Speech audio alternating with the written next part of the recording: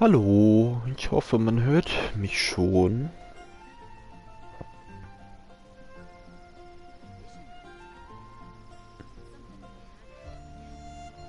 Bitte?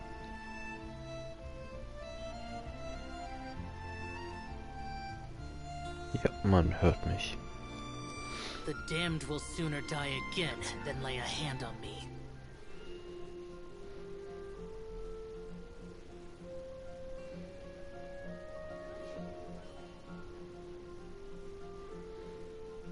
Ja, das ist typisch. Ich muss kurz auf Discord schreiben.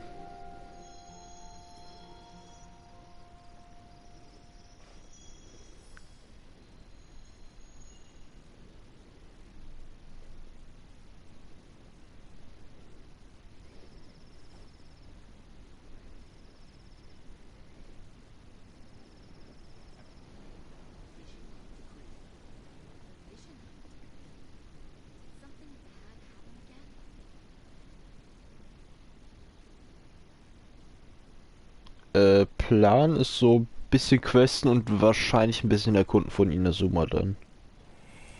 Und da wahrscheinlich auch noch questen.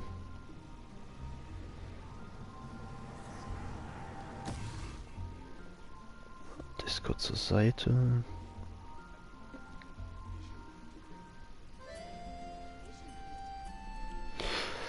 Gut. Habe ich irgendwas Interessantes zu sagen? Oder also irgendwas Interessantes Neues? Ich habe halt immer die Dailies gemacht.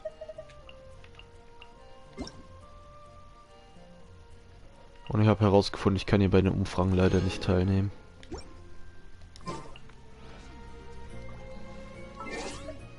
Dailies habe ich gemacht. Ich glaube, Daily Rewards hier habe ich mir immer abgeholt. Müsste ich immer abgeholt haben. Wait, gab's jetzt schon den Shop Reset? Nee, gell? 14 Tage ist ja noch im Angebot.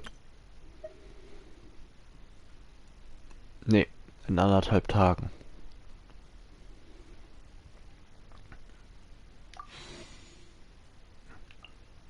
Gott, Frage ist, wie viel Summons haben wir, weil ich will ja 9 machen.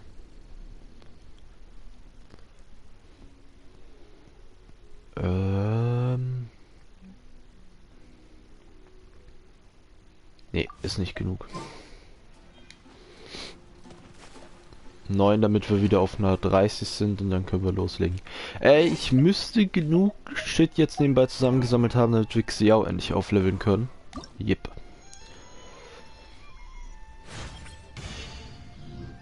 Endlich.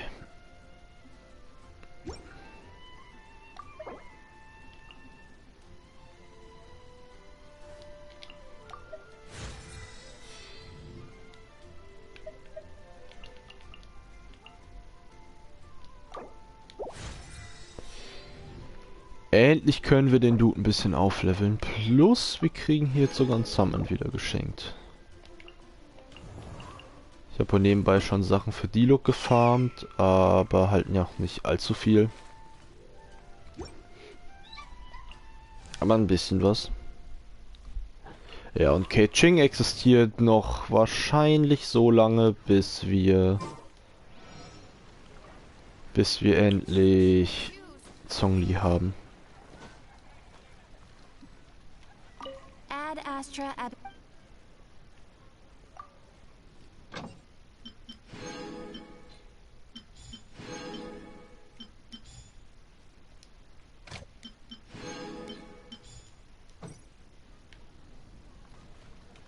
Wie viel Harz haben wir? Weil dann mache ich gerade noch einen Boss schnell vorne dran.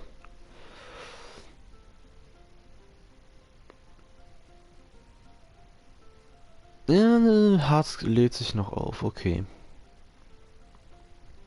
Dann ist hier gut.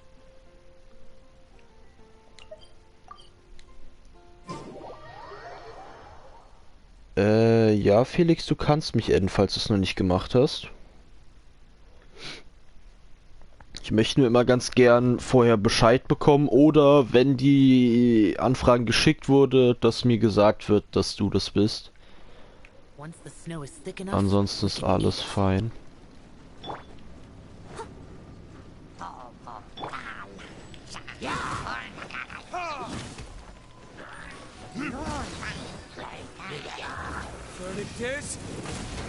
Mach die Kacke weg. Steady as stone.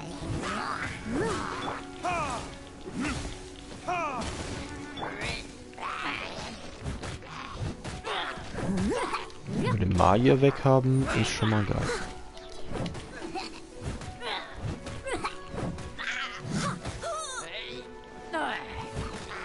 I'll catch up. Nee, komm bitte, baller dich jetzt nicht in die Luft. I must leave no stone un...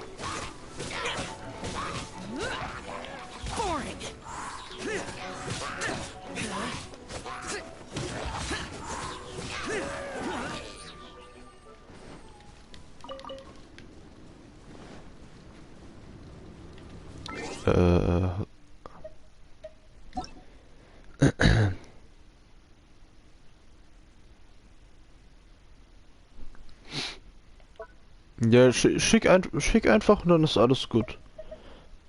Aber ich meine, ich hab dich noch nicht.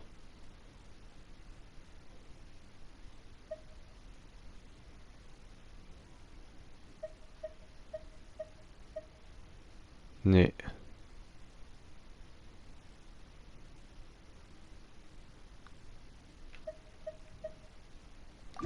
Nö, ich hab dich noch nicht. Einfach unten links steht die UID die ganze Zeit.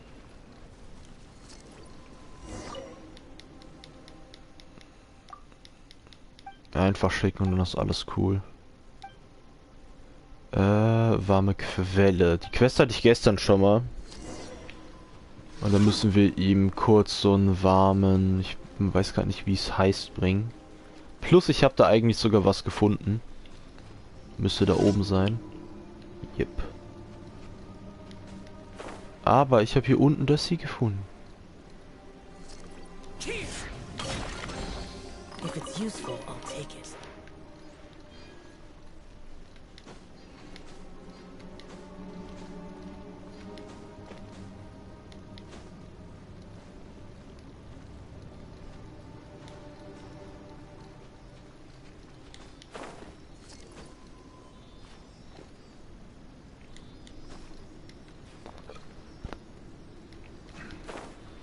Komm, führ mich hin. Liebe Seele, führ mich hin.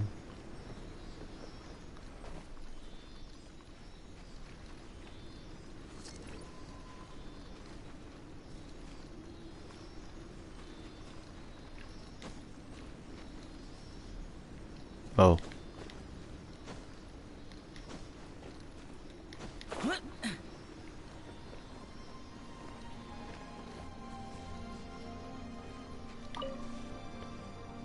Ah, okay, gut. Jetzt geht's dir doch wieder besser. Wir haben übrigens die leider offscreen die Joel Quest gemacht. Denn wir müssen für Tommy hier was abgeben. Und dann musst du danach nochmal genau an dieselbe Stelle, wo die eine Quest weitergeht. Ich mach die Quest dann zu Ende und dann nehme ich es einfach an. Und ja, dann haben wir die Quest leider offscreen abgeschlossen. Der Vater ist wieder da gewesen einfach. Happy End. Gutes, schönes Happy End.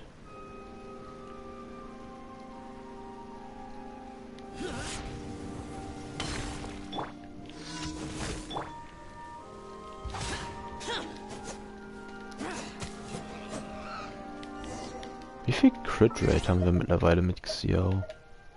Warte, ich mach's jetzt einfach. Hier, bitteschön.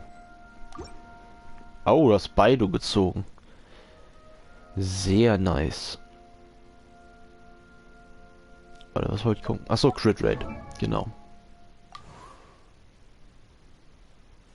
60%. Wenn ich ein Max, ist das schon echt geil. Ja, da wäre der andere Speer wahrscheinlich schon geiler.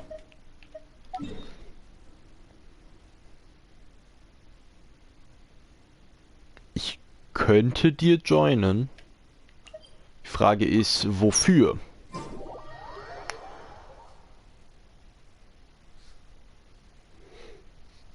Also ich kann dir joinen, du könntest mir aber nicht joinen, weil meine Weltenstufe zu hoch ist und du einfach nur sterben würdest.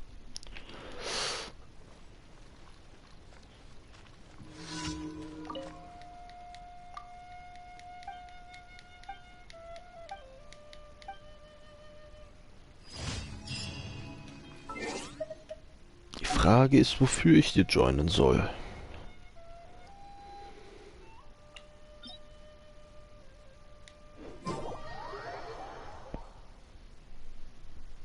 Oh, Hilfe.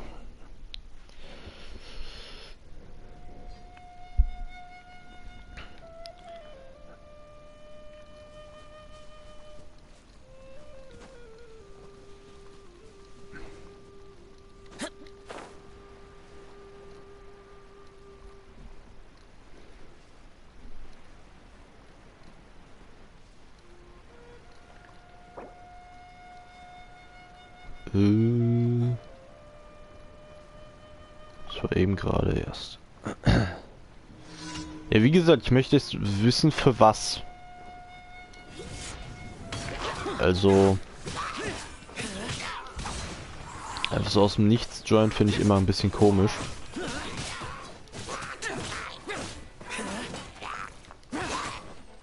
Ja, weil dann, wenn du nicht weißt, wofür, dann... ist so die Frage, warum ich dir joinen soll.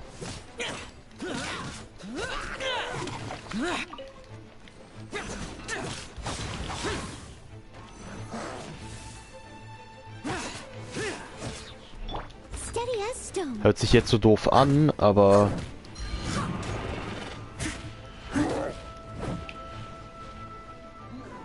I'll catch up.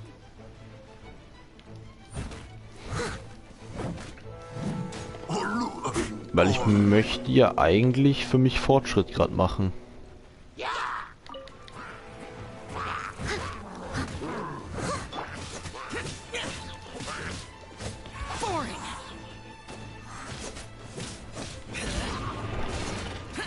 Gute Julian.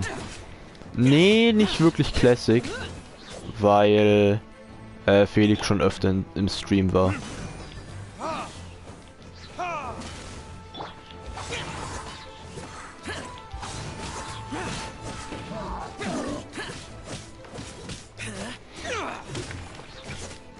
Alter.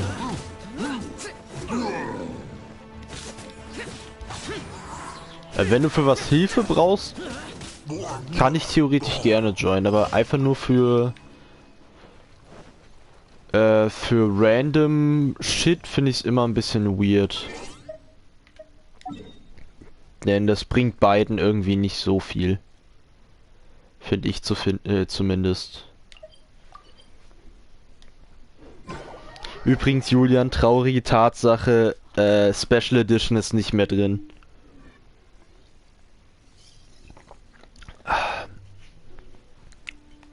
Aber ich werde trotzdem nächste Woche oder dann habe ich halt mehr Zeit im Laufe der Zeit den Shit mit PayPal soweit machen, einfach weil falls das, also hätte ich es gehabt, hätte ich es schon ja machen können.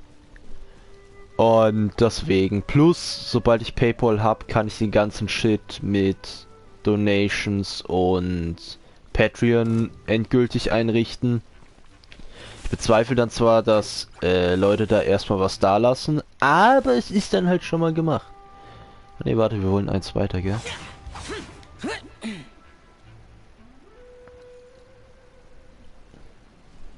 Ich meine, maybe... ich werde jetzt einfach regelmäßig drauf achten und maybe kommt es dann vor, dass es noch mal kurz vor Release da ist. Und ansonsten, das Game selber habe ich ja vorbestellt. Also es geht mir ja mainly nur darum, dass ich dann die coole Statue hätte und ein Artbook und YouTube-Content machen könnte, weil Unboxing, you know. Oh, das ist eine angenehme.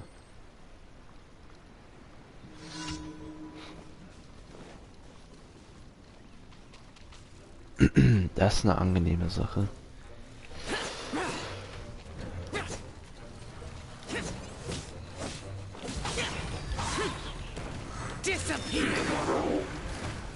Oh, das war kacke.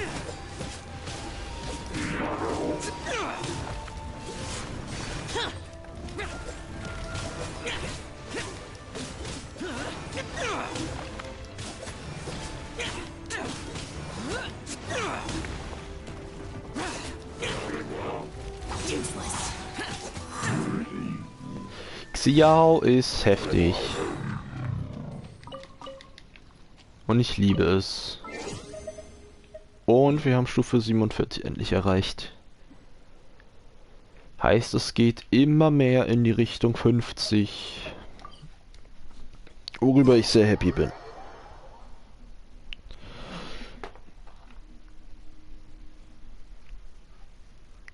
Oh.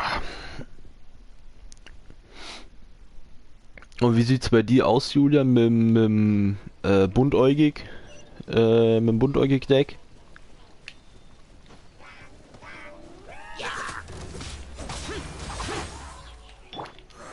Hat sich da was getan oder noch derselbe Stand? Oh, wrong character.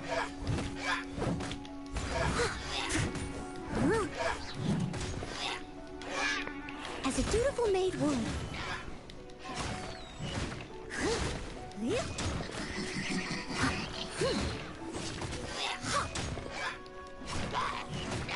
Fast fertig. Oh, super.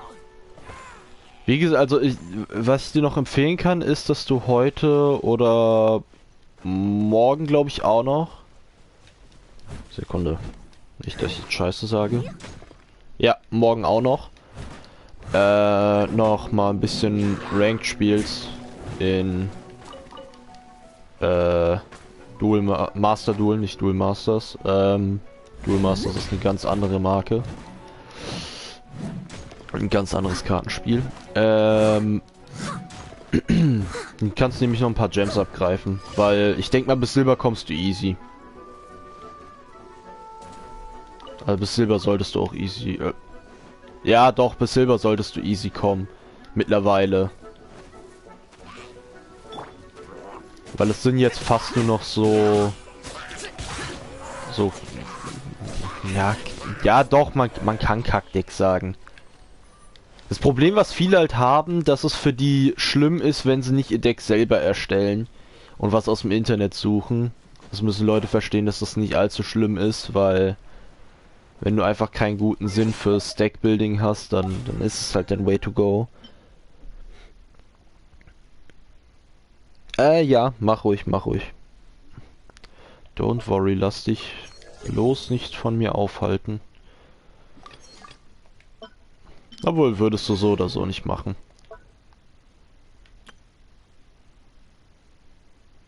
Oh, wir haben fast das Harz ausgegeben. Wir werden wahrscheinlich, oder ich werde wahrscheinlich gucken, dass wir das Harz ausgeben. Sphären werden wir 5 heute, denke ich mal, machen. Elementaranhäufung nicht. Und hier, das ist alles vom Event noch, was wir eigentlich machen wollten. Aufträge. Können wir uns jetzt einen Schlüssel noch holen, richtig? Ja. Habe ich wieder einen mehr. Bitteschön, Euler Quest. Ja, wir haben mittlerweile ziemlich viele Weltenaufträge, aber eigentlich wollte ich ja nur sein machen. Und dann endlich die ganzen Aufträge hier. Wir haben einmal schon Ganyu zwischengeschoben. Oder mussten sie mehr oder weniger zwischenschieben. Das Geheimnis. Bla bla bla. Ist das hier eine Quest? Oh ja, ist es.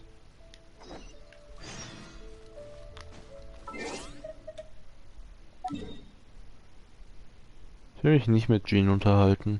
Nicht, weil ich Jean nicht mag. Sondern weil ich keinen Bock habe, die Euler-Quest schon mal anzufangen.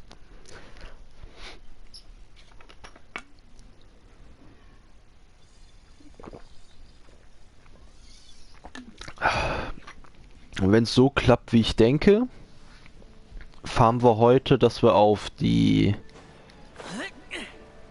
9 Summons kommen, damit wir wieder dann auf 30 sind und nicht mehr auf 21.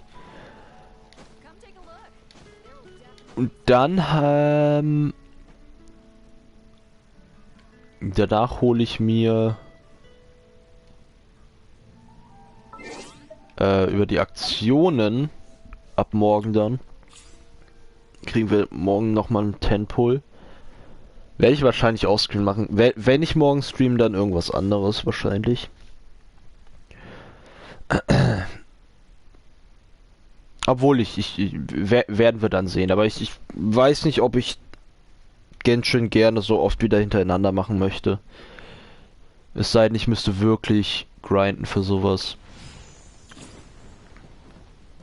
Ja, und was noch? Genau, der Shop Reset, dann haben wir nochmal 5 und dann haben wir schon wieder einen 10-Pull ready. Dann sind wir schon bei 40.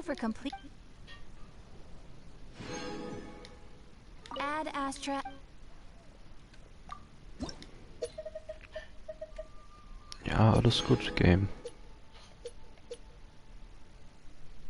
Wenn wir Stufe 50 noch erreichen, wäre noch ganz nice wegen dem Urgestein.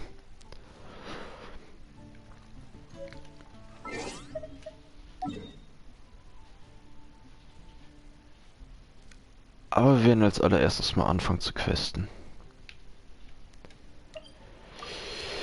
Damit wir das Jade-Gemach, glaube ich, aufbauen können und dann die Event-Quest machen.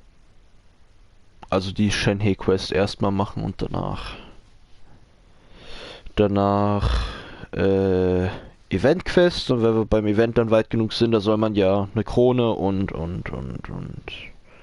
Urgestein kriegen.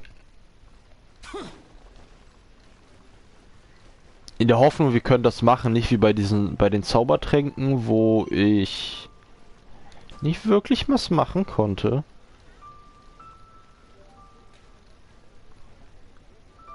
Du.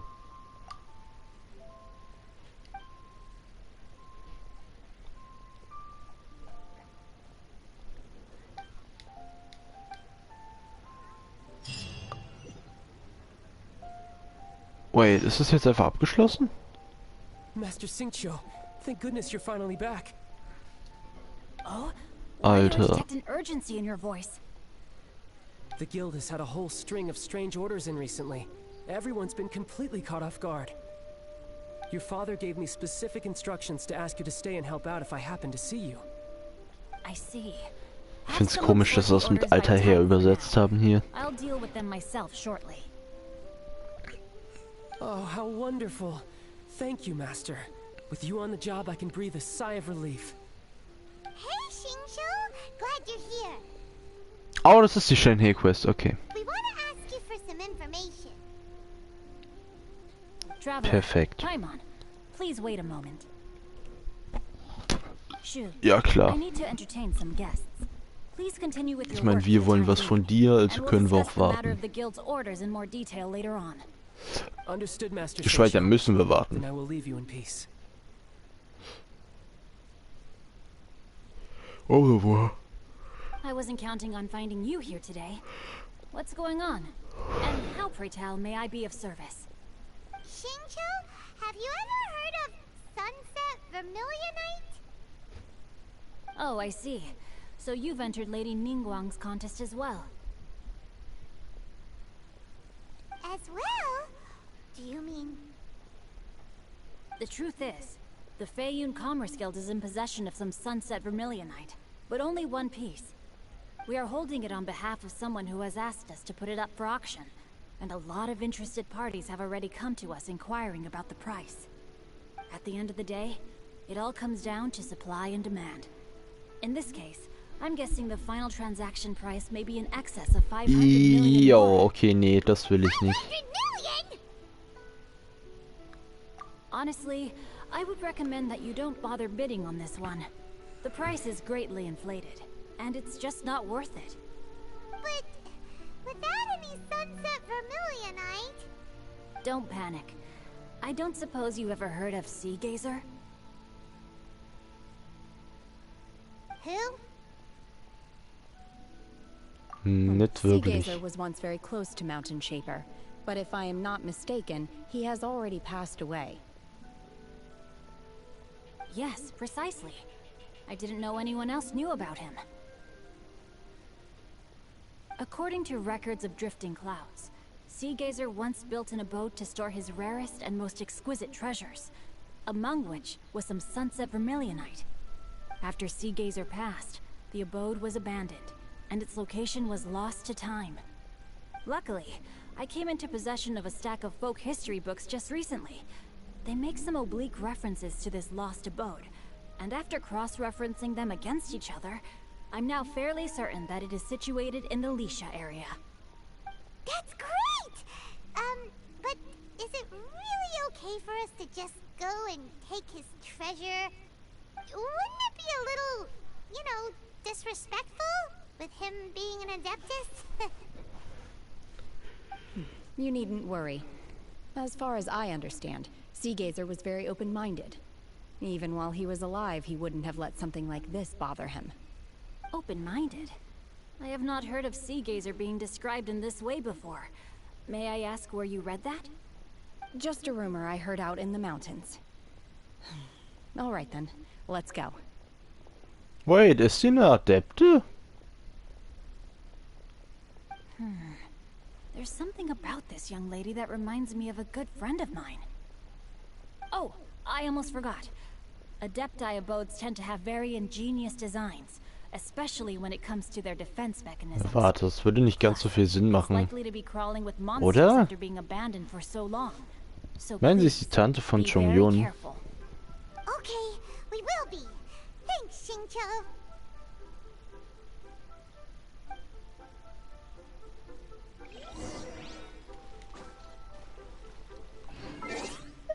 Wait, wo ist denn das? Bevor ich jetzt hier durch die Gegend irre.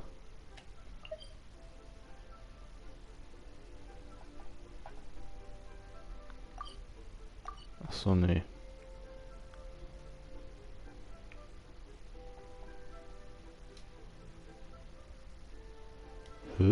Warte mal.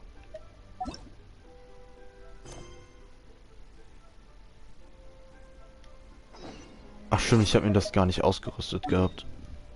Ich habe mir ja die andere Mission ausgerüstet und es ist dann auf einmal lucky passiert, dass wir dann in der Quest waren.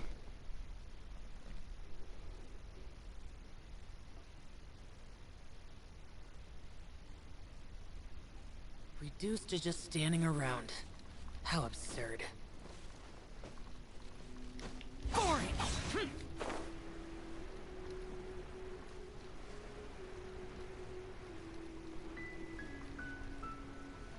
Oh wait, hier war ich schon mal.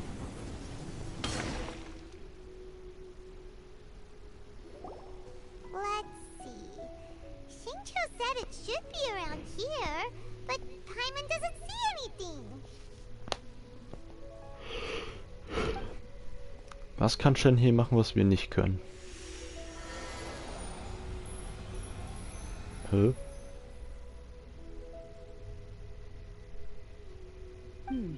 This place was hidden using a special Adepti art. But now that I have removed it, we can inspect the area more closely. Wow, that's amazing! Yep, let's take another look around. Hey, look! Is that a new Sealy over there?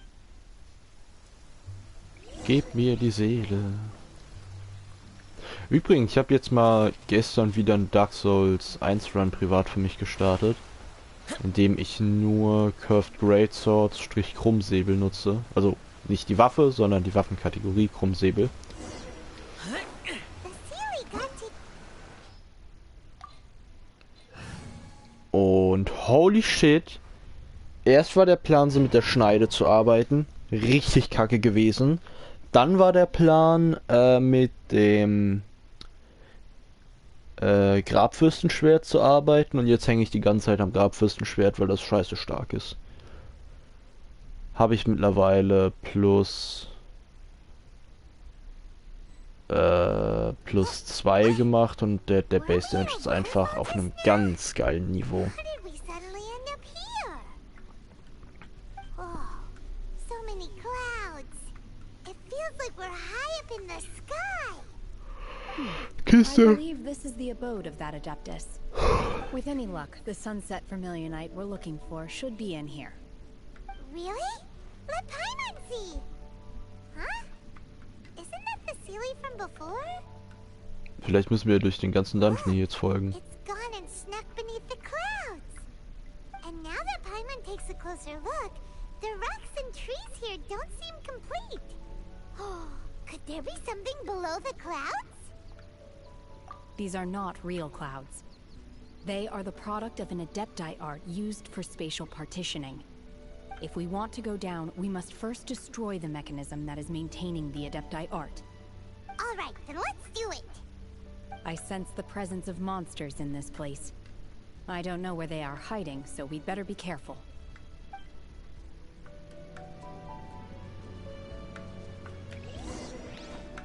Oh, wir können schon hier spielen. Und mit ihm Speer. My will embodied.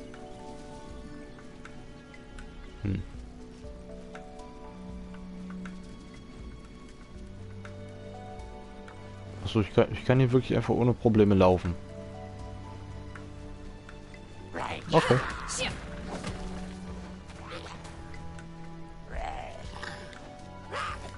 Geht er jetzt hoch?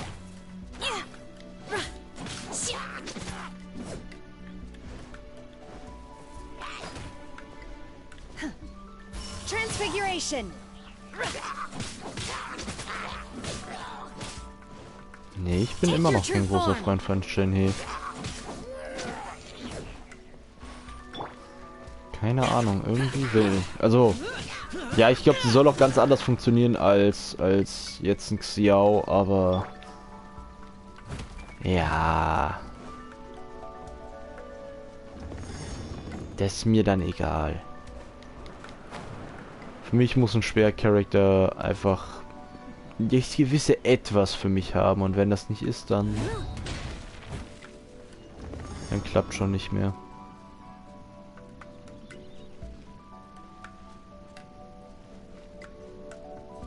Oh, ich habe gedacht, wir müssen noch mal höher. Aber nee. Hä?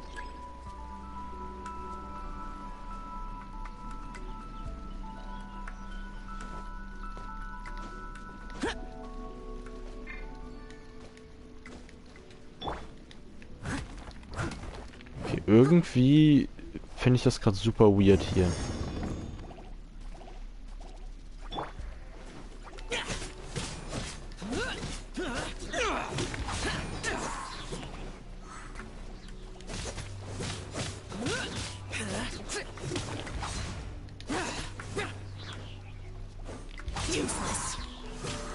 Oh, der Damage ist so geil. Jetzt müssten wir die Vorrichtung aufheben können, oder? This time, why not allow me to take care of this?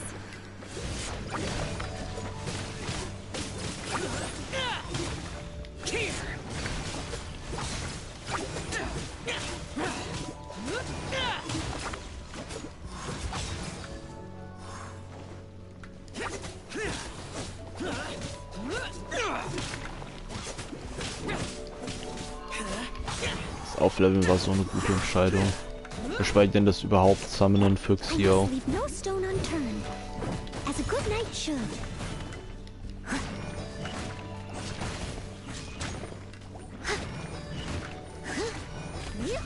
I'll catch up.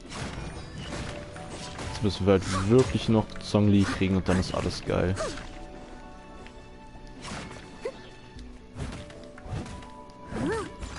of the mechanism Dann habe ich is es geschafft. Dann habe ich exposed. Now's our alle chance. erstmal wichtigen Charaktere, die ich gern hätte.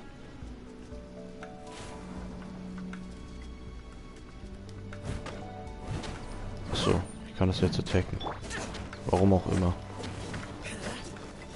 Useless. Boring.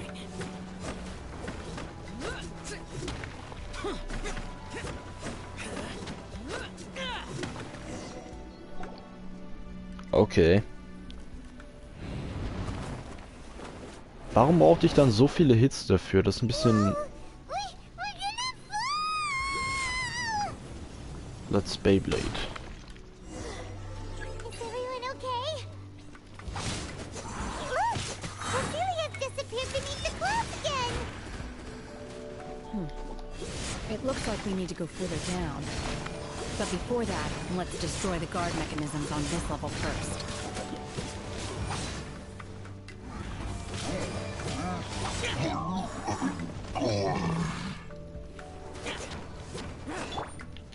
Jetzt soll ich das Ding wieder kaputt machen, oder was? Someone needs... Du kannst mir nicht sagen, dass du nur zur Zierde da bist.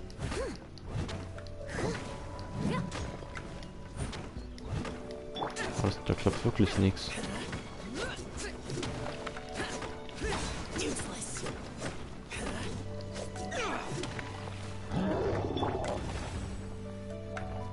Oh, I must leave no stone guten Tag.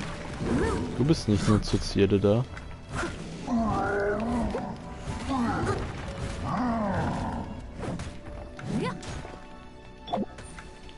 Transfiguration! incoming.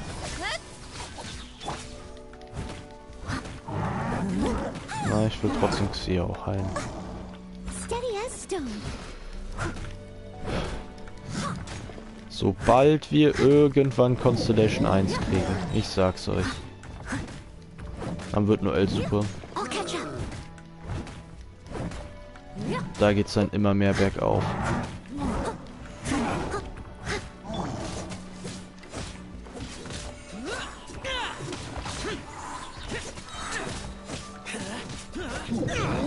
Useless.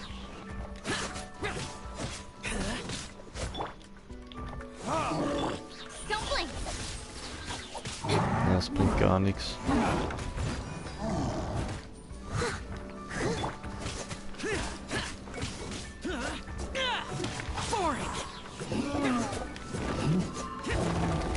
Ich müsste es jetzt noch schaffen, dass mein E-Look eigentlich endlich auf Level 80-90 kommt. Also ich glaube, als allererstes gucke ich, dass ich Xia soweit für Level 90 ready mache. Und dann ist erstmal nice. Leave it all to me.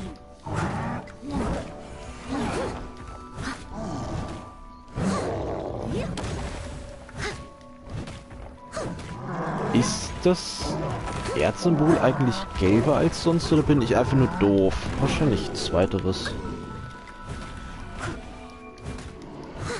I must leave no...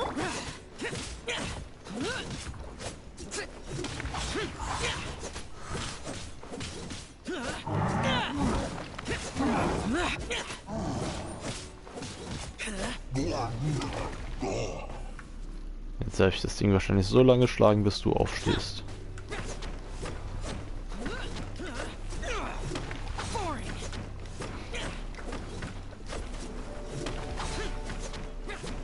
Oder steht er auf, wenn ich es kaputt gemacht habe? Das kann auch passieren.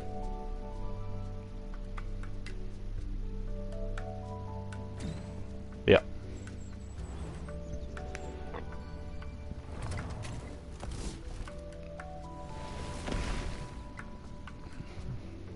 We're gonna fall. This time, we're really gonna fall. Ah! So high. Luckily, there was a pool of Huh? water at the bottom. Otherwise, that could have been... Ach so, ich dachte, wir müssen ihn jetzt bekämpfen. Nicht, dass er uns einfach nur runterballert. On the move again. Let's catch up with it. Huh. Something Na gut. different about this stone wall. Let's take a closer look.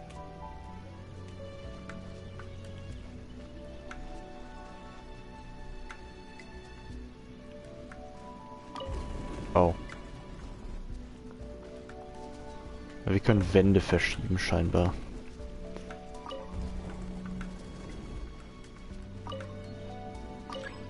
Okay, das geht nicht weiter. Das bringt auch nichts.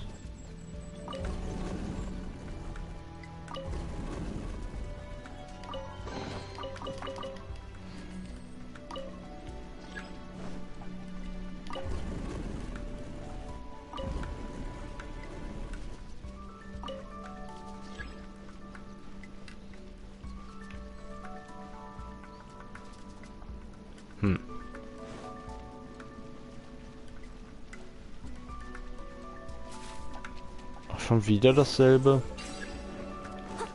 As a dutiful maid will warn. Someone needs. Schon wieder derselbe Sheet.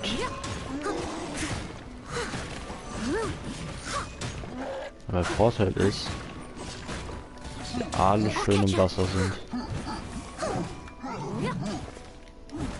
Nicht als hätte ich eine gute Reaktion dafür.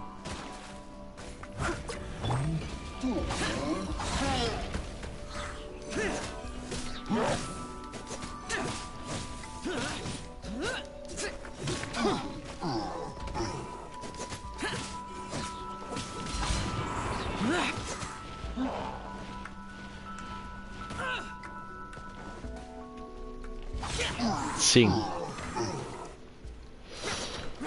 Ah, das gute alte Zing Zing. Langsam kriegen die Dinger echt wenig Schaden. Das nervt.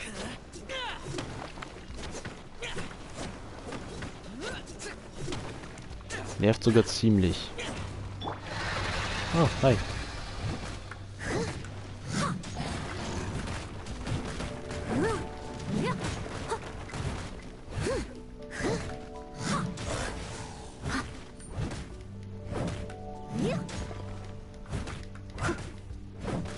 Du bist nass.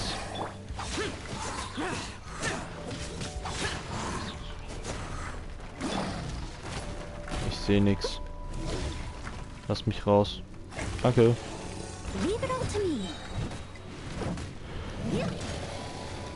Oh, du nimmst Wasser an? Speed of light. Ich bin schon wieder hier hinten drin.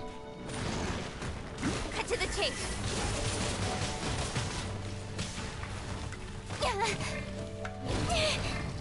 Ich will wechseln. Incoming.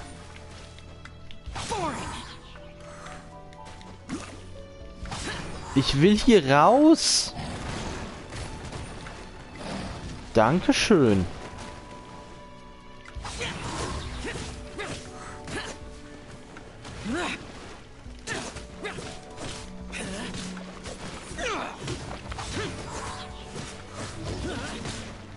Hör auf, mich zwischen dir und der Wand einzusperren. Nein. Machen wir jetzt so.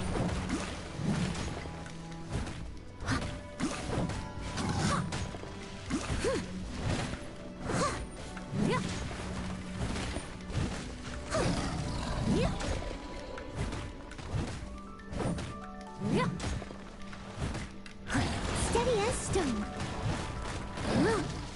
Oh yes, jetzt sind sie wieder full life. Noch irgendjemand? Nee, ich darf jetzt wieder 8 Jahre hier drauf einschlagen. Okay, cool. Das ist doch der Traum eines Marv. Derzeit gehe ich kurz an den PC und mach was. Ich meine, ich muss ja eh nur Kreis drücken.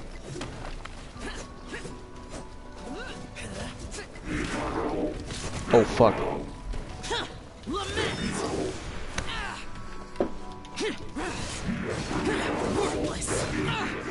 Bitte.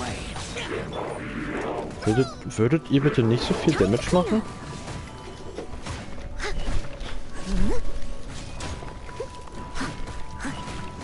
Was gut ist, ich treffe beide zeitgleich jedes Mal.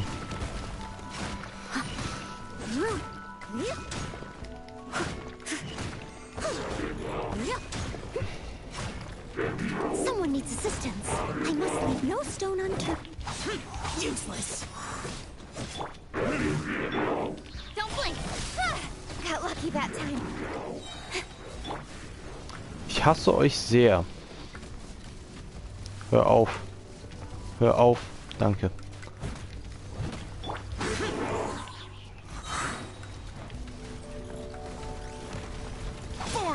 Disappear.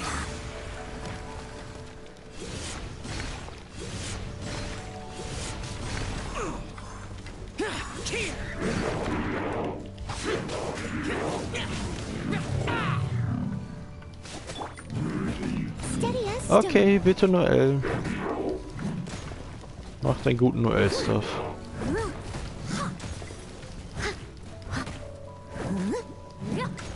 Oh yes.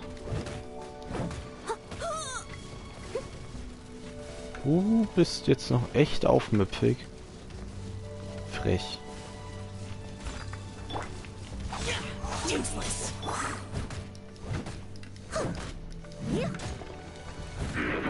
Zweimal ging noch Heilung. Dreimal.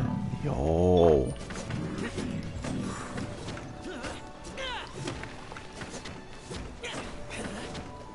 Jetzt gönnt mir das Spiel schon richtig. Also zumindest mein Noel RNG.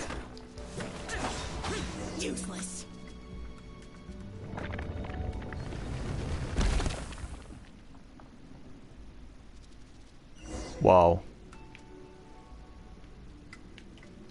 Dafür habe ich das gemacht.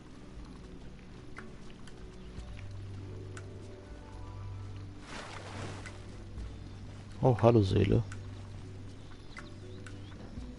Führe mich zu Dark Soul. Oder zu Elden Ring. Elden Ring ist auch... Oh, das sieht wie ein Ort aus, an dem man Elden Ring for free kriegt.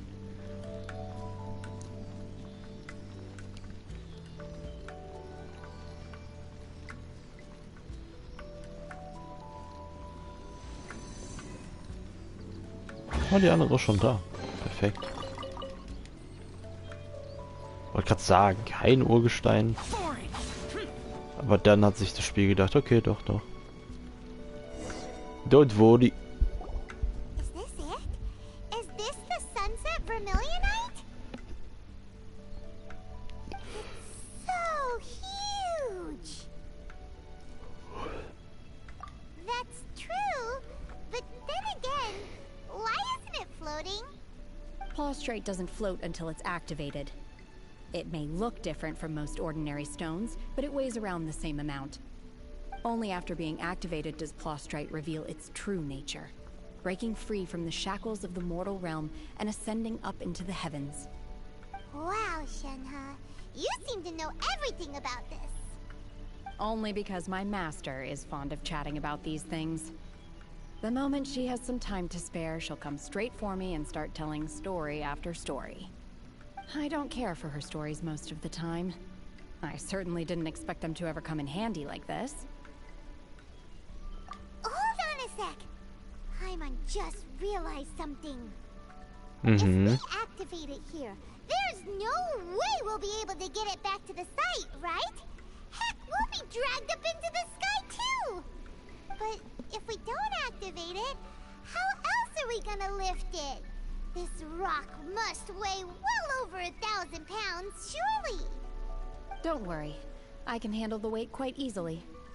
Are you sure? Be careful! Please don't worry. I'm well aware that a Plaustrite sample this large must be highly valuable. I will be gentle with it and make sure it does not get damaged.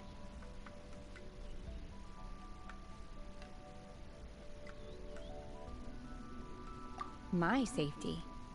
Yeah. That's right!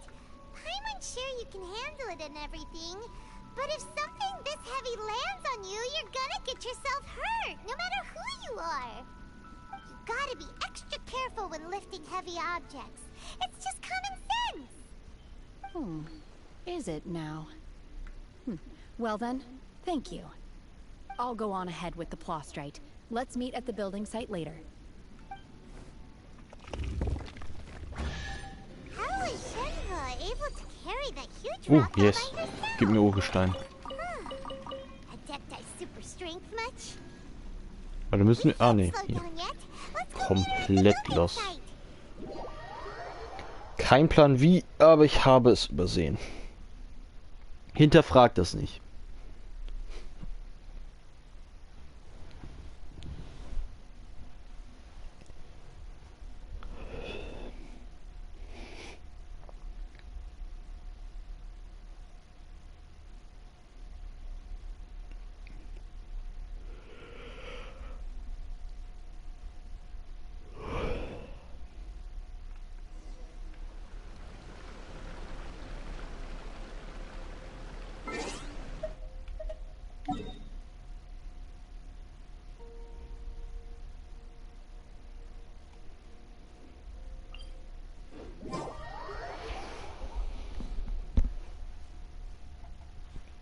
Shenhe, ich komme wieder. Ich weiß gar nicht, wie lange ihre Quest geht. Oder wie lange das generell mit dem Jade gemacht dauert. Ich kann mir aber vorstellen, dass es so eine gute Stunde dauern könnte.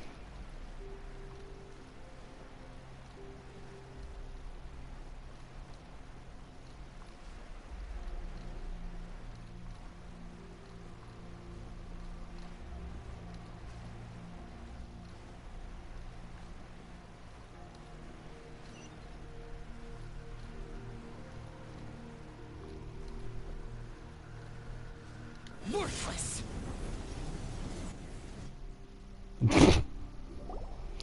Im Fall in die Animation rein. How can she lift that massive rock all by herself? She's got to be one of those adepti, surely. Oh, mighty Adeptus, please give me your blessing so that in the coming year I may reap a more bountiful salary. This is top tier in size and quality, and the condition it's in is quite simply immaculate. Congratulations, this item is approved for submission. I'm going to award you full marks for the Sunset Vermilionite item. May I take your name? My name isn't important. I'm not even here to compete. I was just delivering this for some other people. They should be here any minute now. Shenhe, and Ningguang's little helper. Ah, so you're the ones behind this. No wonder. The rarest talent turns in the rarest Plostrite specimen. But I have Von to mir correct wird you on mittlerweile one alles point. erwartet. It's not helper, it's secretary. Okay then, Miss Secretary, what do you think of the rock we found? Pretty amazing, right? In truth, it is the finest piece of Plostrite we have received so far. If everything goes according to plan, we will use this piece in the foundation of the Jade Chamber, which will enable us to proceed to the next stage of construction. As a side note, Lady Ningguang has rented some dwellings in the nearby area to serve as accommodations for the contestants. If you need a place to rest, you are welcome to stay there. Now, please excuse me. As you can see, there is still a lot of work to do on the building site. Ja, ich muss ja noch anderen Shit sammeln. Shenhe, just now on the way over, pretty much everyone was singing your praises. Oh, really? What kind of reaction is that? So strange. Aren't you happy about it? Whenever Paimon gets praised, Paimon can't help but hold her head up high and break into a big smug smile. I've had similar compliments before. They call me an Adeptus, treat me with great deference and respect, as if I'm set apart from the common folk. Yeah, 'cause that's how Adepti are. At least the ones we've met are pretty unique and reclusive, too. Way different than normal people. But I am not... Shenhe? I'm fine. I've been exerting myself quite a lot ever since we set foot in that abode. I'm just a little fatigued. Well, Byron said that there are some makeshift hotels we can use, right? Let's go check in and take a rest. No need. I simply need to find myself a secluded place in the wilderness to sit and meditate in silence. You can't do that. It's dangerous out in the wild on your own. When you're hungry, you go eat something tasty. And when you're tired, you go lie down in a nice, comfy bed. Alright? Seriously! Okay. If you insist. Great! Now we're Ich bin mir talking. sehr unsicher, ob sie jetzt eine Adeptin ist oder nicht. Absolut keine Backstory von ihr, außer dass sie irgendwie mit Chongyun verwandt ist. Das ist so das Einzige, was ich weiß.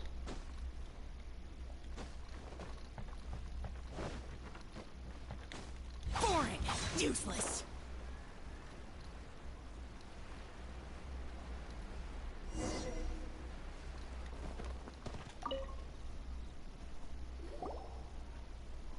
Hi there.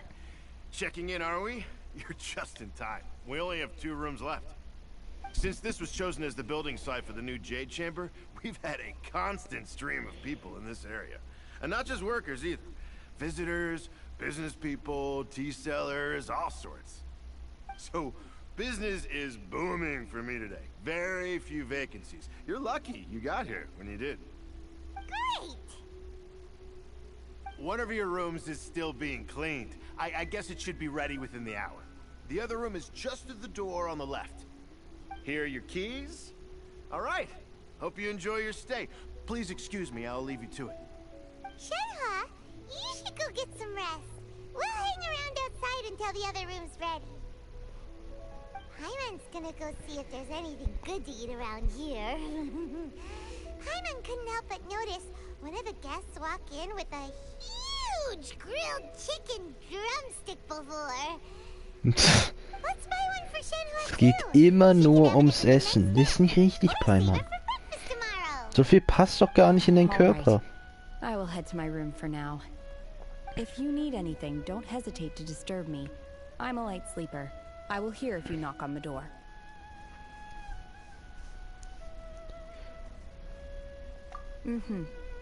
See you tomorrow.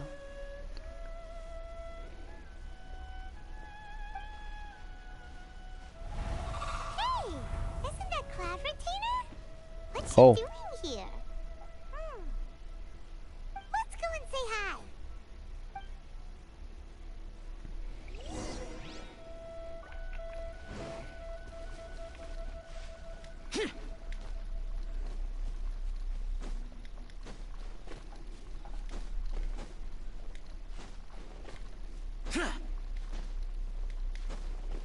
Hi.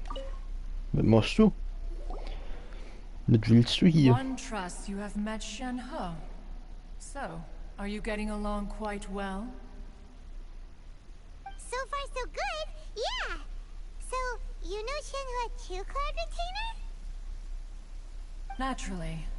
Save for Ganyu, who spends the majority of her time in Liyue Harbor. All the Adepti living today are acquainted with Shenhe to some degree. Oh. Cool. So, what's her Adeptus name anyway? Ich glaube, sie hat keine Adepten an dann. Shenhe feels kind of friendly, but also kind of disrespectful.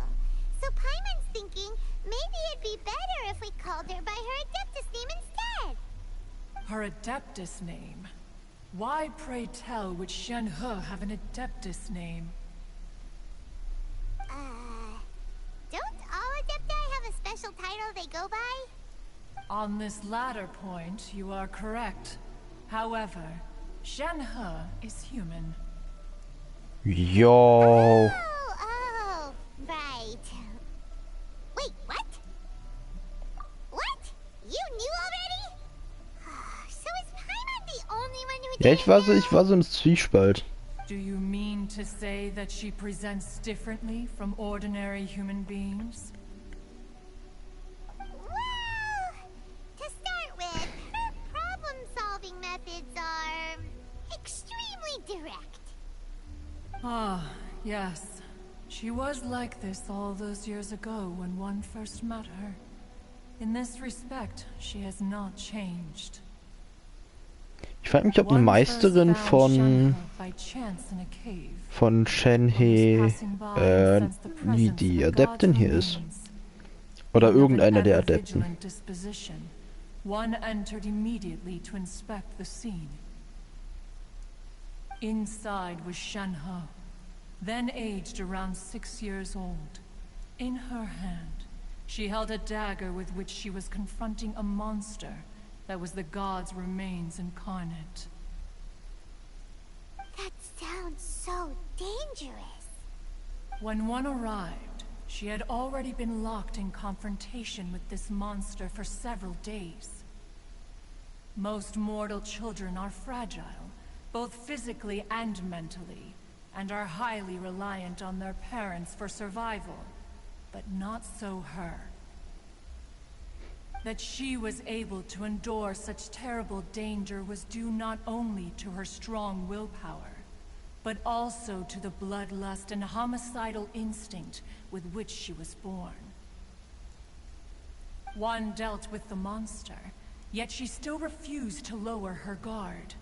She even pointed her dagger in one's direction and remained ready to strike. Only after she was satisfied that one had no intention to cause her harm did she finally relent. She then passed out without uttering a single word. In other words, if you hadn't passed by that day, Shenhe might have... Not necessarily. Upon one's arrival, one could sense that the god's wrath was gradually receding. Even had the stalemate continued, one suspects that Shenhe may have still emerged the victor of the confrontation. That's still so dangerous, though. Why was a tiny little kid battling against the wrath of a god in the first place? Alas, the mortal world is rife with suffering of every kind. And she had experienced her fair share of this, even at a tender age. Oh, okay, ja. Indeed, it is one to whom she Cool. refers. Shenhe has an extraordinary constitution, making her well adapted to practicing the Adepti arts. Guten Tag, Romano. Cherished her talents, and so we were willing to train her. However, her homicidal urges did not subside with age. Rather, they grew stronger day by day. Mooncarver once performed a divination for her. He declared that her fate is to bear the curse of calamity. Consumed by malevolent energy, she is prone to bring harm to those around her. Such is the magnitude of the danger this poses, that her soul must be bound with red ropes to keep her homicidal instinct at bay. Das ist eine ziemlich coole, diepe Lore. Keep her calmer and more content. They also seem to have rendered her somewhat inexpressive. Perhaps the red ropes are so powerful that they have suppressed some of her other emotions as well.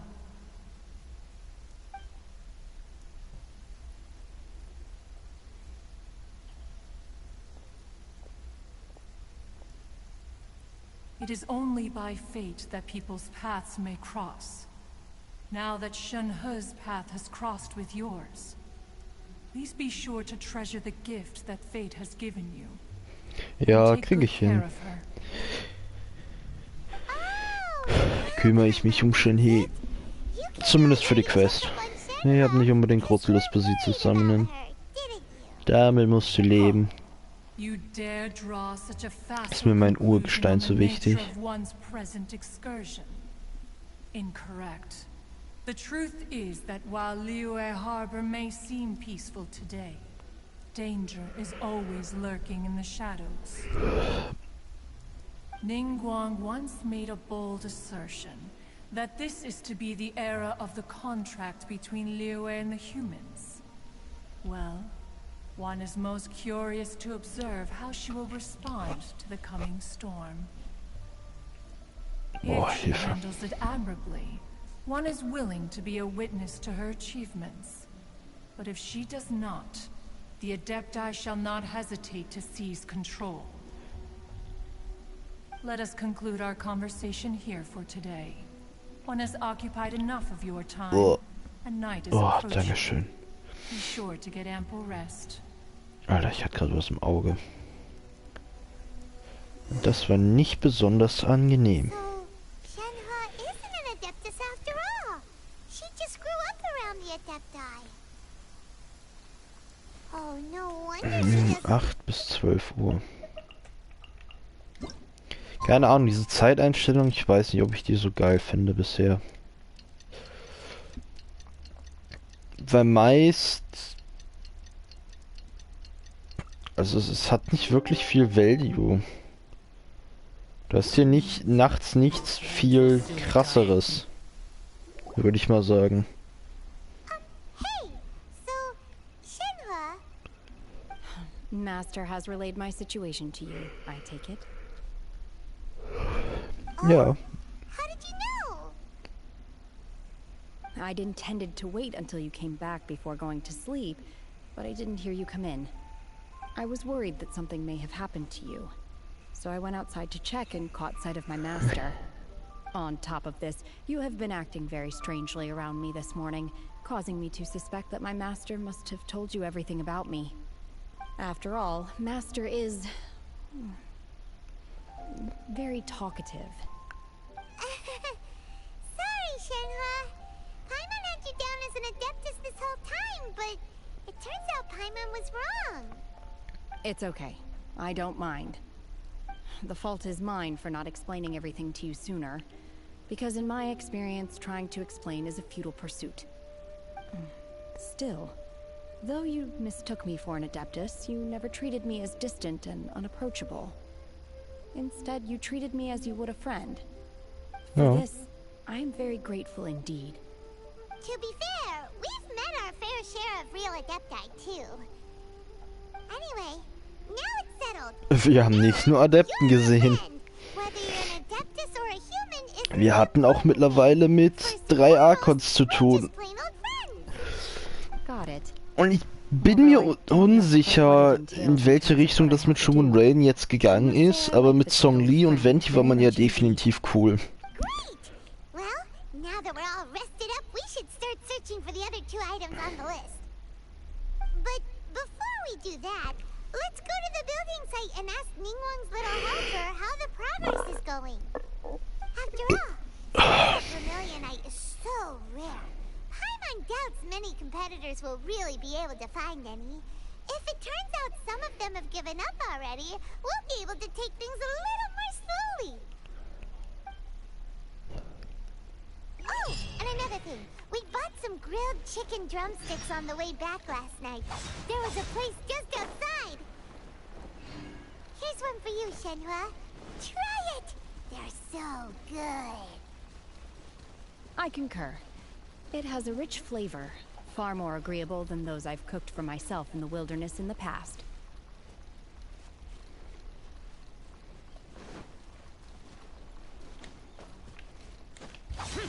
Shenhe hat coole Lore. Aber irgendwie will ich trotzdem nicht für sie sammeln, weil sie gameplay-technisch überhaupt keinen Spaß macht. Und sie überzeugt mich dafür aber nicht so sehr wie ein Zhongli oder Xiao. Look! The Jade Chamber is floating into the sky!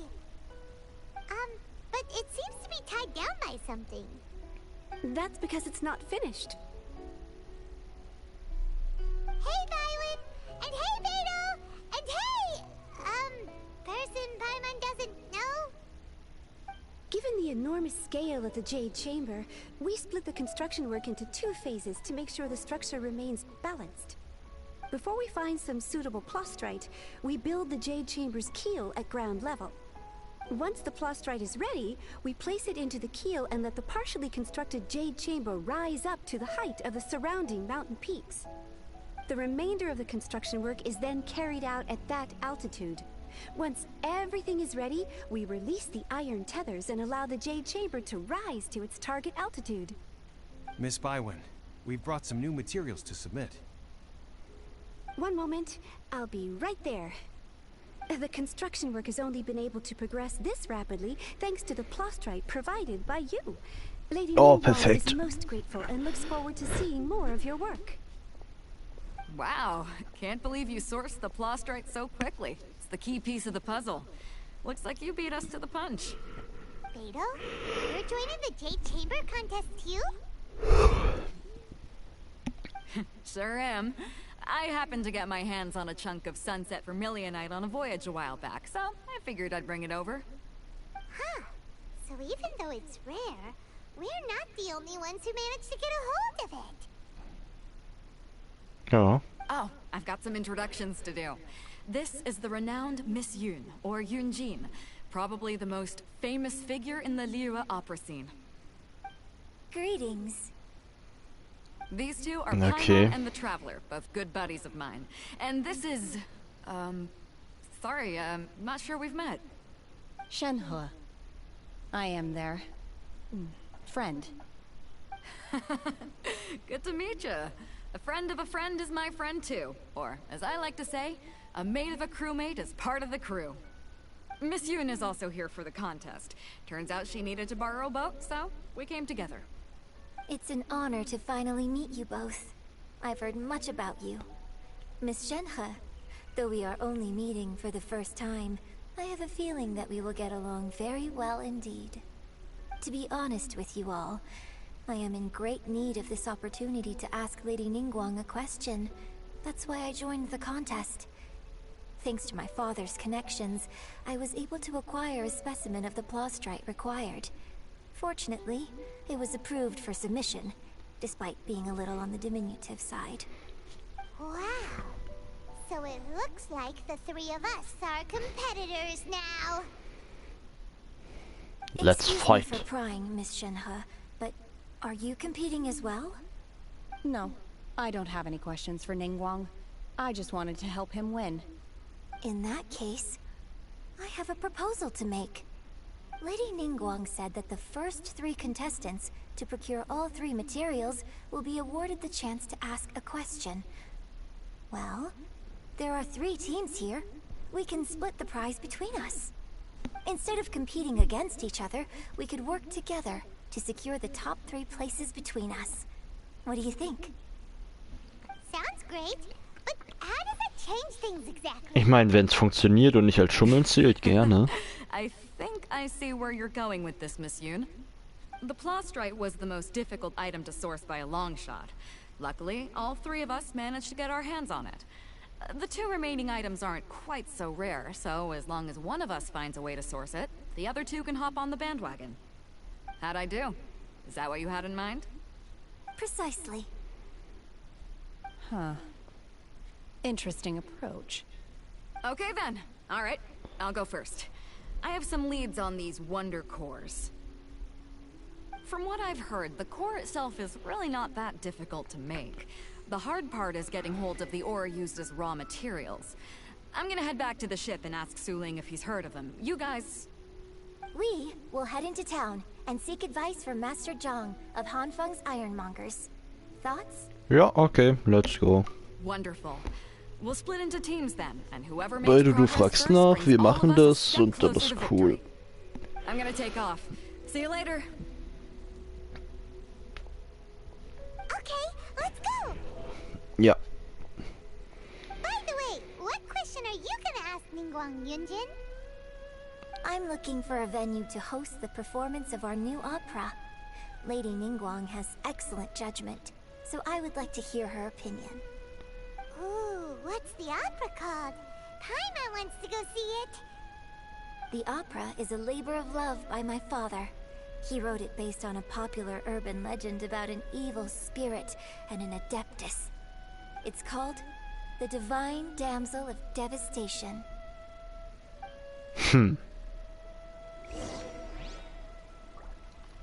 An wen das wohl angelehnt ist? Ich habe keine Ahnung.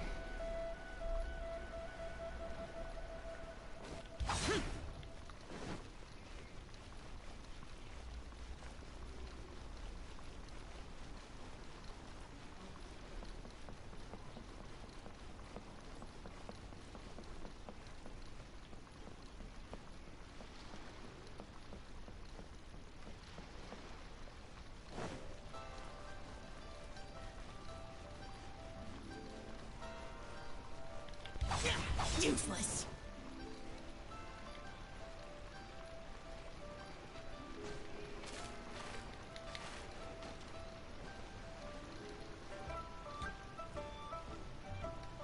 Ja, mit ihm muss ich reden.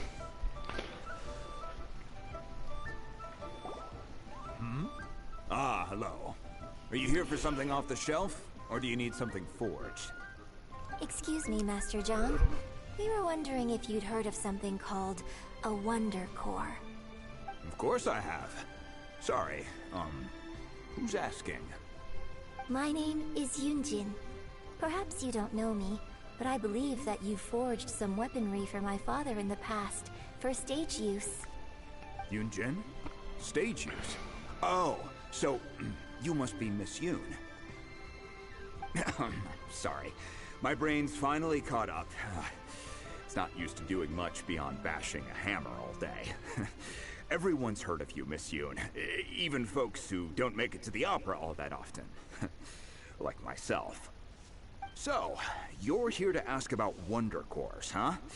As it happens, I do know how to make them. Matter of fact, I made some for Lady Ningguang back when she was building the original Jade Chamber. Oh, okay. The types of ore needed to make Wonder Cores are a little hard to come by. Lady Ningguang supplied them herself last time. I don't suppose you've brought any yourselves? No, we were gonna ask you what kinds of ore we need. Chorlapis, Nachtjade und... Ah ne, warte, was? Sternsplittererz. Star Splinter Iron and Subrosium. If I remember correctly, Lady Ningguang sourced her Star Splinter Iron from the Mount Tianheng area. They say it resonates with visions. Oh, It could okay. take some work, but if you stick with it, you'll find some eventually. As for the Subrosium, though, that's trickier. It's all but unheard of on the market. I'm really not sure. Sorry. What I've heard is that the people around Mount Tianheng have some sort of magic trick that can pinpoint the location of the stuff. Of course, it's probably just hearsay. If you want my advice, start by looking for Star Splinter Iron around Mount Tianheng. And if you run into any locals, ask them a few questions about Subrosium. Gut. Mount Tianheng. Interestingly enough, the story of the divine damsel of devastation also takes place on that mountain. I hear the view there is quite spectacular. A favorite destination of the Adepti, in fact. Perhaps it can give me some inspiration. Let's not delay. We should head straight there. Mehr oder weniger straight. Ich müsste nämlich kurz auf Toilette. Das würde ich gerade noch einwerfen.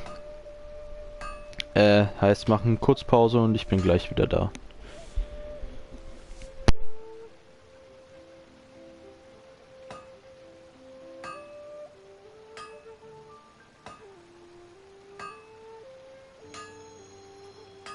Anfang's Ironmongers, here to serve.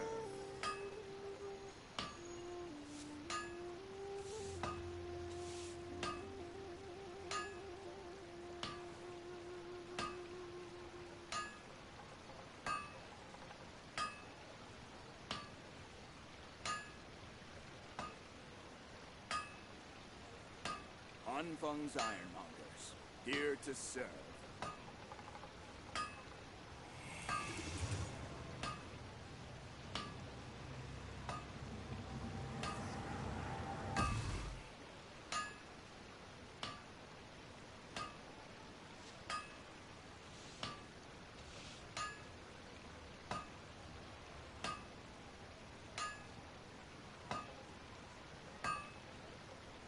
Anfang's Ironmongers, here to serve.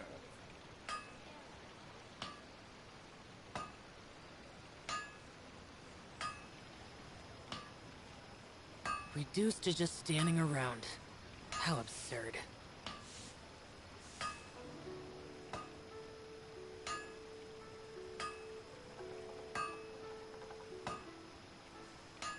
Anfang's Ironmongers, here to serve.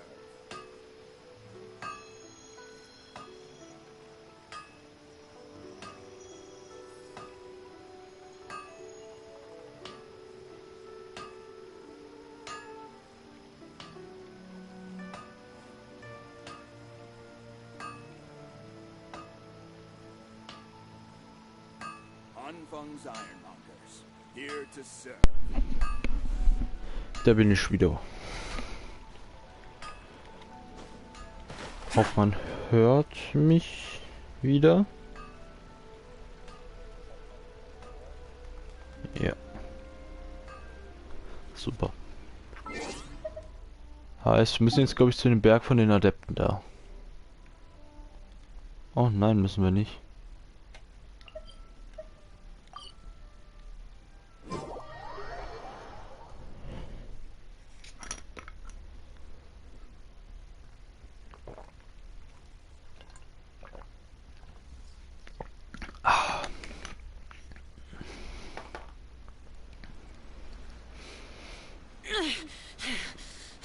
Warum stöhnst du auf einmal, Xiao? So dark.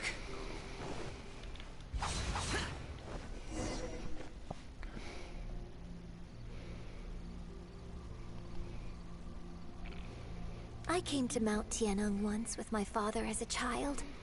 I remember it being such a long climb that I could barely feel my legs by the time we reached the top. This is quite a trip down memory lane for me. Look at these majestic, towering peaks, and the gently flowing streams. It's like setting foot in paradise. No wonder the legend of the divine damsel of devastation is said to have taken place here. Adepti wander oft where mortals seldom stride. Indeed, this looks like a place that one might expect to be frequented by Adepti. The Divine Damsel of Devastation is your upcoming opera, right? And the story takes place in Mount Tianheng. Huh. Seems like you have a real connection with this place. What's the story about, though? It's the story of a girl becoming a hero. Cool! A hero story? They're Paimon's favorite! The legend first arose in this area. It is said that there used to be a prosperous village on the mountain. In that village, there was a loving couple who were completely devoted to one another. One day, a terrifying monster appeared. Ja. The wife was out collecting herbs and was captured by the monster. Her husband was so distraught at the news that it broke his spirit and drove him to madness. The vile and vicious monster told the villagers, "If you want to live, you must sacrifice a child to me."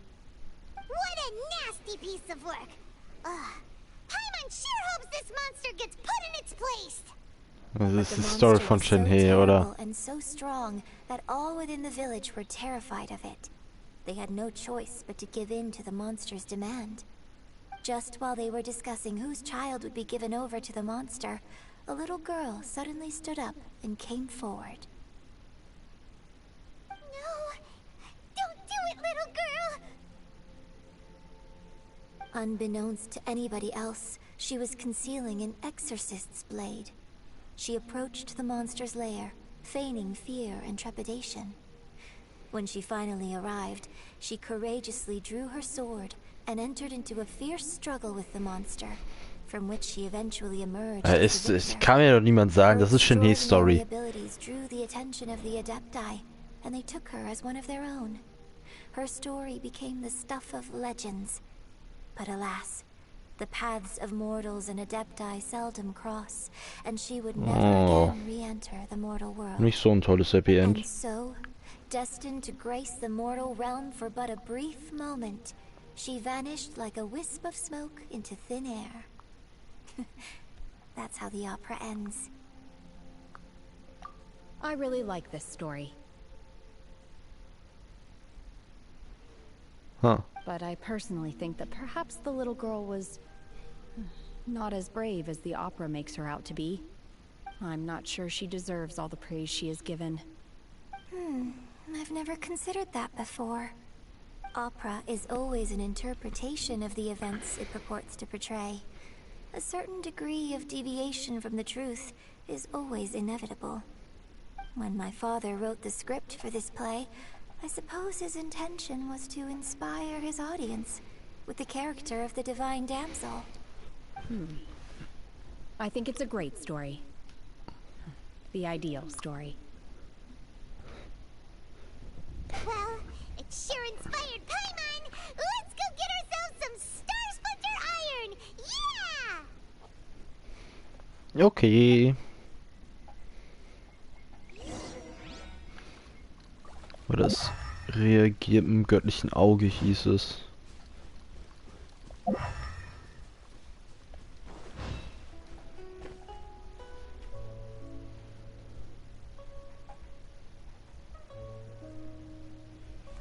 Eine Sekunde.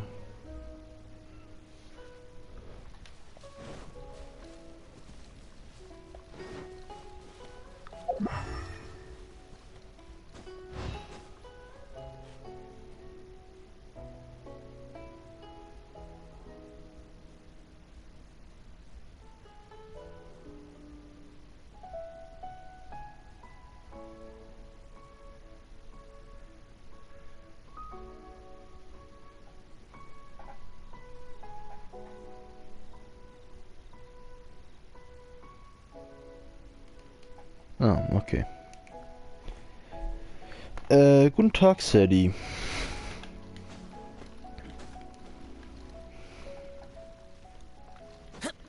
Kann ich das von hier oben sehen? Oh. Ich kann es nicht von oben sehen, es ist oben.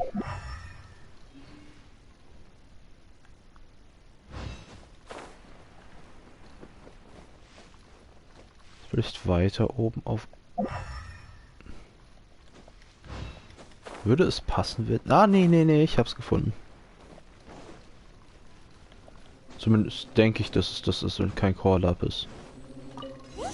Yep. Star Splinter Iron. Now we just need to find that Subrosium. I think I saw a village on our way here. Master Zhang said Wie, we should du ask hast the nur ein locals Dorf around. gesehen auf dem Weg Why don't we dahin. try there? Man sieht es von da oben.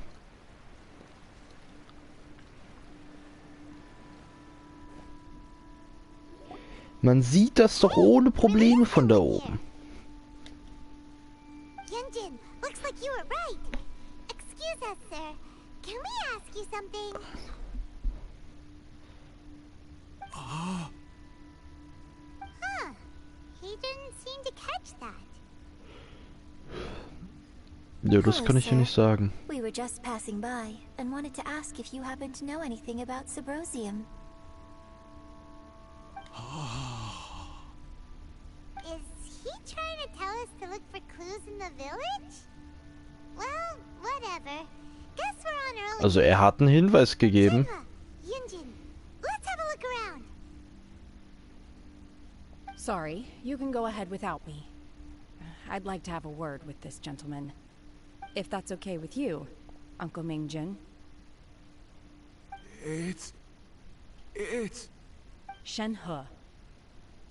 Shenhe. You're alive. The rumors were true. So, all these years? Yeah. I'm sorry, I don't know how to find Subrosium. But I think you can find some information in the village. This place is deserted now. No one ever comes here. So you can rummage around all you want. Ah, perfekt. Huh? You know this guy, Shenhua? Ja. Thank you, kind sir. We'll go and take a look around. Don't worry. Mingjin has no ill intention towards Miss Shenhe. She'll be quite safe. Okay. Ich mache mir um Shinhei generell keine Sorgen.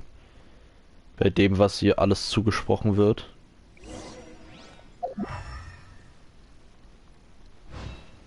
Es wurde auf das Haus gezeigt. Mainly.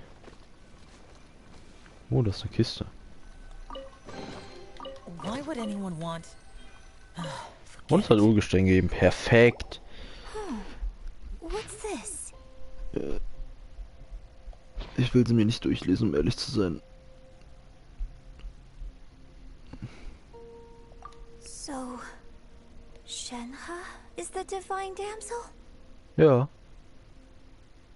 Now that I think about it, she does behave rather like an adeptus, and she is about the right age. So that's why I've been getting the strangest feeling whenever I chat with her. I should have noticed it earlier.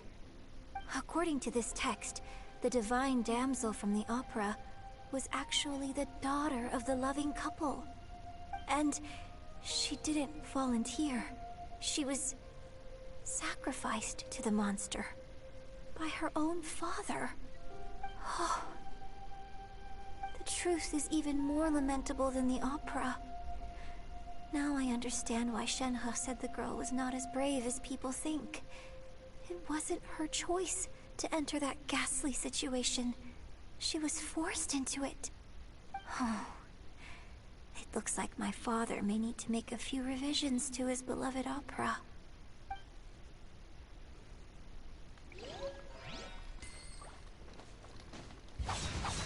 Also ich weiß nicht, ob man das Stück ändern sollte. Das wäre ein bisschen weird dann. Ah ne, warte, ich will weitersuchen. Oh. Oh, Chorlapis.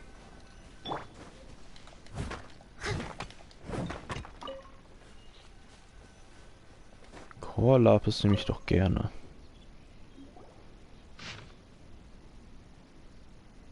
So it seems that Shenhe's father thought he was summoning a benevolent deity using a magic incantation. But in fact, he summoned an evil god's remains, which took the form of a monster. His obsessive yearning for his deceased wife led to a terrible tragedy. The villagers moved away in fear, without ever learning the truth. And now, this place is deserted. Still, I do wonder what the connection is between Shenhe and Mingjun. Maybe ist er der Vater. Könnte ich mir vorstellen.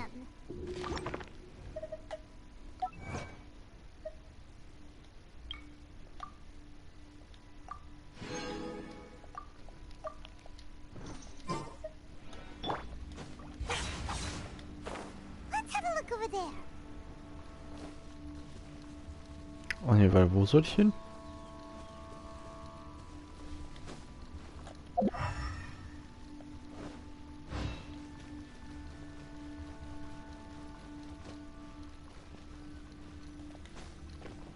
Oh.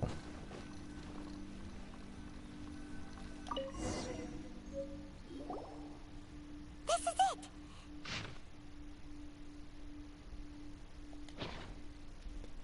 So basically, we need to go to the middle of the lake south of Mount Tianheng at dusk, and we'll find us some symposium.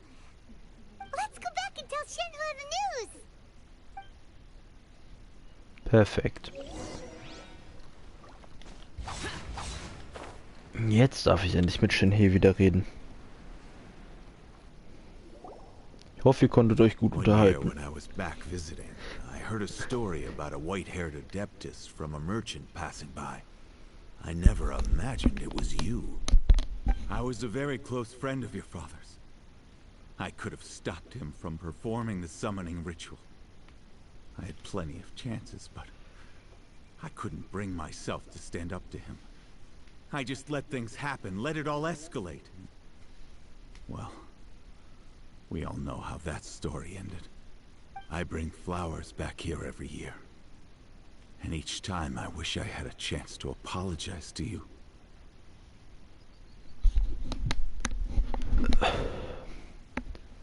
Apologize for what?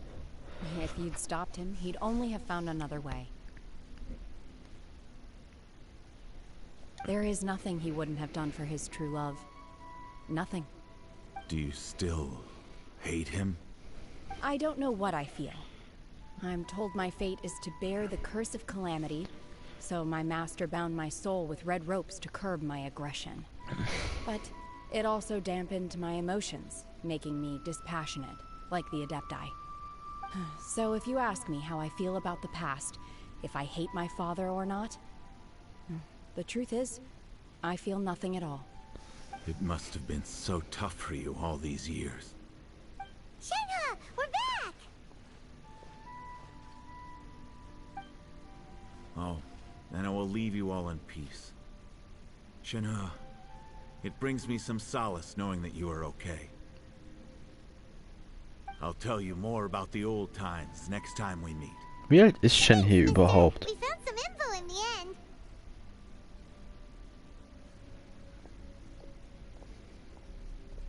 Shenhua, look. This tells us how to Ich würde mit 24, glaube ich, rechnen.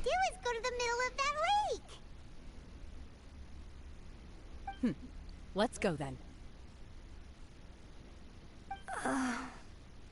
Sie war dann 18 Jahre lang von den Menschen Shenhe, abgeschottet. There's something I'd like to talk to you about. Just now, in the village, we found your father's diary. It turns out that many of the details in the Divine Damsel of Devastation are not true to the facts. So I'd like to change them. Why? I know I say that opera always deviates from the truth.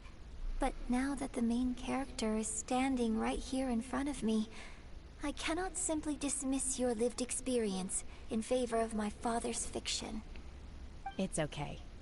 I like your version.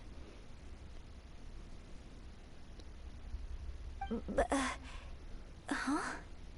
My master once said that the day I learn how to use my strength for the good of others is the day that I can truly become part of human society. So, I hope that one day I might be brave enough to stand up and protect others, just like the girl in the opera. But I've never thought this way before, and I wonder whether I will continue to think in this way. Don't worry. I believe you will. In fact, I think maybe you've already started to become the person you aspire to be. You just haven't had the opportunity to see it for yourself yet. Shenhua, Yunjin, cut the chit-chat. Let's go. Okay, wir holen's ja. We can't let someone else beat us to it. Nein.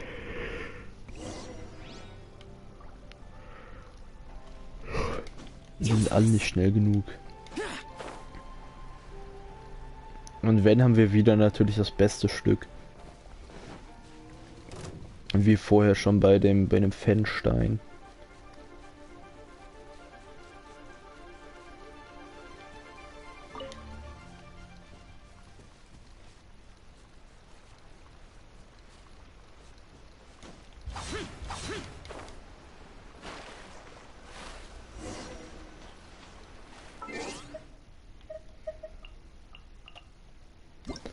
Um 17:30 Uhr.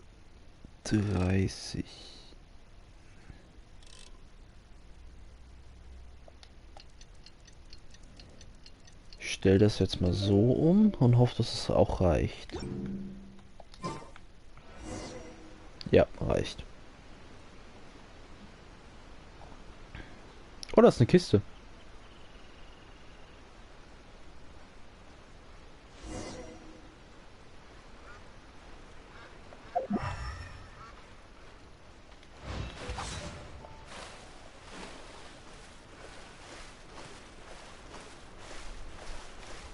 Hier soll jetzt irgendwo das Erz sein. Wahrscheinlich wieder oben drauf. Oder ist es das da hinten? Sieht mir zwar eher aus wie Nachtjade, aber es könnte es sein. Aus ist es. Nee, es ist heller als Nachtjade. That's everything we need. Let's head back and report in. Paimon's curious if Beto's made any progress. Xiao? Was machst du denn hier? What brings you here? Have they found a solution to the danger in the sea? Ningguang didn't tell you. Something has happened in Guyan Stone Forest. According to the contract, as an Adeptus, I should not get involved for now.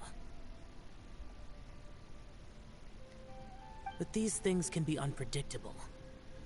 I have a contingency plan of my own. Only a single mountain lies between here and Liyue Harbor. If things get out of control, I will defend this place myself.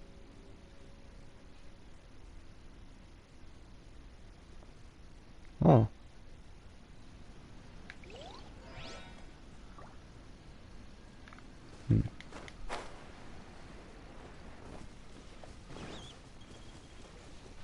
Wo war die Kiste? Da war die Kiste.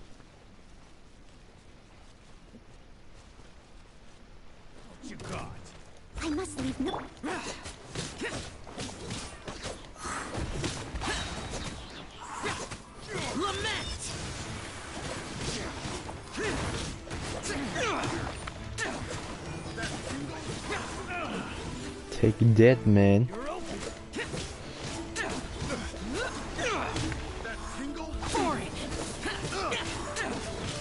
Das Verwirren ist schon gut. Guten Tag, Horizon. Wie geht's? Das Wie geht's geht natürlich auch an alle anderen. Auch wenn ich es nicht gesagt hatte.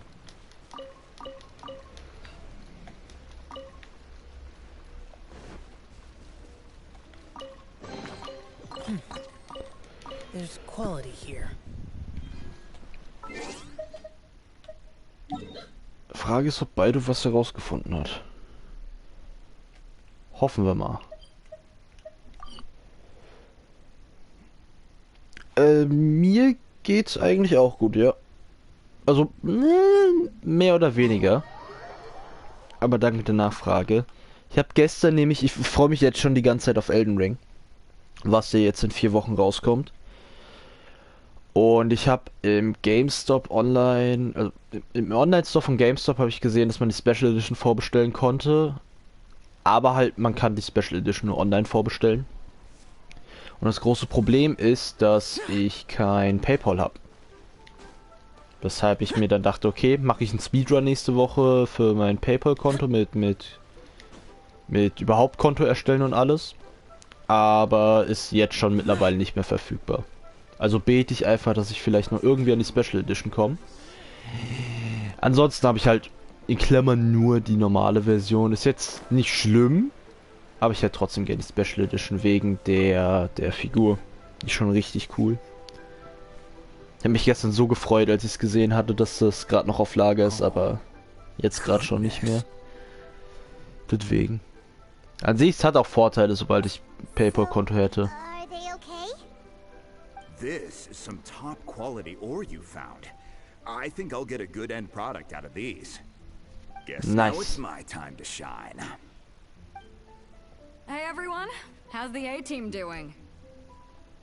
Alles I ran fine. into a bit of a brick wall on my end. Suling's never seen a Wonder Core before, and says it'd take a lot of research for him to get up to speed. Leave the Wonder Cores to me. I'll work on them while you go about your business. Don't worry. It won't take me too long. Much obliged, Master Zhang. We should look into the Adepti sigils next. But where should we find items relating to the Adepti? I'll sort that out. Okay. Oh? You got this then? Yes. I have been training with the Adepti for years. I know a thing or two about making sigils. When we first met, I told you I came for the Jade Chamber, not the contest. In fact, I came specifically to deliver Adepti sigils. Master heard that Ningguang was planning to rebuild the Jade Chamber, so she sent me to deliver some Adepti sigils to her. Master also said she hoped that I can take this opportunity to rejoin human society. But now that I'm here, I wonder if I've been removed from the world for too long. There's so much basic knowledge that I lack. Maybe it won't work for me to stay here after all. But either way, I'm very glad to have met you. And I'll take care of those Adepti sigils. Okay. Without Du machst das knowing the schon. ins and outs of your situation, I can't say whether you should stay or not. But now that our paths have crossed, we'll always have a connection. So if you're ever feeling down, come find me on my ship. There'll be a drink waiting for you. Thank you. So, Master Zhang, I'll need to use your facilities to make the sigils. Fine by me. I'm actually curious to see how the Adepti arts work. Maybe I'll learn something.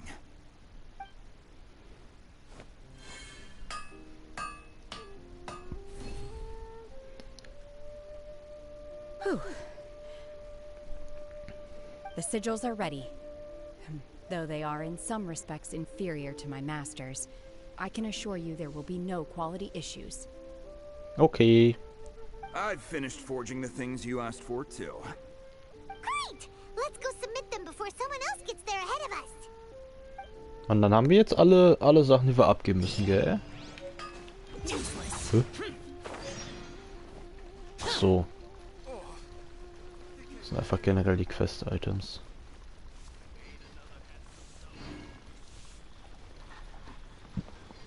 Es sieht schon sehr fertig aus eigentlich.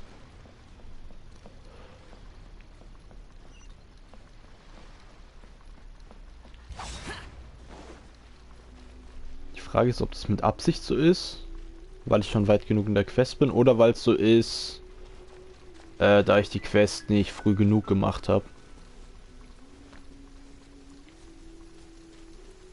Es wäre cool, wenn es so weit wäre, weil wir schon weit genug in der Quest sind. Wenn sich der Fortschritt des Aufbaus an die Quest bindet.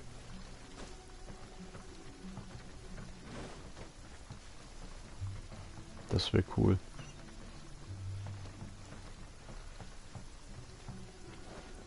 Guten Tag, wir haben, denke ich, jetzt alles dabei. Ningguang's little secretary, we found all the materials! Oh, already? Ja. All three of you found them together. Okay, I see. Teamwork. The Wonder Cores and Adepti sigils look good. It seems that we found our winners. Nice. I hereby announce that the winners of this material procurement contest Eigentlich sind wir are 4, aber the das Traveler, Yunjin, and Beidou. What? Das zählt ja It's nicht. over already? I haven't even found the Plustrite yet. I can't believe it. So close, but so far. I'd like to invite our three winners to please proceed to the Jade Chamber, where Lady Ningguang is waiting for you. Okay. Where's Beidou? She was right here! Captain Beidou has some business to attend to. She will join later. Please come with me for now. Alright then, guess we'll head on up to the Jade Chamber first! This has been a long time coming. The last time we went up to the Jade Chamber was ages ago. Das stimmt.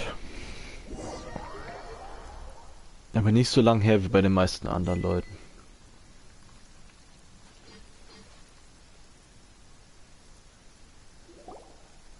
Combine the Adepti sigils with the Wonder Cores and insert them into the Jade Chamber's control compartment. The construction of the new Jade Chamber is now officially complete.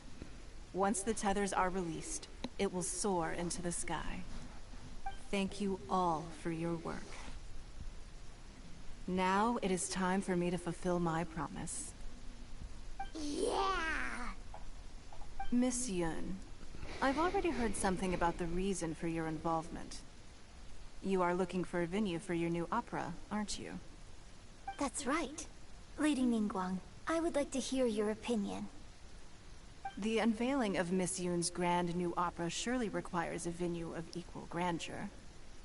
So what would you say if I proposed that we stage your first performance right here, in the newly built Jade Chamber? The Jade Chamber offers a splendid panoramic view of the mountains and the bustling city.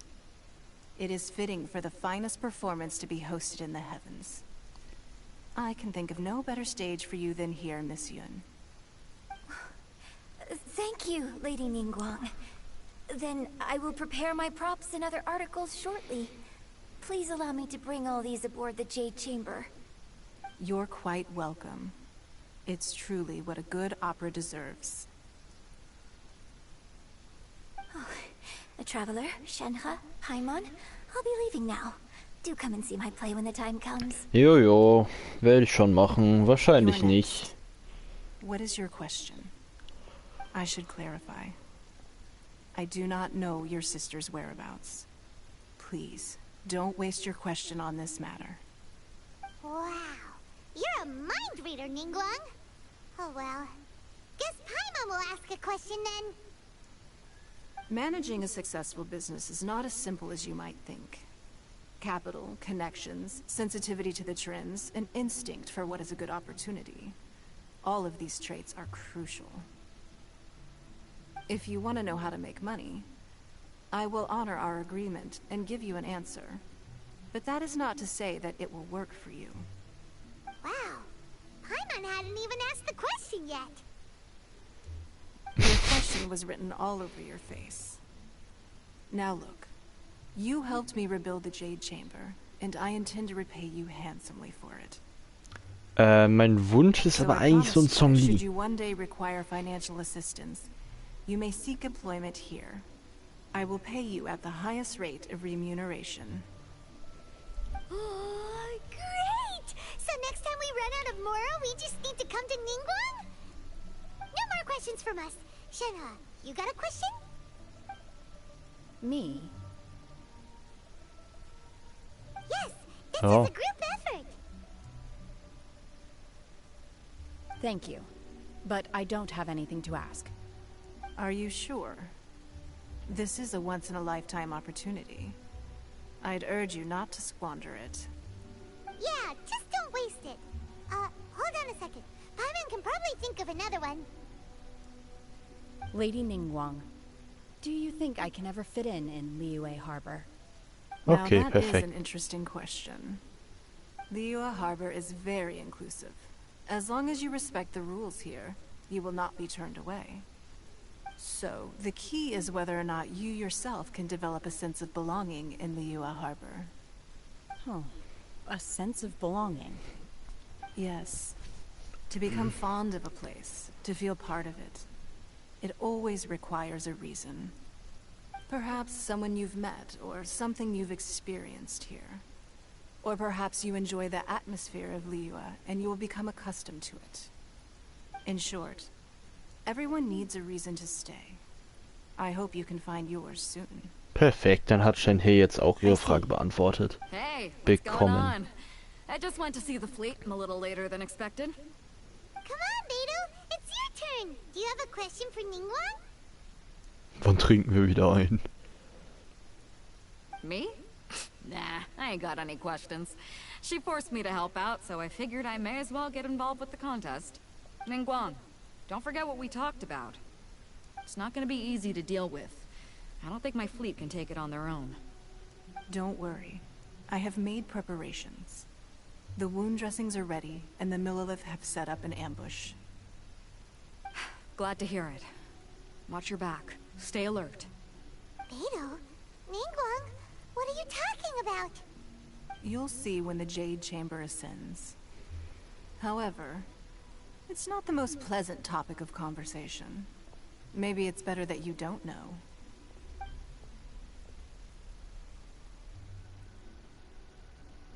When I first set foot in the Jade Chamber, I stood at the edge of the platform and looked down upon Liyue Harbor far below.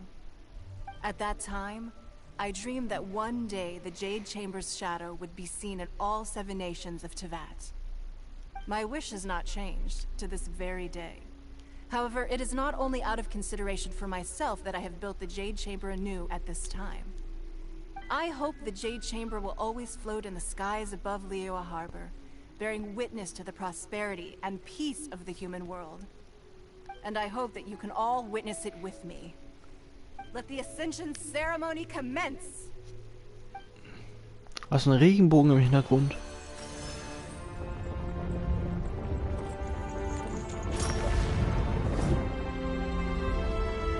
Aber wie kontrollieren die, wie weit das hochfliegt? Ist das so ein Ding, das von selbst funktioniert?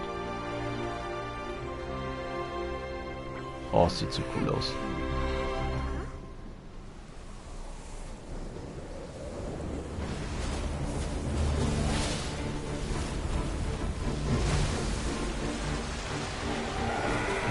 Okay. Guten Tag.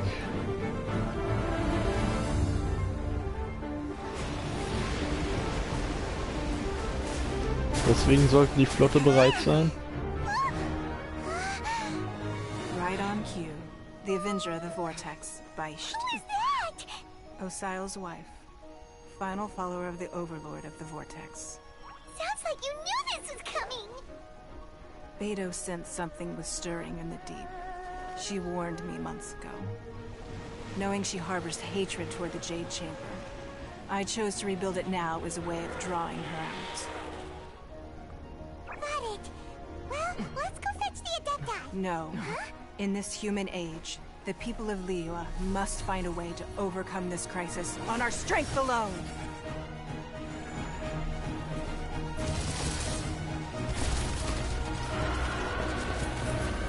Oh, das Kitching. Hi. Ich besitze dich. Oder ist ein anderes Schwert. Oder ist Ganyu. Warte, zählt das, wenn ihr Ganyu benutzt? Nein, sie ist eine Adeptin.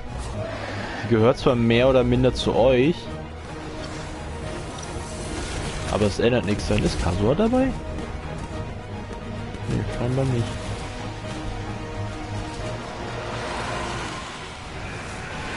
All hands, tsunami incoming!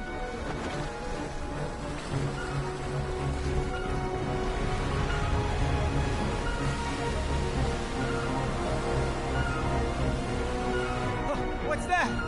Wait! A giant wave! Holy shit. Friert Ganyu die jetzt einfach ein?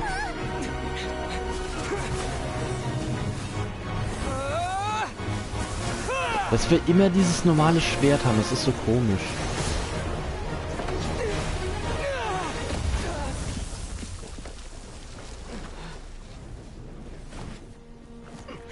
Wie kann ich so OP gegen Shogun Raiden gewesen sein, aber gegen das Ding nicht? Freeze! You are a cursed child. Your life brings nothing but disaster to us all. Och, sei leise. At least if you die, I can bring her back. The day you learn how to use your strength for the good of others is the day that you can truly become part of human society. Oh!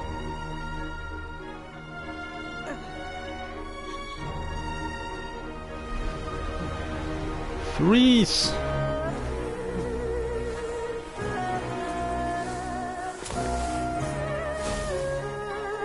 Yo.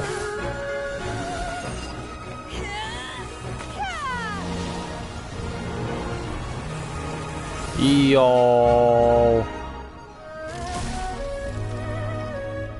Einfach wie Aokiji aus One Piece. Einfach alles eingefroren, weil... Punkt. Einfach weil...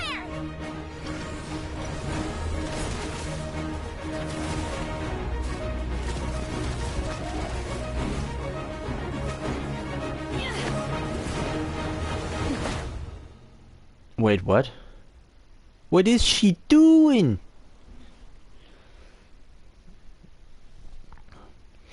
Aber wie kacke war Aoife in dem Moment? Was war das für eine Aktion von Aoife?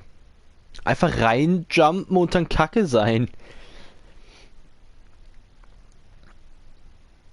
Das war super weird. What are you doing here? We can't let you be the only one taking this risk! I hardly see this as a great risk. The people of Liyue Harbor are well prepared, and she is already badly injured. Wie kann sie Only Schaden sheer machen? willpower is keeping her alive. I may be nearing the end of my stamina. Also mit einem Bogen definitiv, aber ich habe keinen Bogen gerade. The upper hand. We'll help too!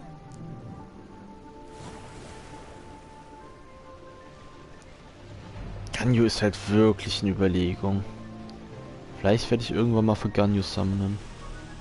Wieso hast du eine Lebensleiste mehr? Oh, hi. Steady as stone.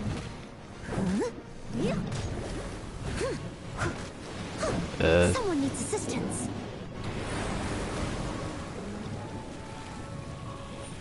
Oh.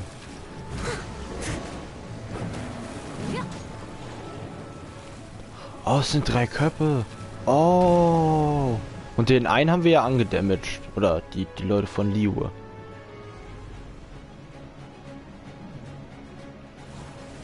Jetzt sind alle grau.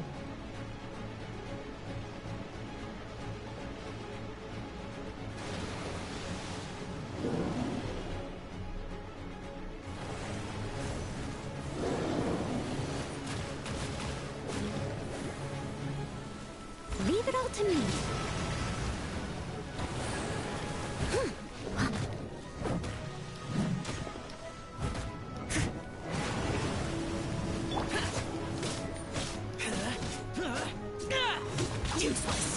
Oh yes, oh yes.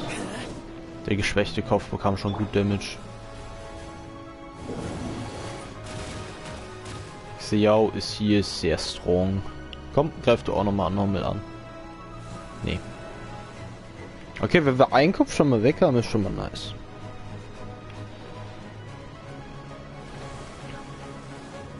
Du bist der geschwächte Kopf, das heißt, du hast die höchste Priorität fürs Kaputtgehen.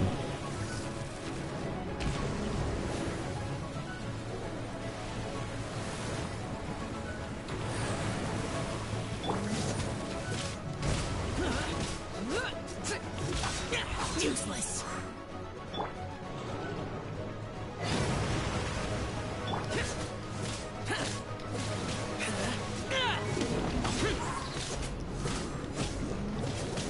Wait, der ist jetzt kaputt, oder?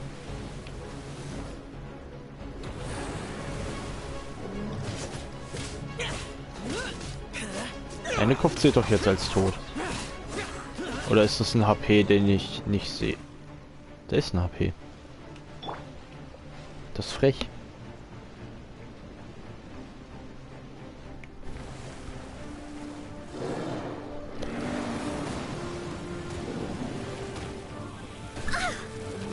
Mein Dialog ist halt absolut nicht hoch gelevelt, der macht nichts.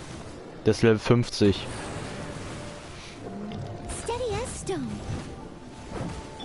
Deswegen benutze ich den nicht.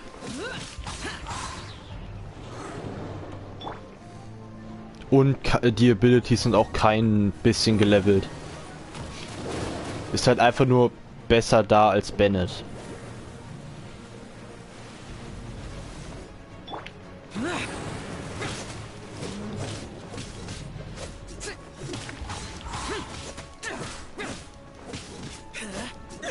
Deswegen mein Dialog und meine Kei-Cheng, die bringen dir nicht wirklich was. Die sind zu low vom Level. Obwohl ich kann es einfach mal versuchen.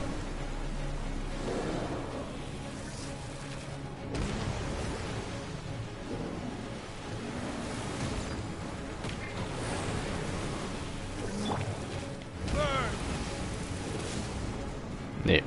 Nee. Wie ich es mir dachte.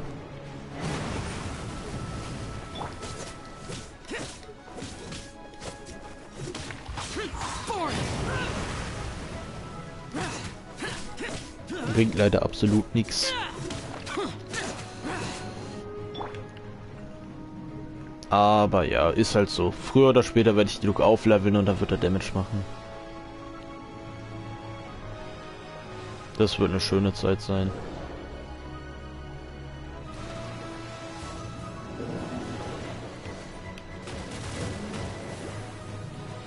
Leave it all to me.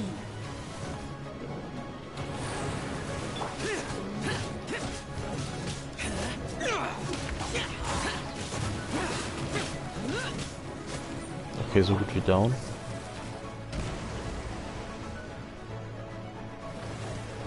Der eine Kopf müsste in der nächsten Rotation sterben. As a dutiful maid would. Steady as stone. Obwohl ich weiß nicht, Noel macht jetzt doch nicht so viel Schaden. Doch, Noel macht da genug Schaden. Nur noch ein Kopf in Klammern? Ich meine, die leben alle mit einem HP noch.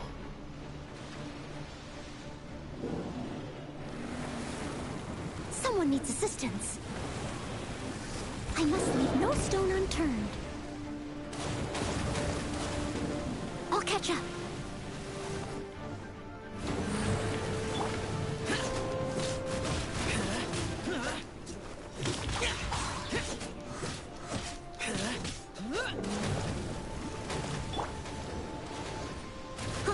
Einfach lieber auf Noel switchen, die hat Leben.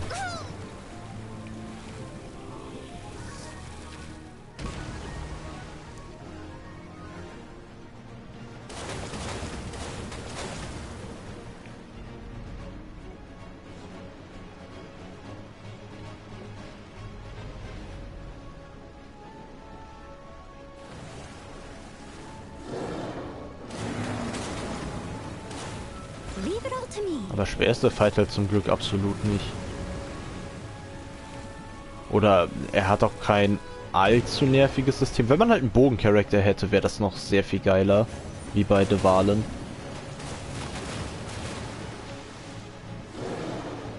Hätte halt einfach noch ein paar Vorteile.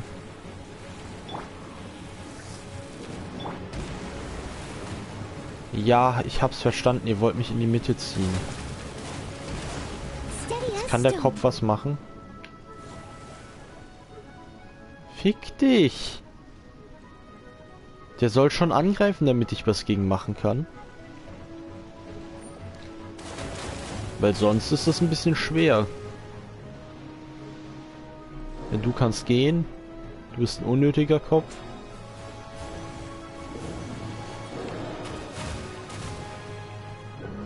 Du nicht, dich brauche ich.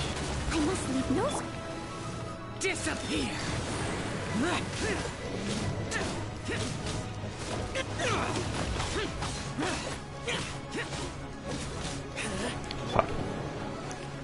Oh, das wäre es jetzt gewesen.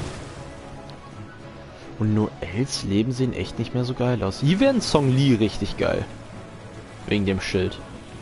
Der baut ja viel einfacher Schild auf als Noel. Und er kann auch permanent ein Schild da lassen.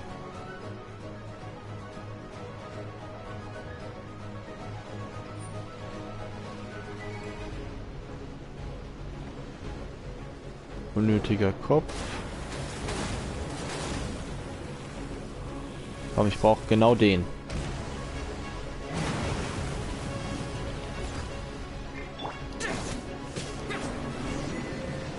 Win. This Perfekt. place is unstable. It is too risky to continue pursuing her.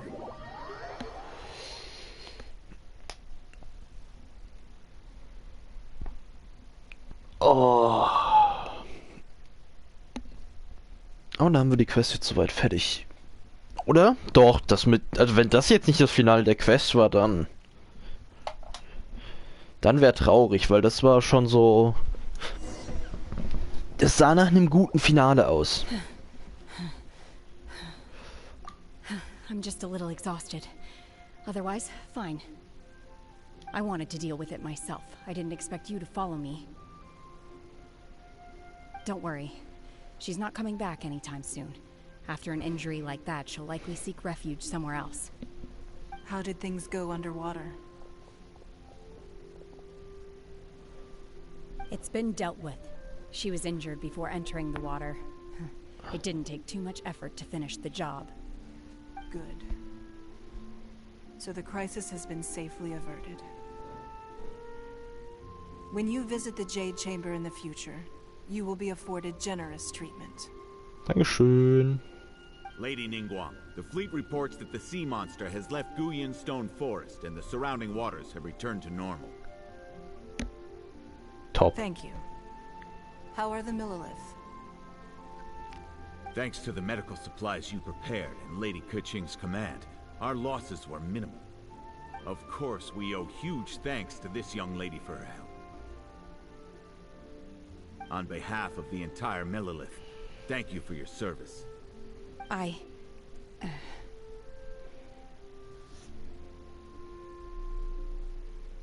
Great. Then next time I watch Miss Yun's opera, I'll be able to take the compliments.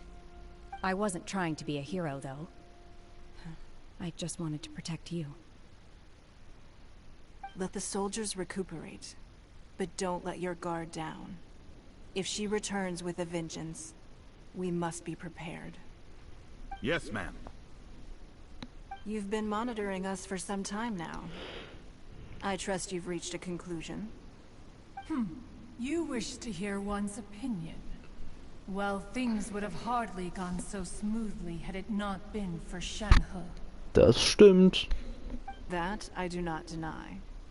However, final victory was always going to be ours, even had things been a little more arduous. If it came to it, I could always destroy another Jade Chamber. One has observed your adaptation of the Guizhong Ballista, and find oneself compelled to admit that you have evidenced some degree of novel thinking. You have learned from past failures and prepared for this crisis in advance. This is considerable progress compared to the last time.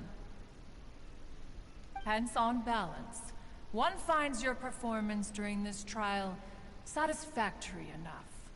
But there will no doubt be further trials to come in the future. Do not suppose that one will not Es hört sich immer so böse an. hereafter.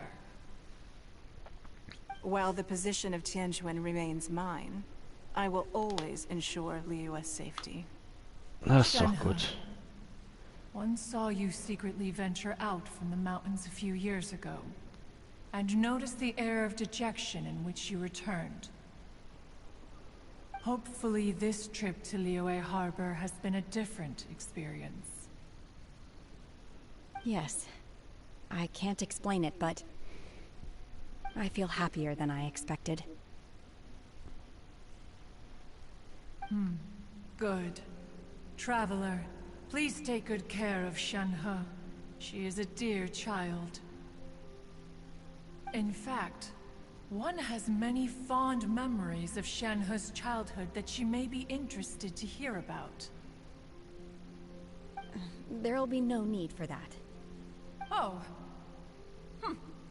They are all like this. Fine. Since you care not to listen, one shan't be telling you. I'm going homeward now. Please. Genau wie bei Ganyu. Come to the Jade Chamber when you have recovered your energy. We must celebrate both the completion of the Jade Chamber and the fact that Liyue has weathered another crisis. This banquet must be the most spectacular ever.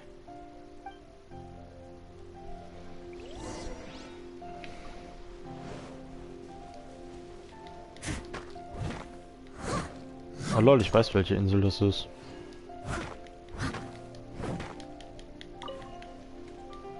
Ich hab's gut, Erze. Bin ich auch sehr happy drüber.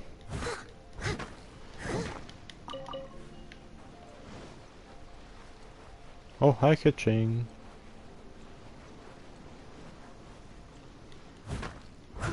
Ich sammle mal einfach... Ich sammle einfach mal Nachtjade. Wir werden so safe für irgendeinen Charakter mal brauchen.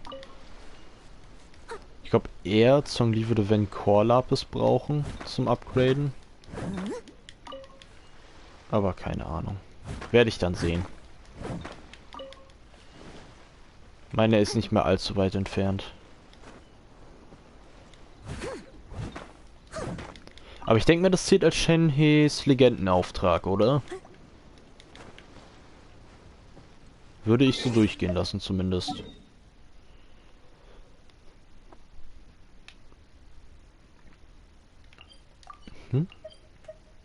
Jade-Gemach. Oh, wir können uns direkt dahin teleportieren. Yo! Sick.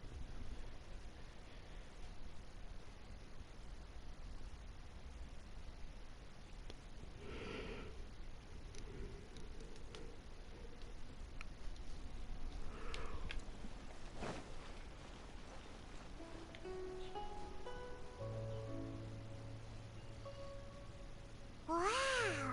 Everyone's already seated! It's Paimon's first time attending. Oh, wir dürfen... Ach, wir machen die Vorstellung noch. Food here looks amazing. Okay. All of you here are my distinguished guests. I am determined that each of you thoroughly enjoys yourself. Those who don't drink alcohol, please, help yourself to other beverages. Fine wine is a delight to the senses, but it is far from the only one. I trust you will find the marvelous view from the Jade Chamber to be an equally gratifying indulgence. Have you heard? Miss Yun's going to be performing today. Sure have. Honestly, it's the main reason I'm here. I've never missed any of Miss Yun's performances, and I don't intend to start now. I hear she's going to perform the Divine Damsel of Devastation today, the one written by her father. I've been so excited that I've barely slept the last few nights. Look! Miss Yun is going on stage!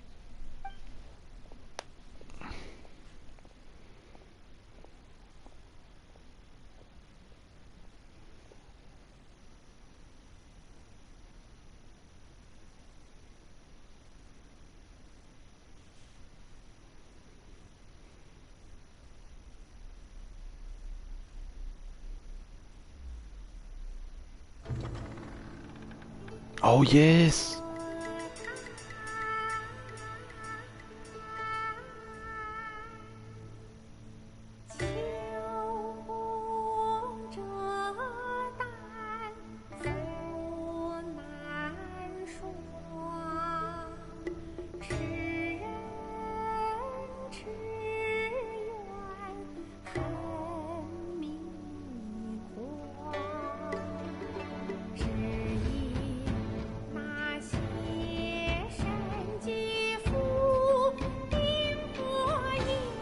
Einfach wie eine Monster Hunter Quest aus.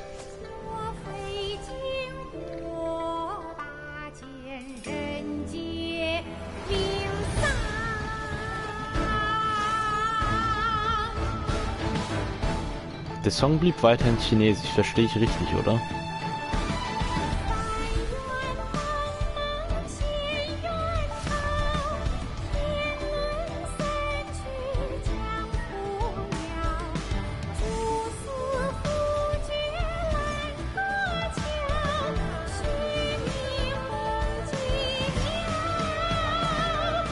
Oh wait, sie war schwarzhaarig vorher. Warum?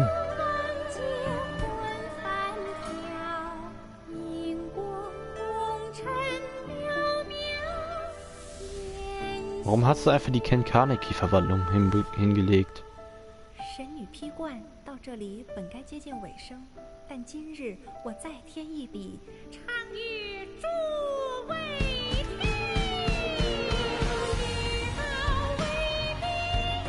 Oh, oh, wie schön. Ne, ne, ne.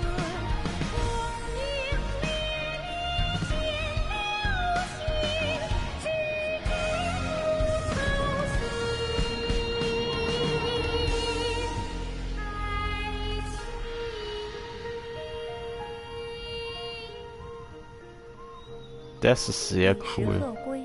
茫茫天地无依靠，孤身离去。今日再会，新朋旧友坐满堂，共度此时。 Oh, wie cool. Übrigens, gute Even. Personally, I thought I sang rather well. Aber ich weiß nicht, ob ich sie als Best Girl interpretieren würde. Nein, definitiv nicht. It was wonderful. Also, aber es war sehr schön eben die Animation.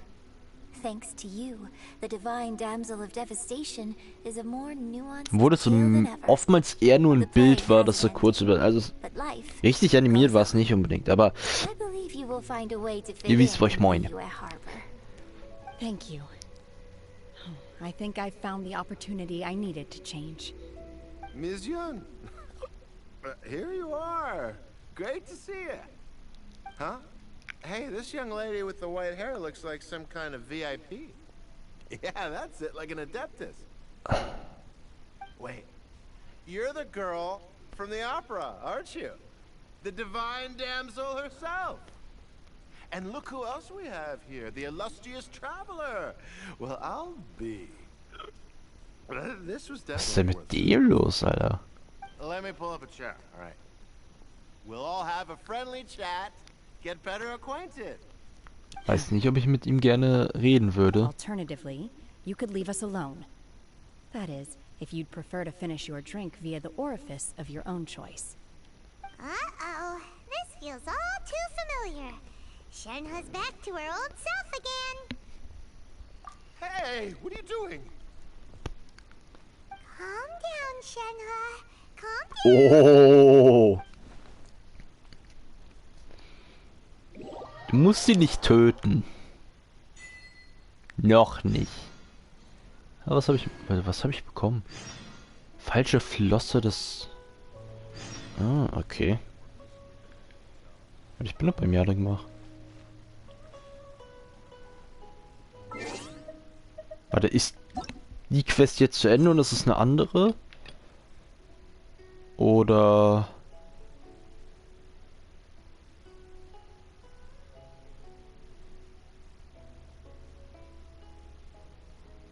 Das müsste Euler sein. Das ist Albedo. Das ist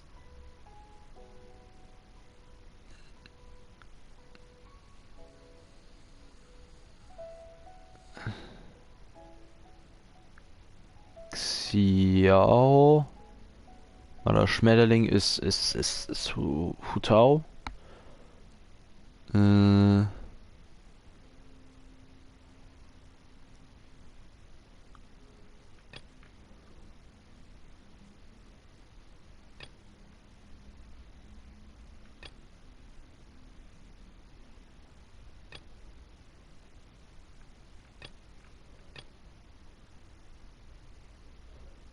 Und das hier müssten doch die Events-Quests sein, ja. Sieht zumindest so aus.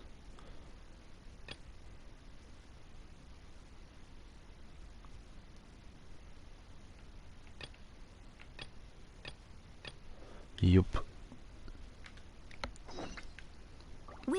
Obwohl, will ich Event-Questen? Ich weiß es gerade nicht. Bin mir da sehr unsicher bei.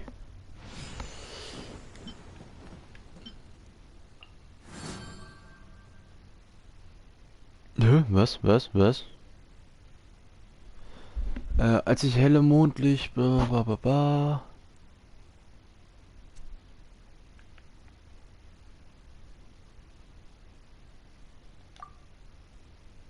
Wait, kriegen wir den Skin geschenkt? Lol. Ja, cool. Also was?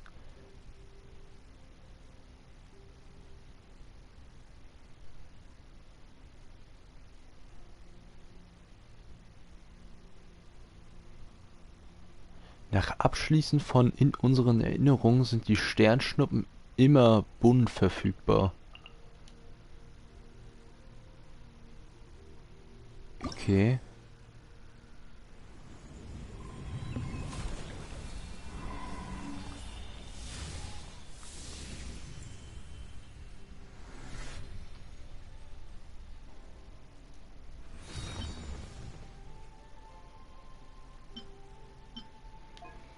Bunte Flammen.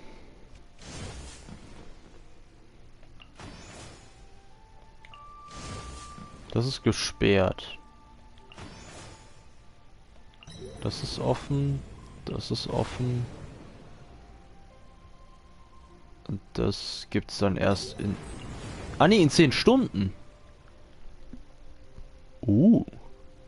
Heißt es, wenn wir das nächste Mal ein Genshin streamen würden, wäre das sehr, sehr sicher da.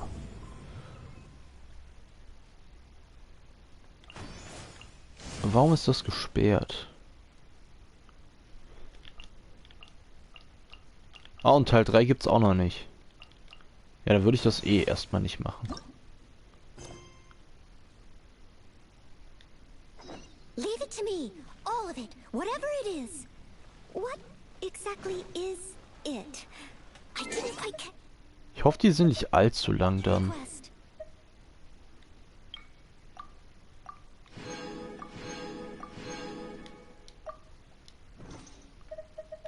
Weil ich wollte eigentlich nicht ewig lange Quests. Oh, wir brauchen absolut nicht mehr viel. Okay, wir gehen, bevor wir das machen, gehen wir nach Inazuma, öffnen noch 3, 4, 5 Kisten, die wir hoffentlich finden.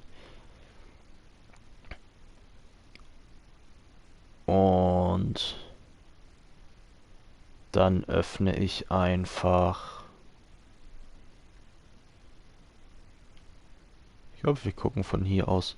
Dann machen wir einfach 9 Summons, damit wir wieder auf der 30 sind. Oder wir kriegen einfach einen Zhongli, was natürlich das Geilste wäre.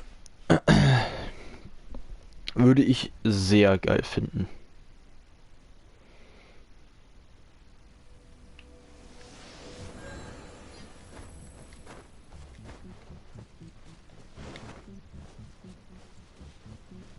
Ach stimmt, das wusste ich nicht, wie ich die anderen beiden aktiviere.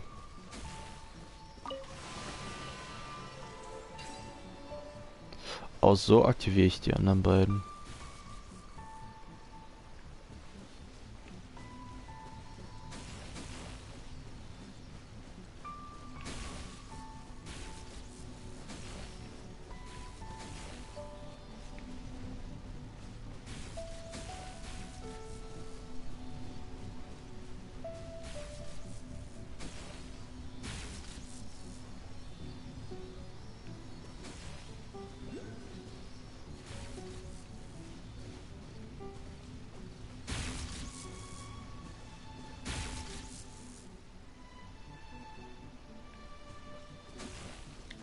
Wait, habe ich es jetzt richtig gemacht?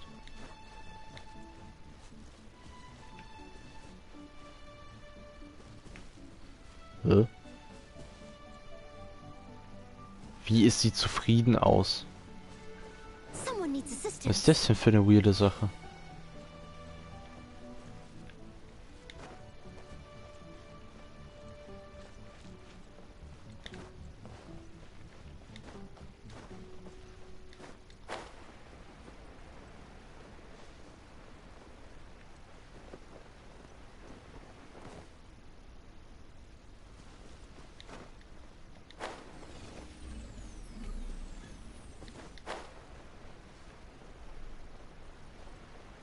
Ah, hier ist es.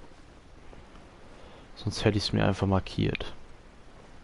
Ich habe keine Lust mehr, die Dinger hier zu übersehen.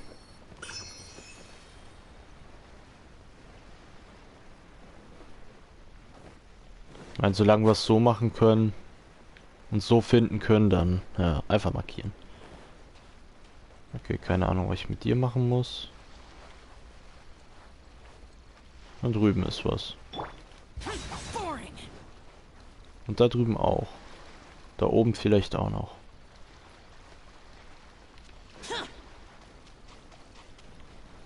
Komm, in den neuen Summons haben wir dann aber einen Song liegen.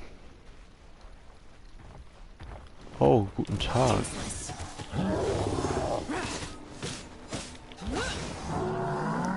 Also wenn du jetzt ins Wasser gehst, dann reagierst du doch von selbst.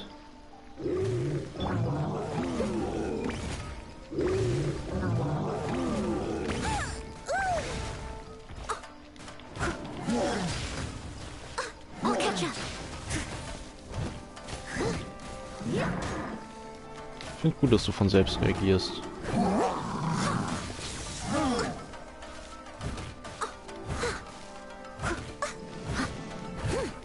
Obwohl, ich weiß nicht, ob ich das so gut finde.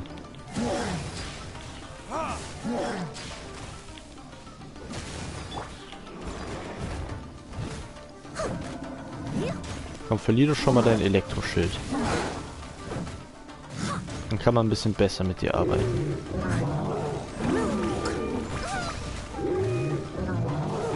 Weil das hier nervt ziemlich doll.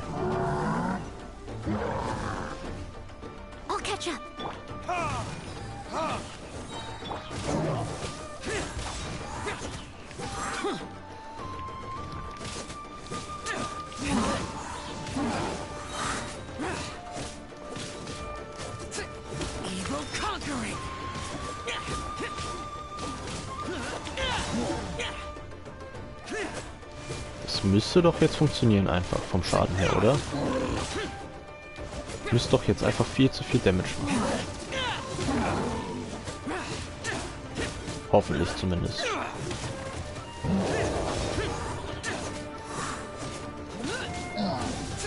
Ja. Hat aber viel getankt, der Dude.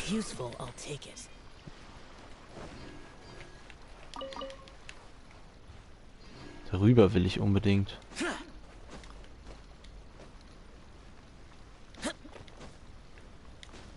Aber sehr schön, wie hier die...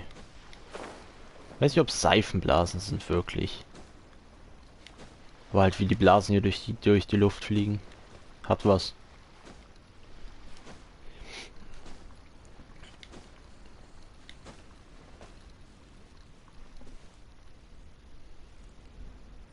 Guten Tag, Sebastian.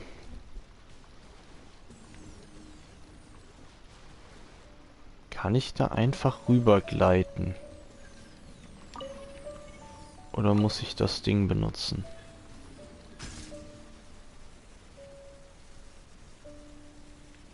Nee, das sieht nicht richtig aus.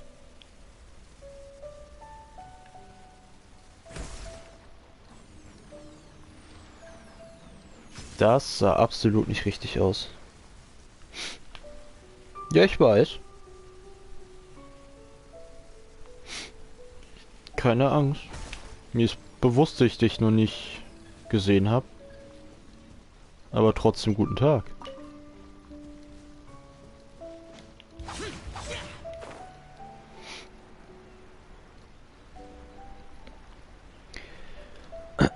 Guten Tag und willkommen. Oh, ich muss definitiv als erstes die Magie hier ausschalten.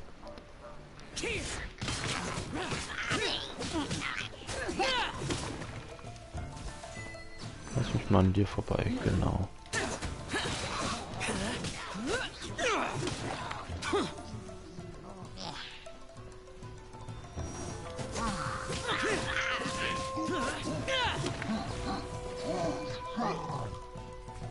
Mir gefallen gerade die Gegner ganz gut, dass sie einfach alle runterfallen.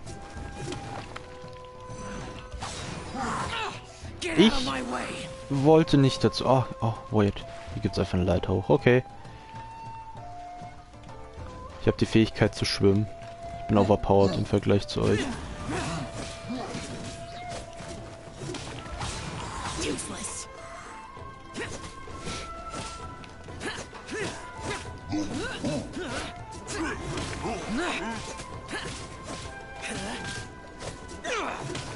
Das ist doch nice, Sebastian. Warum ist es nicht aktiviert? Oh, fuck.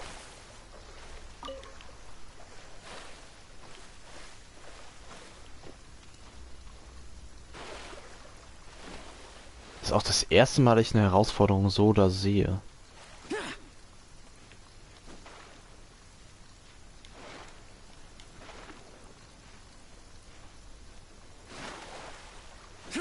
Komm, geht er jetzt hoch. Ich will doch nur meine Items.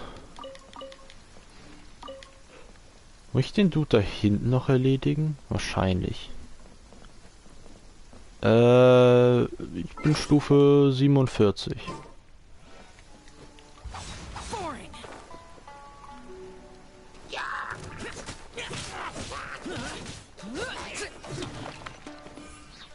Ja, das muss ich machen.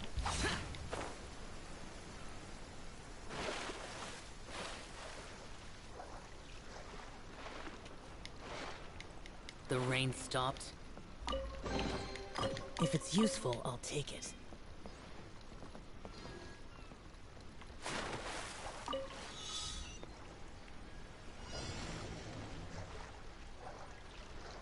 Oh, okay, da will ich, glaube ich, definitiv einen Baucharakter haben. Ja. Wait, vielleicht klappt sogar einfach so noch. Ja, ich nehme es gleich an. Warte bitte noch. Okay, das ist jetzt so der eine Moment, wo ich doch mal einen Bogencharakter ganz gerne hätte.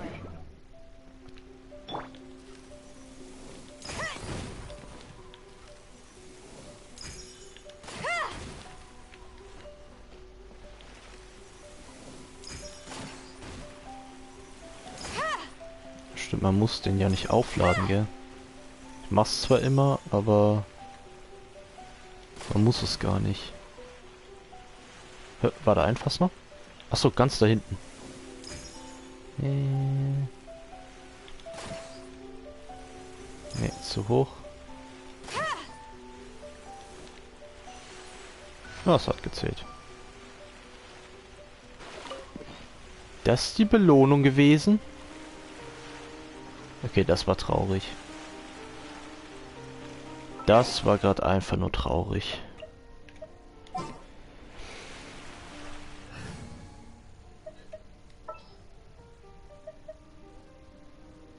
Something's come up?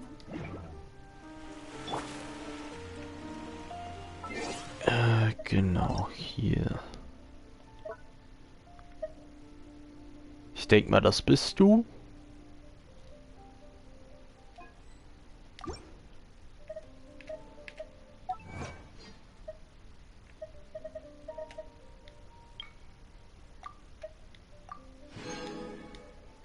Und uns fehlt nicht mehr allzu viel Urgestein. Dann habe ich mein Ziel geschafft. Nein.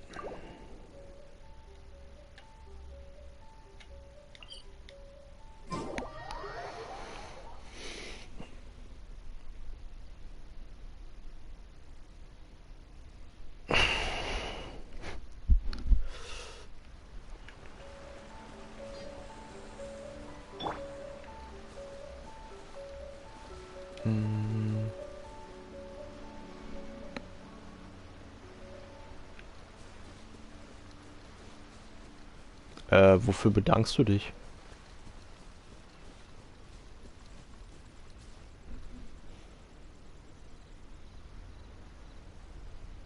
Nein. Warum sollte ich Hilfe wollen?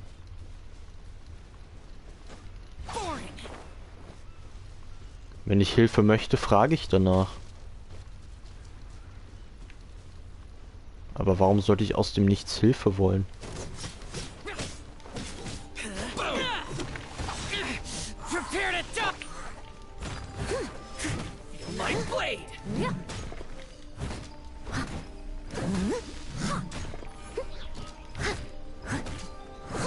Ja, das ist genauso dieselbe Frage, warum sollte ich Hilfe wollen? Also, warum will ich keine Hilfe? Mag's nicht, also für mich ist Genshin ein Singleplayer-Game und kein Multiplayer. Es gibt ein paar Situationen, wo ich da mal frage, ob Leute helfen können.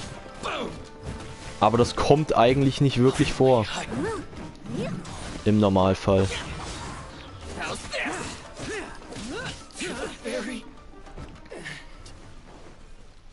Gab jetzt so die eine Situation bezüglich mal Kisten finden, weil ich mal was gegrindet hatte. Oder es gab einmal eine Situation, wo ich bei La Signora ganz gerne Hilfe wollte, aber das war's auch. An sich frage ich da schon generell vorher und wenn ich nicht gefragt habe, dann würde ich eigentlich ganz gerne einfach spielen und mein Shit soweit machen. Und ich stream's halt live. Das ist so das Ding.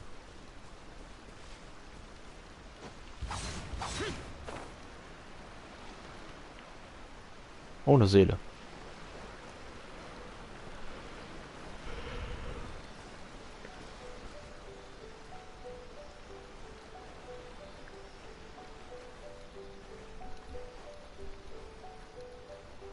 Ja, ich bin gern bereit, die Anfragen soweit anzunehmen, wie es gewollt ist, und man kann.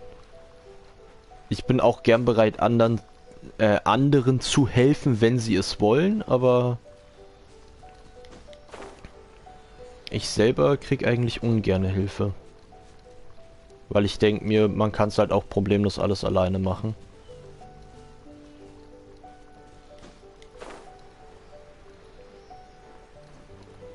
Und das mache ich dann auch. Ich weiß nicht, was LW bedeutet.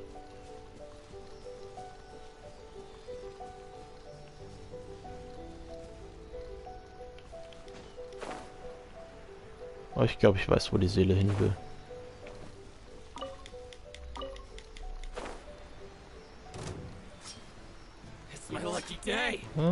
Bitte warten noch mal kurz. Ja, jetzt können wir.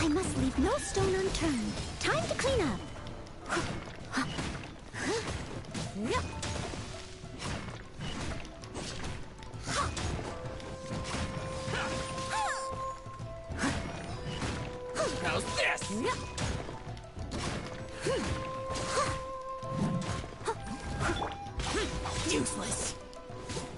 Lament. Say no more. Worthless. Finally, here. There's more. Boom.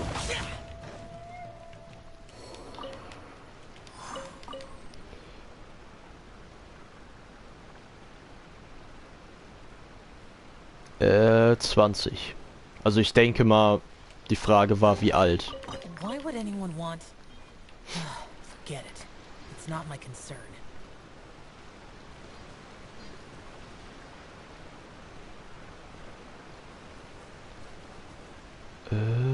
Gibt's irgendwo so ein Ding, womit ich mich da schneller rüberziehen kann? 3, 4, 6, 7, 8, 9, 10, 11, 12. Okay, man hat viel Zeit, man muss sich da wirklich nur rüberziehen. Dann ist die Antwort 20, ja.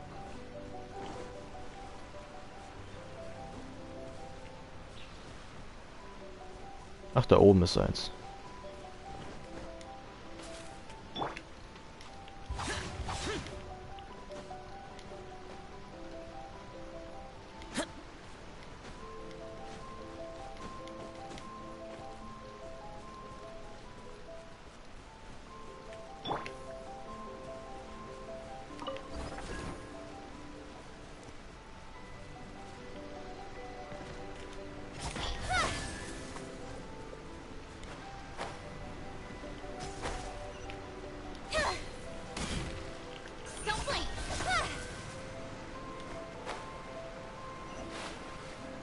Ich glaube, das habe ich verkackt. Ja, ich war zu langsam.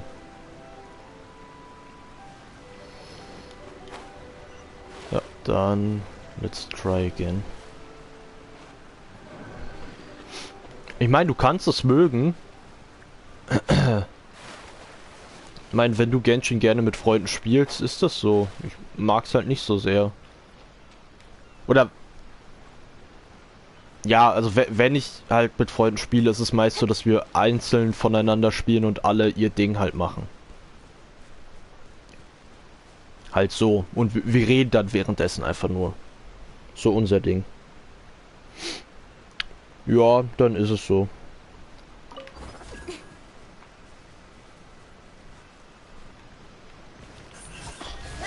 Dann bin ich für dich halt langweilig. Fuck.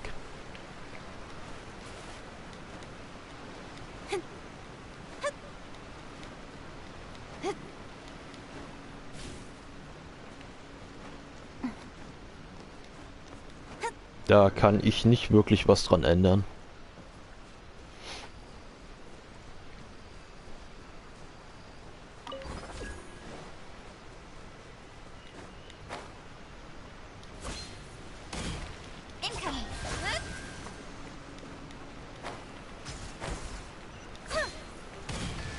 Okay, es ging noch.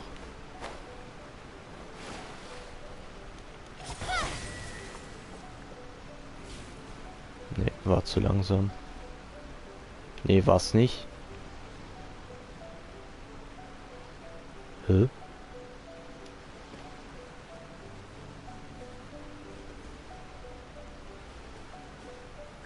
Oh, da unten ist noch eins. Oh, lost.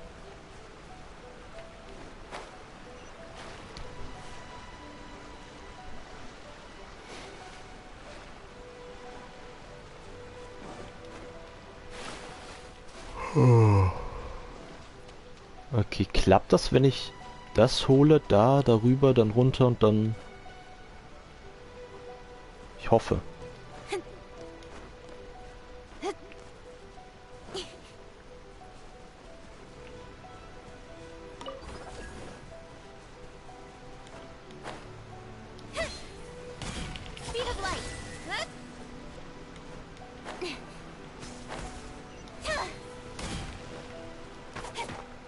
Warte, als ob das nicht schnell genug war.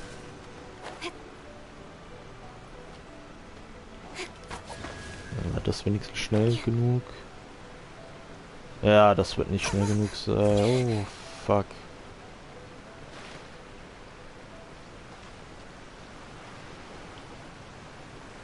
Ich habe keine Ahnung, wie ich das am besten angehe. Das unten zuerst, maybe?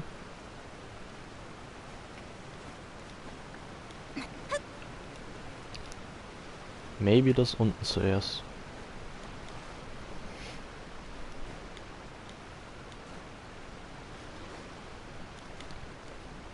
Aber dann hochzuklettern, ich weiß nicht, es könnte ziemlich lang dauern.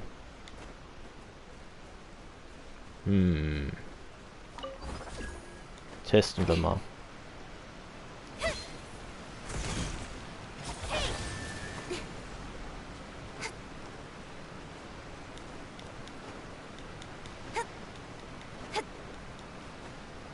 Komm, hoch. Okay, Ching, nein, es ist jetzt nicht der... Natürlich hängt sie dann an der Stelle.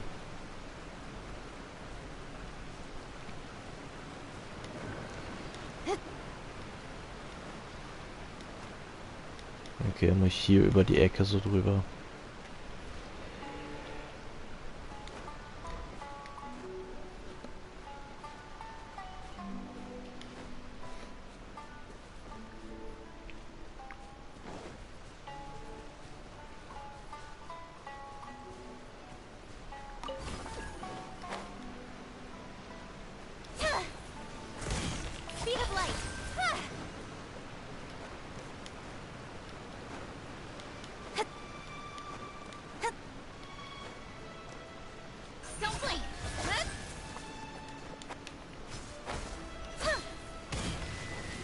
Gut, das war schnell genug.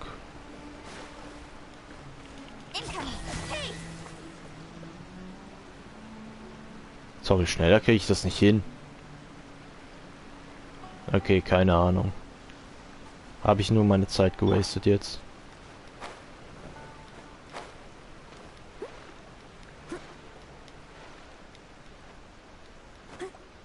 Mit Fischl wäre das sehr gut möglich, aber die habe ich nicht.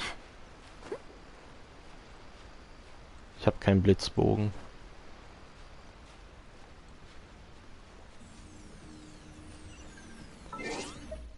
Wait, bei wie viel Urgestein sind wir jetzt?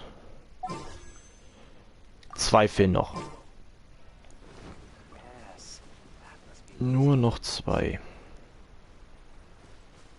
Ist eine Kiste und dann haben wir's.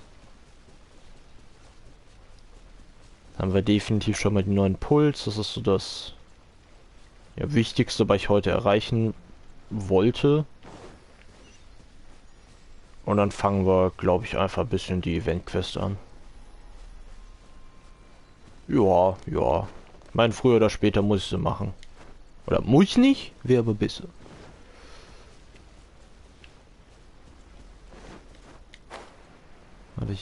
Dann war hier eine Statue der Sieger. Ja. Kann ich mal gucken, wie das aussieht mit den Elektrodingern.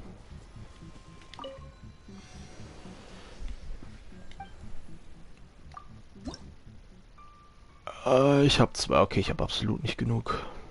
Jo, aber es gibt hier richtig viel Urgestein. Jo. Es ist so merkwürdig, dass sich die Statue heilt. Oder mir kommt es so merkwürdig vor.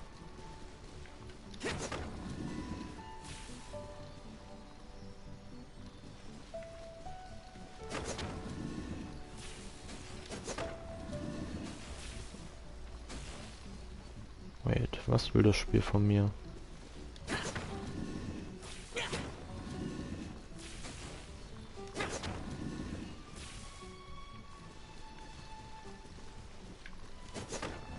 Oder sollen die alle in die Mitte zeigen?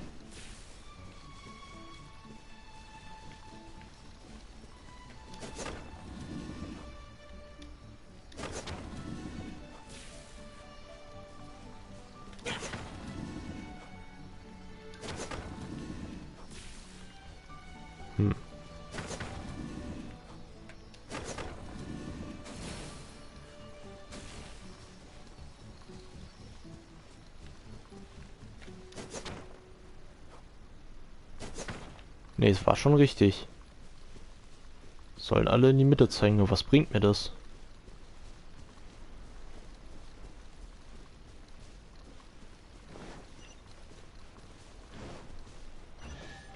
Ah, ach so. Ja, okay, das Rätsel da drüben hat mir auch so ein Ding dann... Oh, okay.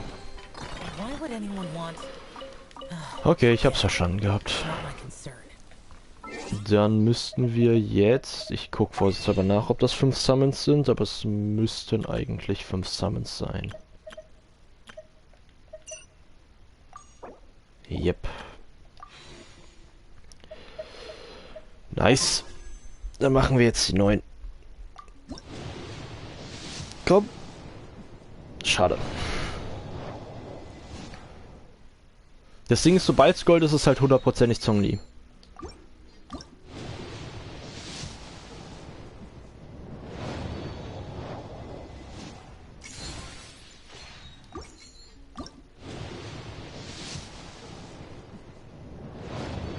Ich hätte auch nichts dagegen, jetzt meine letzte Baido zu kriegen.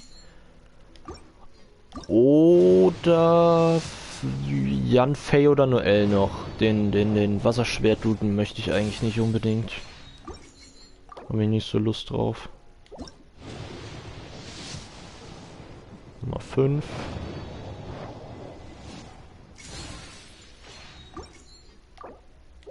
Kommt Zhongli.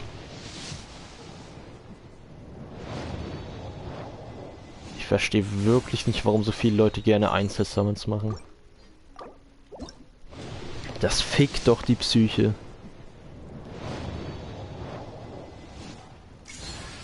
Ah, eine Jan Fei. Okay, okay, kann ich mitleben. Habe ich hier gemeint, eine Jan Fei wäre noch cool.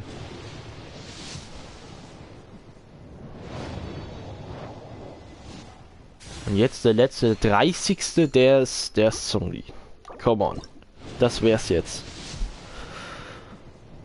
Ach, schade.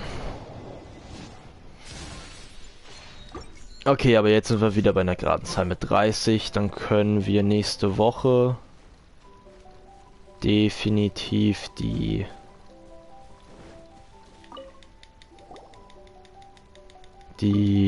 heißt's? Noch einen Tenpool machen, weil den kriegen wir ganz easy. Sind wir bei 40. Nur das restliche Urgestein werde ich über alles hier zusammen grinden können.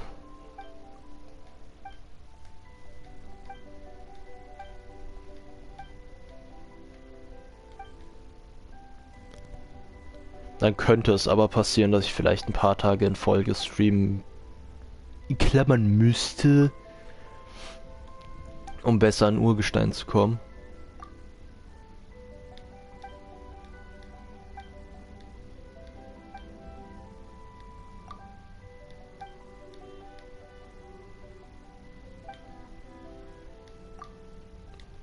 Ich will eigentlich nur die Quest haben.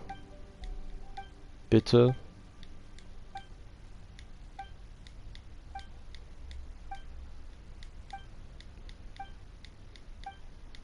Normalerweise würde ich das gern durchlesen, aber ich dachte, du redest nur einmal kurz mit mir, ich krieg deine Sidequest und dann ist alles fein.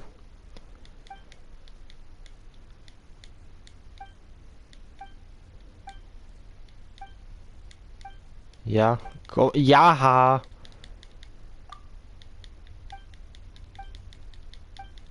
Alter, kannst du jetzt dein Maul halten? Du redest mir als Main Quests. Dankeschön.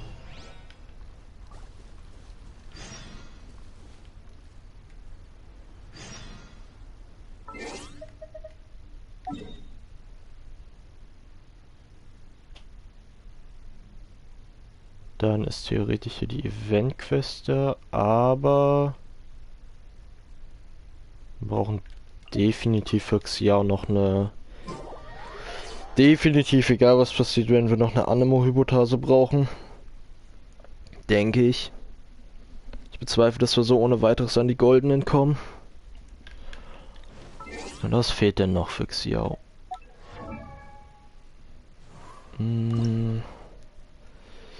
Blumen, aber nicht mehr allzu viel. Schleimabsonderung, davon schon noch viel. Das heißt, da müssten wir auch wieder mal rein... Vor allem Schleimabsonderung brauchen wir noch für die Abilities, also... Das ist definitiv ein Ding. Davon auch noch scheiße viel. Ja, okay, wir machen, glaube ich, die Hypothese erstmal nicht, sondern... Obwohl, wir können das im Wechsel machen. Wir machen eine Hypothese, dann machen wir einen... Wie heißt es? Wir machen eine Hypothese, dann machen wir eine Geo-Echse, dann eine Hypothese, dann eine Geo-Echse. Also jetzt erstmal eine Hypothese, dann eine Geo-Echse und dann machen wir Main Quest weiter und dann machen wir später noch eine Hypothese und noch eine Geo-Echse. Zumindest würde ich behaupten, dass das ist, was den meisten Value bringt.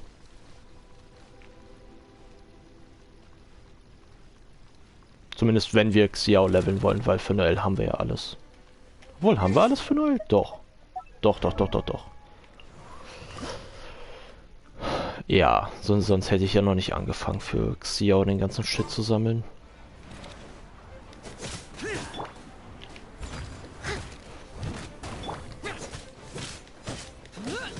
Das Gute ist, hat jetzt halt nochmal minimal mehr Damage.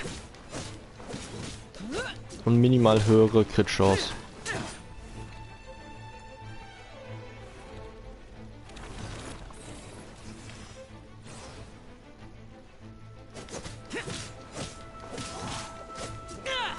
Das Einzige, was halt wirklich doof ist, dass wir hier die Abilities nicht nutzen können.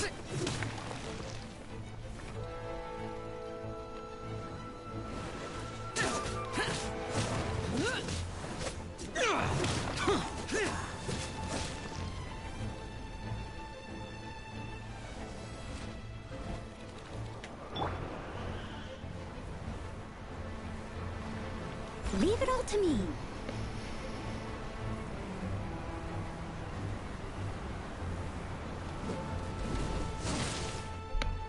Someone needs. Eben noch gelobt, dass ich mehr Damage habe. Und dann habe ich nicht gekrittet. Traurige Sache.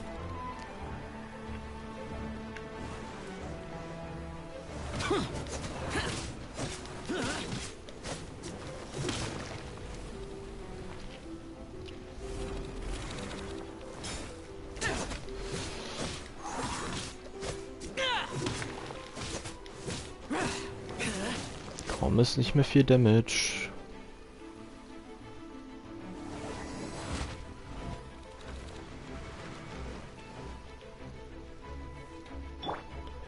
Das war knapp.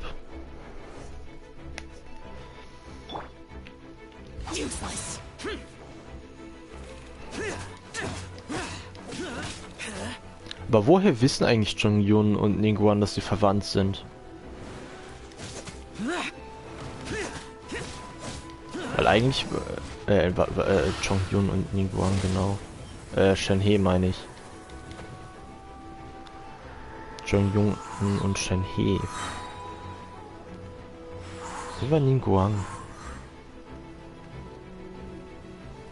Achso, Ningguang war die Erd-Catalyst-Frau. Irgendwie die Kaiserin von Liyue.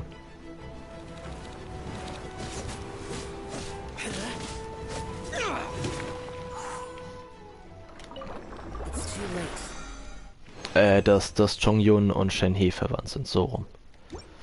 Das war das, was ich eigentlich sagen wollte. Stimmt, bei Xiao war es ja so mit den Artefakten, dass noch nicht alle gelevelt waren, gell?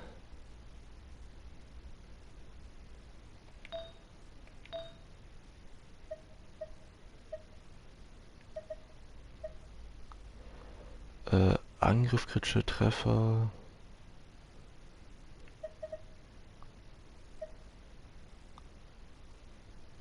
Ah, nee, da gefällt mir schon die Feder mit am besten. Oh.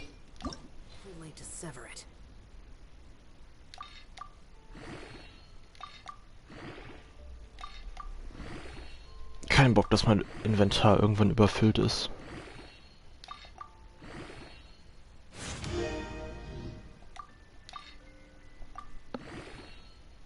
Gute Pexi.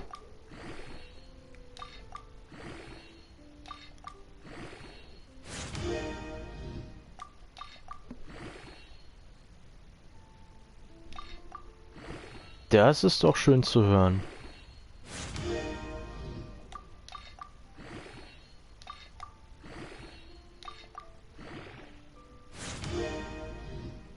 Ach, mach mal Aufladerate hoch, egal. Angriff, Crit, Leben.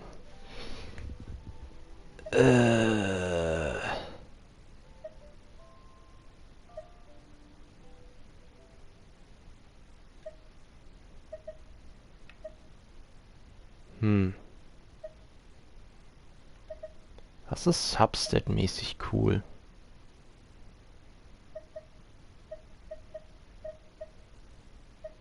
Also jedes Angriff, Crit, Leben finde ich schon ganz... Wenn man Glück hat und nicht Leben bekommt, ja. Angriff, Crit, Aufladerate finde ich aber sogar noch interessanter.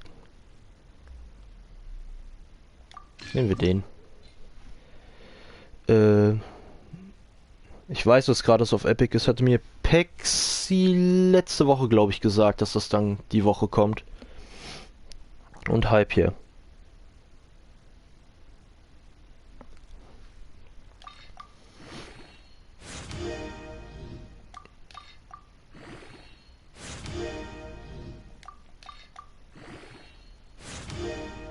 Verteidigung.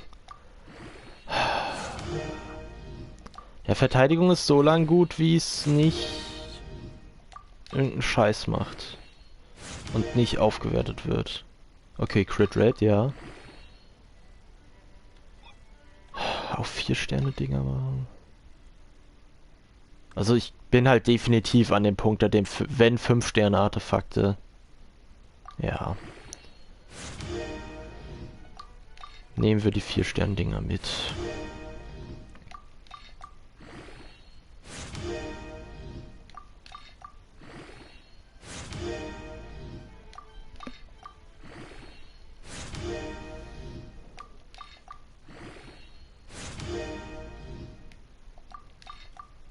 Bitte Angriff oder Crit? Angriff erhöht. Oh, sick. Es wird das erhöht, was ich gerne erhöht haben möchte. Das kenne ich ja so gar nicht von dir, Spiel.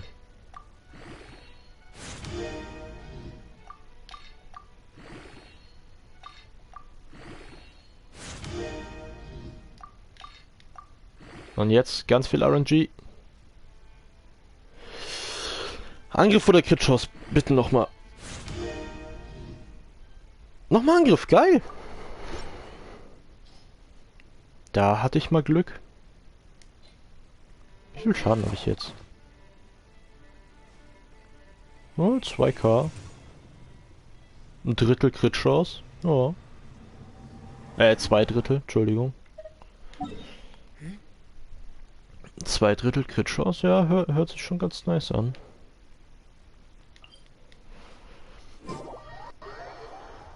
Jetzt hat er auch noch mal ein paar mehr Leben. Und hält ein bisschen was aus.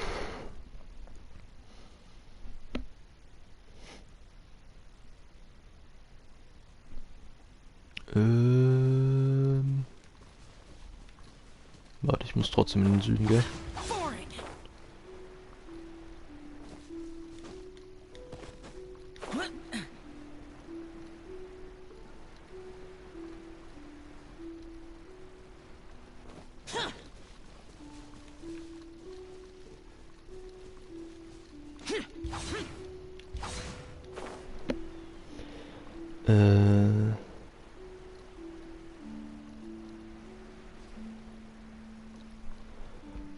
Ja, aber da ich bis ich Level 50 bin nicht vorhab, für Artefakte zu farmen, ja, sehe ich es nicht ganz so ein.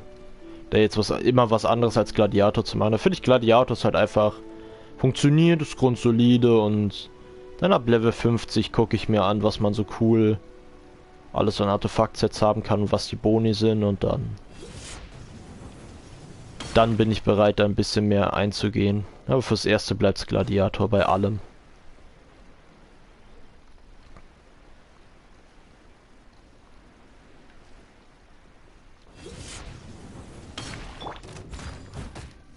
Kriege ich den Heal für Xiao durch? Bitte?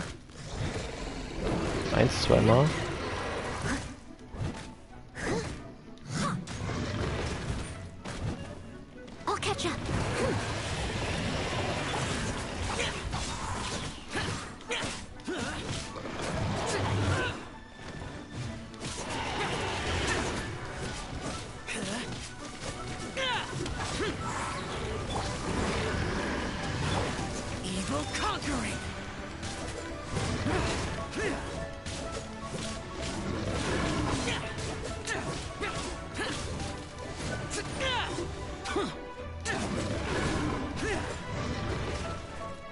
Ja, ist doch alles fein, ganz ruhig, Gegner.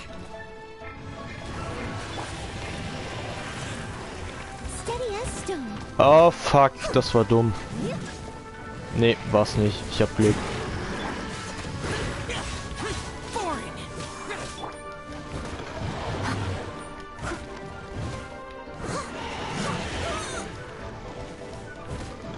Einfach zu viel Glück gehabt.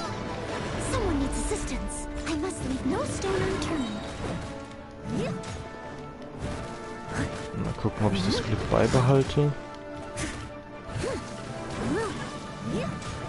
Nee. Leider nicht.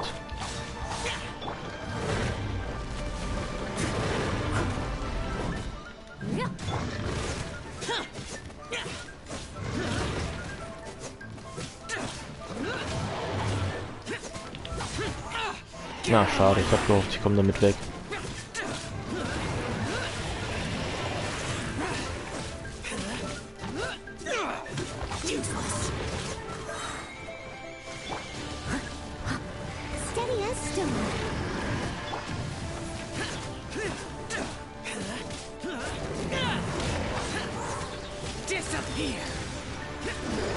Ja, ja, mach du da mal dein Ding, lieber Gegner.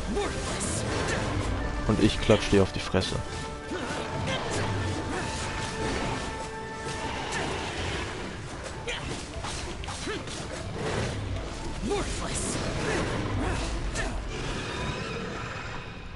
Nice. Mit Xiao geht's immer mehr in eine geile Richtung. Mich nerven die Geokristalle, aber ich weiß wenigstens, dass ich sie für Zhongli brauche, also.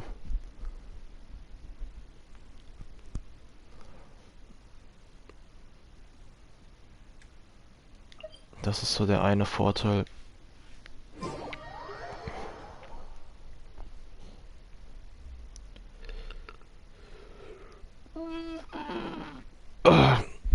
Übrigens, Pierre Pexi, falls ihr beide gerade noch da seid, ich empfehle euch noch heute und morgen Master Duel zu spielen, denn ab dem 1.2. gibt's Ranked Reset.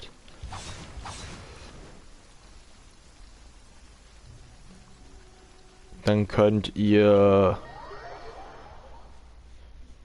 jetzt noch ein paar Gems verdienen, wenn ihr Rank-Ups kriegt.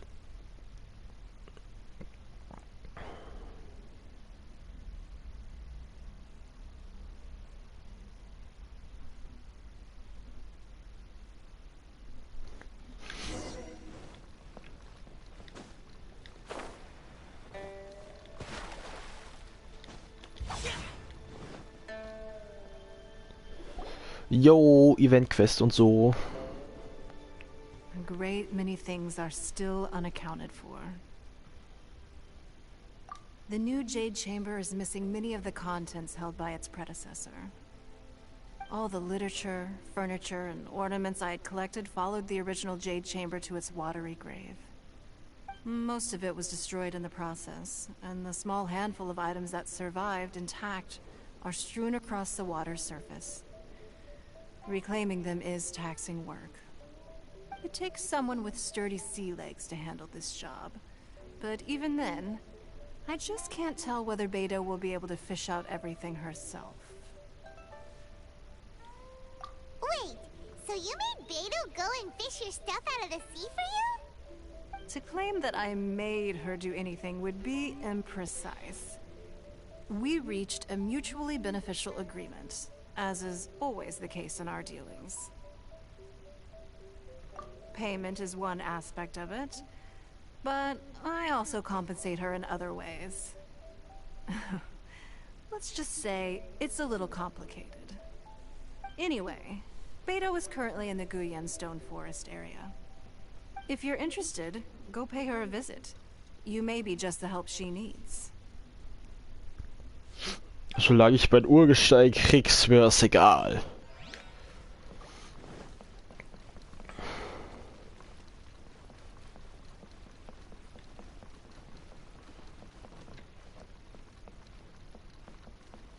Warte, ich kann. Das ist doch die. Nee, das ist nicht die Tür zum Rausgehen. Welche ist die Ausgangstür? Die hier. Vielleicht ging's auch bei der anderen und ich war nur zu kacke. I don't know. I'm not sure.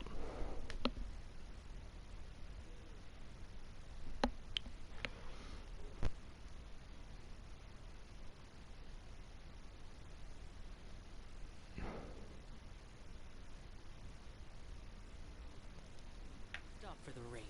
Move.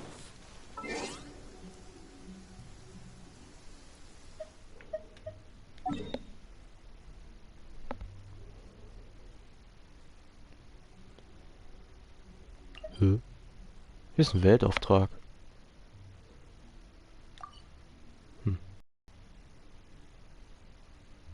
Warte, wo muss ich hin? Wieso wird mir das jetzt nicht angezeigt?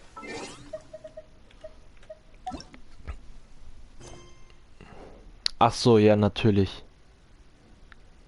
Einem das Schiff in bla bla bla.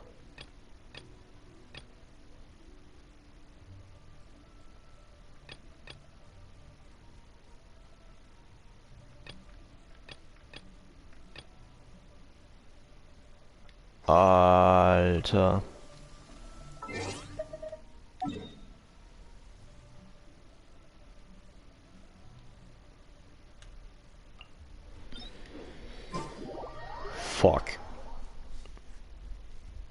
Ich merke jetzt schon, das wird nervig.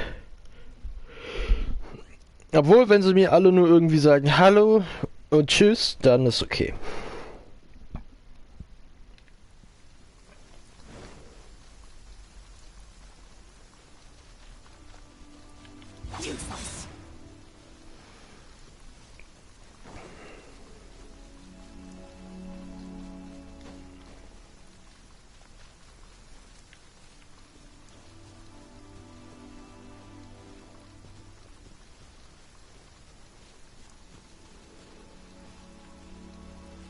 Brauche ich die Höhe? Wir werden es einfach mal so versuchen. Und wir können am Ende auf die Paddel gehen.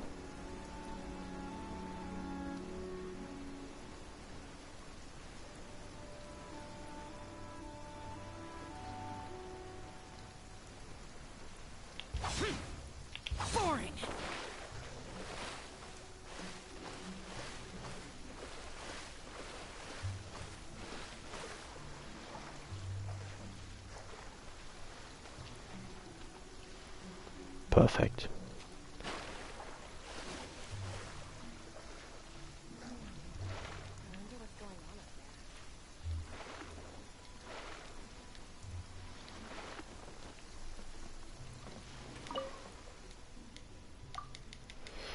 Bla bla bla.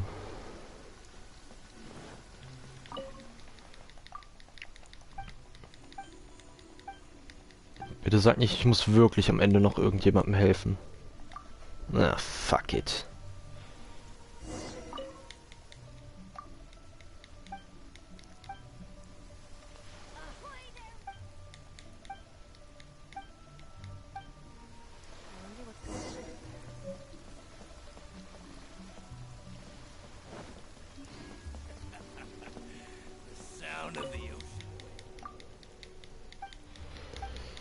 Bitte verlangt nicht wirklich, dass ich... Oh.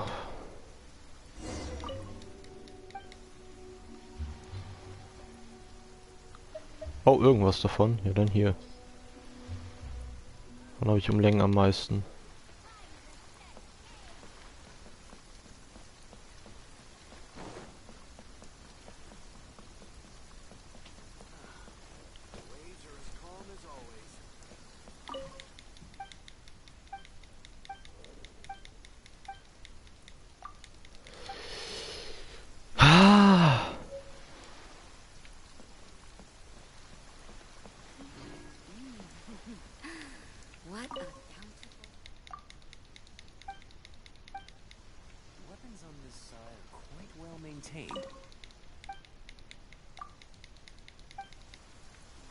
Na, perfekt. Das sind mir bisher die liebsten NPCs.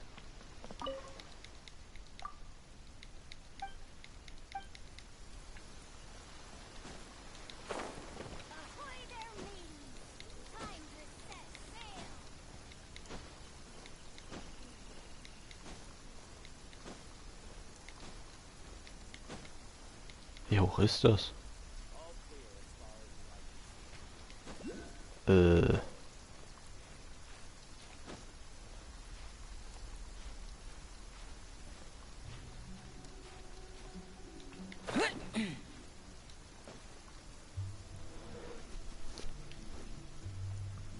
Zum Glück kann man das meiste in Genshin so gut abusen.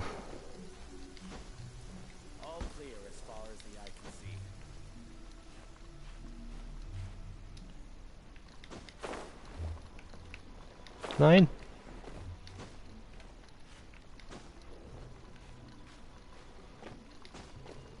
The rain stopped.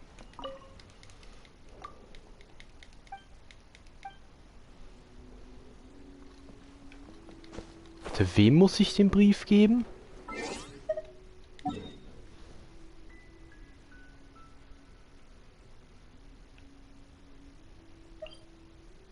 Oh, okay.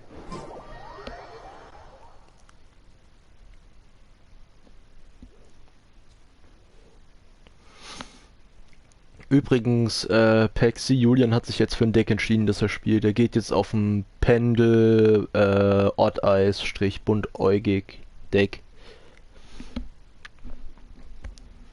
Who would have guess that rebuilding the Jade Chamber would draw out such a massive monster. For a second there, Pine.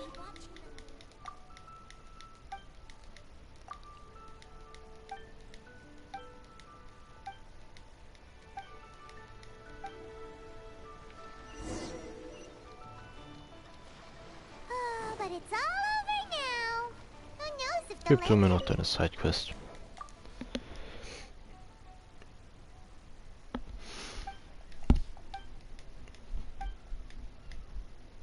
Ah.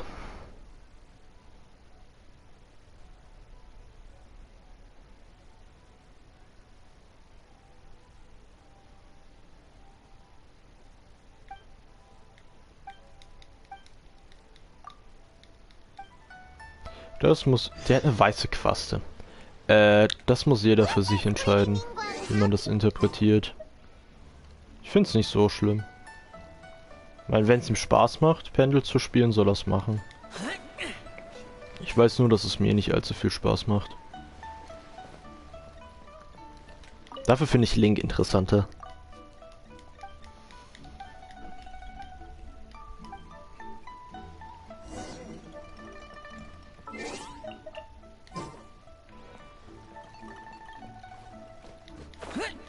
Useless.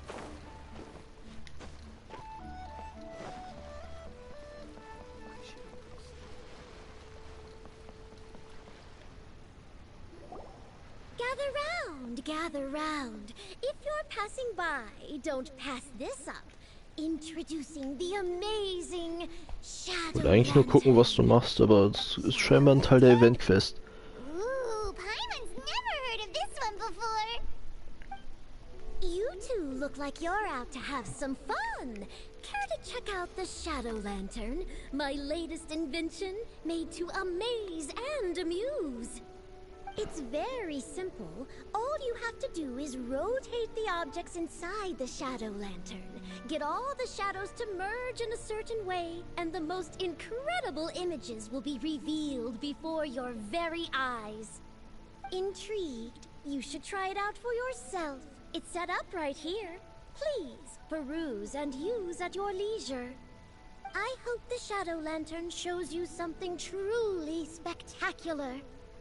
Sounds pretty cool. Oh, das sieht so cool aus bei Nacht. Oh mein fucking Gott. Es sieht so cool aus.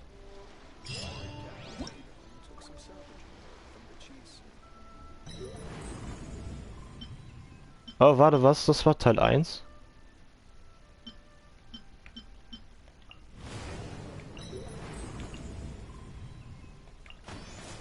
Haben alle Quests Teile? Ne, nur die ersten, die erste und die dritte, oder? Und bei der hier wissen wir es halt nicht. Oh. Und wenn man dann die Dinger kriegt, ich weiß gerade nicht mehr, was man mit anstellen kann.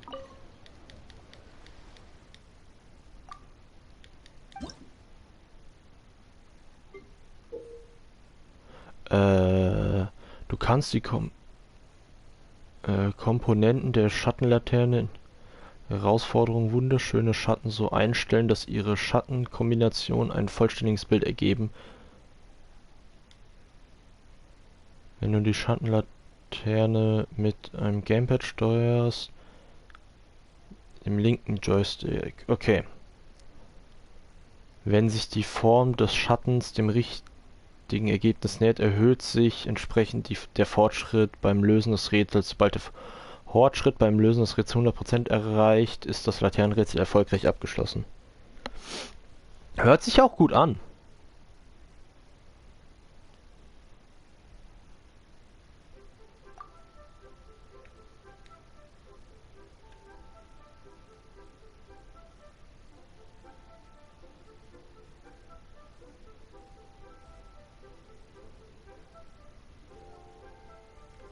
Nee, warte, gar nicht.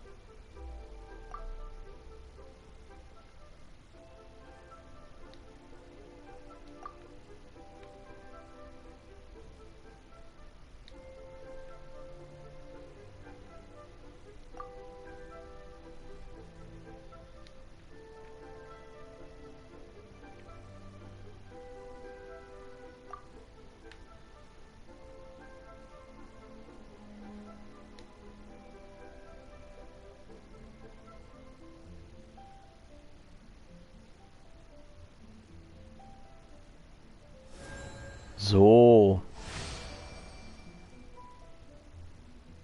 Ist das schlimm, wie viel Zeit man braucht?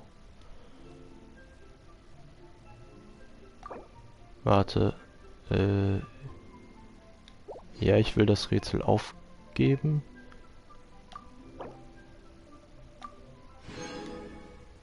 Nee, das ist nicht schlimm, wie viel Zeit man braucht, oder?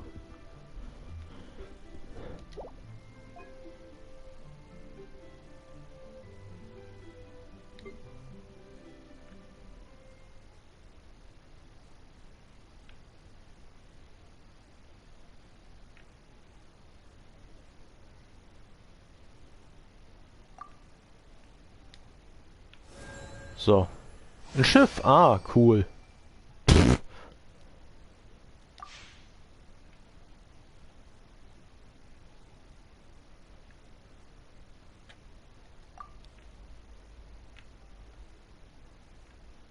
Nee.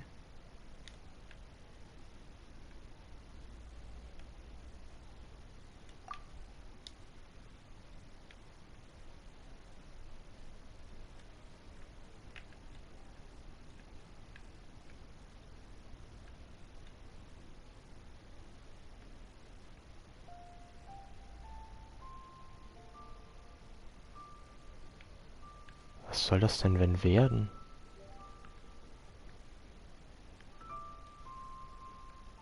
Hä?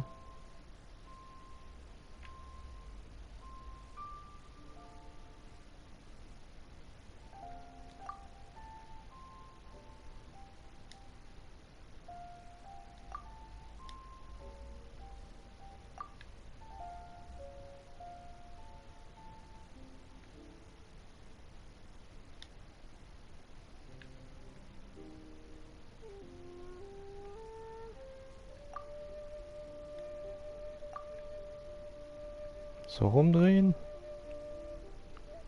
Nee, das ist falsch. Was sollst du sein? Ach, ein Drachen. Ach so, ja, natürlich. Pff, klar. Warte, was? Komponente wechseln.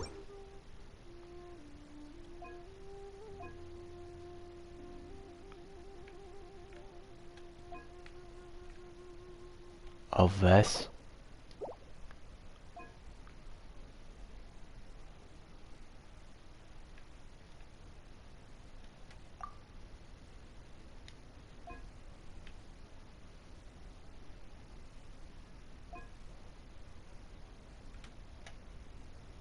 Also es soll das Geozeichen sein, aber...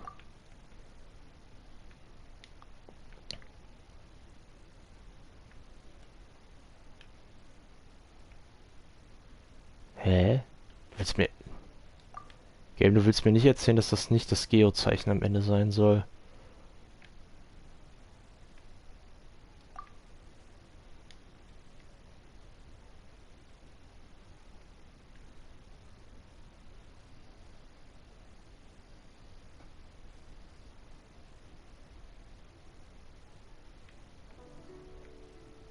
Hä?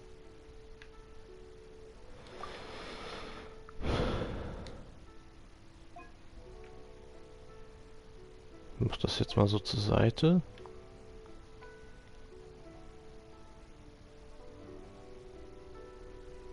Ah.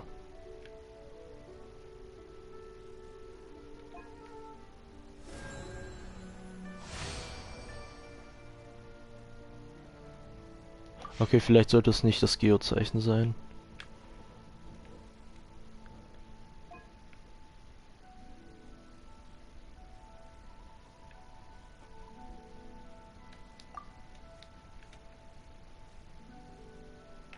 Nee, das ist falsch. Das ist falsch.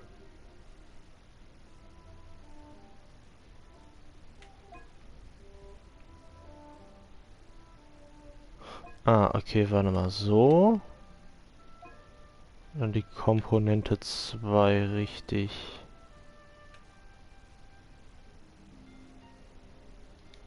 Ja, es sollen Trommeln sein, oder?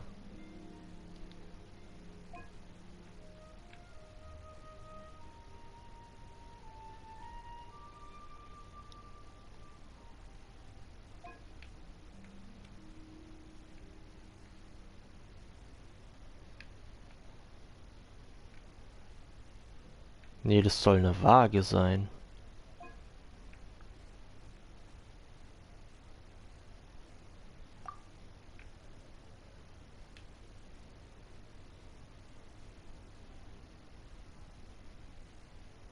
Soll doch das Zeichen von Leo sein.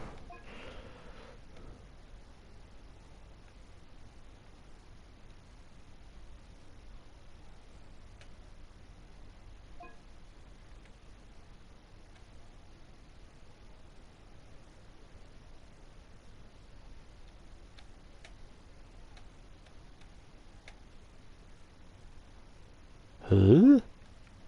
Was will das Spiel? Also ich komme ja nie näher ran, scheinbar.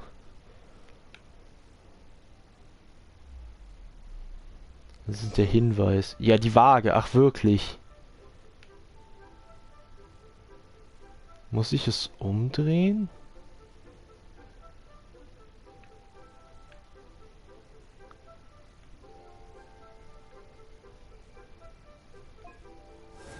Ernsthaft, ich musste es umdrehen? Ach, fuck it. Okay, was ist die zweite Komponente? Die zweite Komponente ist das hier. Müsste ich am besten so irgendwie drehen.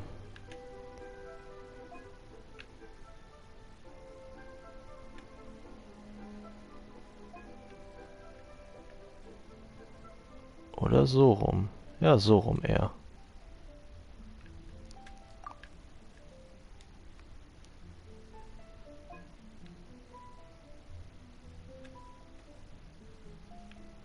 Wahrscheinlich muss ich es wieder rumdrehen. Ne, ich finde, so sieht schlechter aus. So ist hoch.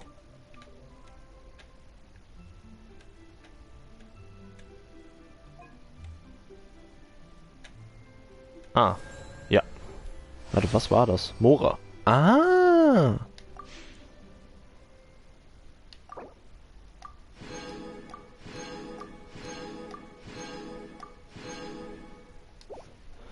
So, aber das 7., 8. und 9. gibt's halt noch nicht. Okay. Das gibt's dann erst wie alles andere in 9 Stunden. Aber wie viel Urgestein? Wait, warte mal. Wir haben eben gerade so gut wie 0 Urgestein gehabt. Und jetzt schon wieder 200. GG. Was ist das Event?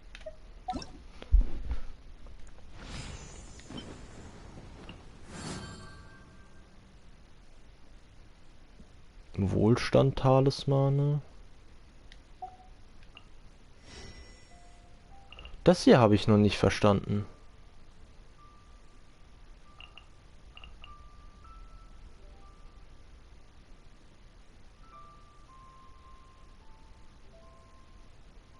Aber es wird früher oder später noch kommen.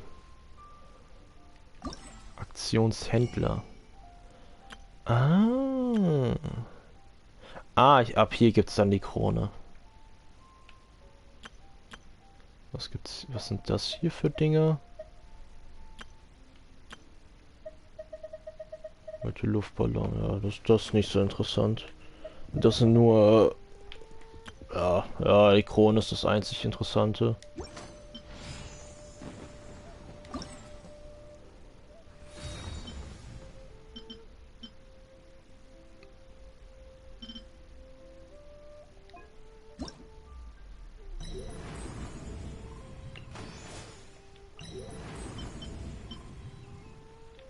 Ach, Teil 1 waren 3, dann kamen nochmal 3 und jetzt hier kommen dann die letzten 3 und dann hätten wir das schon abgeschlossen.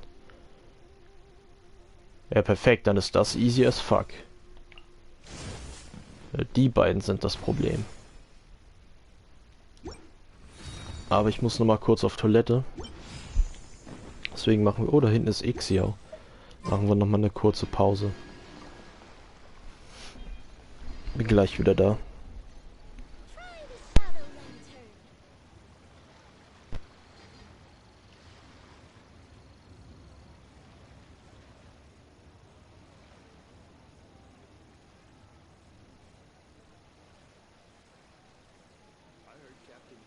Reduced to just standing around. How absurd. Try the shadow lantern.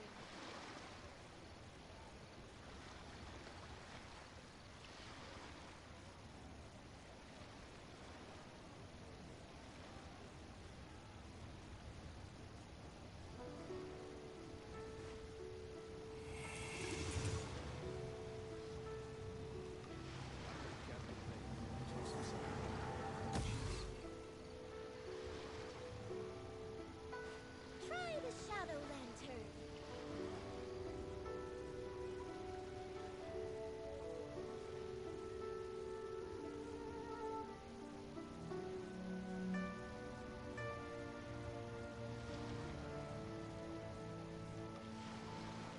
I heard Captain Baker using some salvaging work from the Chiefs.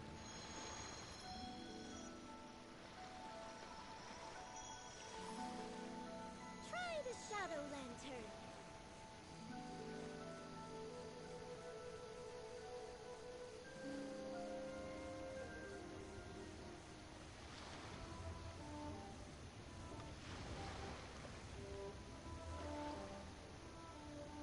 I heard Captain Baker using some salvaging work from the Chiefs.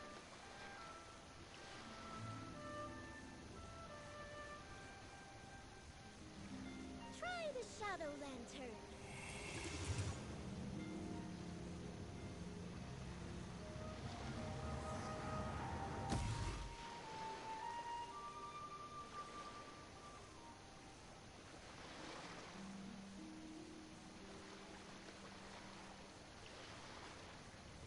I heard Captain Baker using some salvaging work from the Chiefs. Try the shadow lantern. Da bin ich wieder. Ich hoffe, man hört mich noch. Ja. Cool. Genau, dein Event ist so gut wie abgeschlossen, weil das ist... Also selbst wenn die letzten 3 super schwer werden, glaube ich nicht dran, dass es so abnormal schwer wird. Für die andere Quest muss ich das hier abschließen. Wait, kann ich mich zum Boot TPen? Ist das ein Ding? Das sollte ich mal ausprobieren. Weil dann wäre das richtig dumm, was ich da immer mache. Ich kann es mir nämlich gut vorstellen, dass man sich hin teleportieren kann. Zumindest während dem Event. Ja. Ah, wie dumm, dass ich dann einmal da hochgeklettert bin.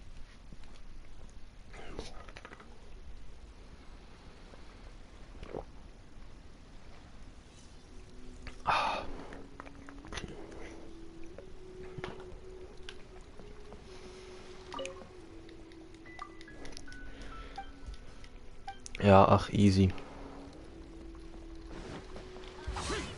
War kein Problem. Nachdem ich weiß, dass ich mich hier hin tippen kann, ist das kein Problem. Dann sprich mit Baidu.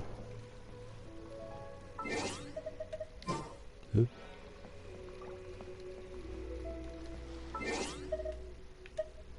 So, warte mal, Aufträge.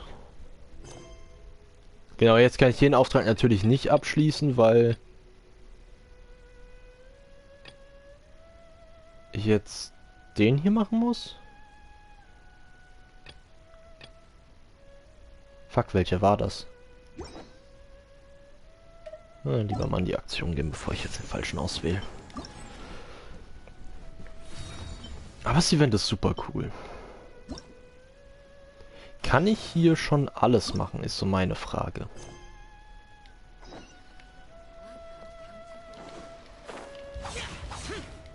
Oxian, bla bla bla. Ich habe deinen Namen vergessen.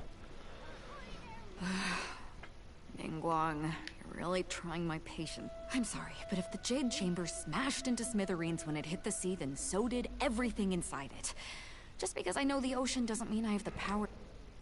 Oh, Traveler, what are you doing out this way? Great, you couldn't have picked a better time. The whole fleet's caught up with other things right now, so I'll take all the help I can get. Look, I even had to rope Xinyan into this. Xinyan, so hieß sie. Yeah, what's the occasion? Did you come all the way out here to do a performance? You bet I did. Nothing official, mind you. Beta wanted to hold a feast on board, and I agreed to come play a couple of tunes. But all that went out the window when someone showed up saying they were one of Ning Wong's secretaries. They called Beta away. I think it was Bai Wen or Bai Xiao. Well, it was Bai something. Anyway, Ningguang apparently came up with the bright idea of me going out on the sea and salvaging a bunch of her old valuables. She seems pretty willing to shell out for it, too. Well, at the end of the day, the price was right. So, yeah, we took the work. Now, if we're gonna go trawling for trinkets, we're gonna need a smaller vessel. All the available boats have been dispatched already, but by the looks of it, we're still one short. So you have your own vessel, do ya? Great, let's take yours then. Ich hab ein Boot? The more people we have on this job, the better. Because the sooner we get this wrapped up, the sooner we can get that feast going and actually enjoy the festival. Ich hab ein Boot? Woher habe ich ein Boot?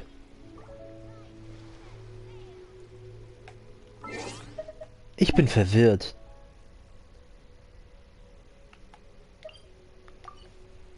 Der einzige Moment, wo mir auf die Schnelle einfallen würde, ja, da habe ich ein Boot her, wäre die Yoimiya-Quest.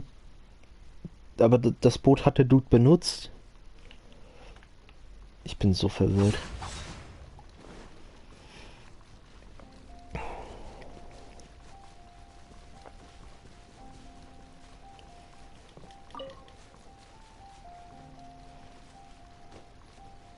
Oh, ich glaube, ich hätte gar nicht hochklettern müssen. Egal, egal.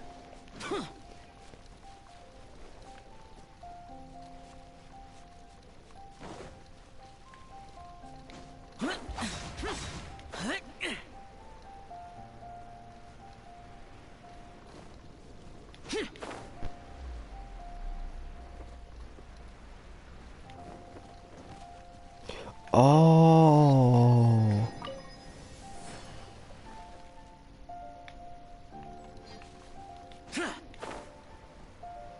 Das ist mit Boot gemeint? So, this is it? This is your boat? It's really, compact. But it works. It's about the right size for sweeping up junk from the water's surface. The only thing is, we're packed in like sardines here. There's nowhere to put my guitar. Xinyan, your axe is getting a little too close for comfort. Oh, whoops! Let me try to move that out of your way. Huh? Hold up, are those treasure hoarders? We don't usually see these guys out at sea. Could they be here for the same reason as us? Come on, traveler. Steer us a little closer. Blub. Ich sollte, glaube ich, eine L benutzen.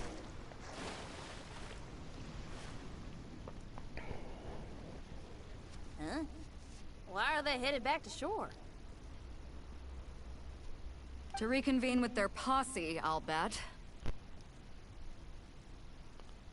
Speed it up a notch, traveler. This is a chase now.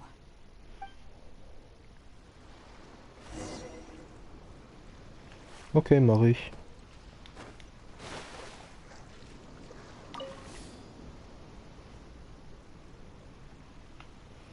Hilfe, es hat nicht die Steuerung von Borderlands. Ich bin verwirrt.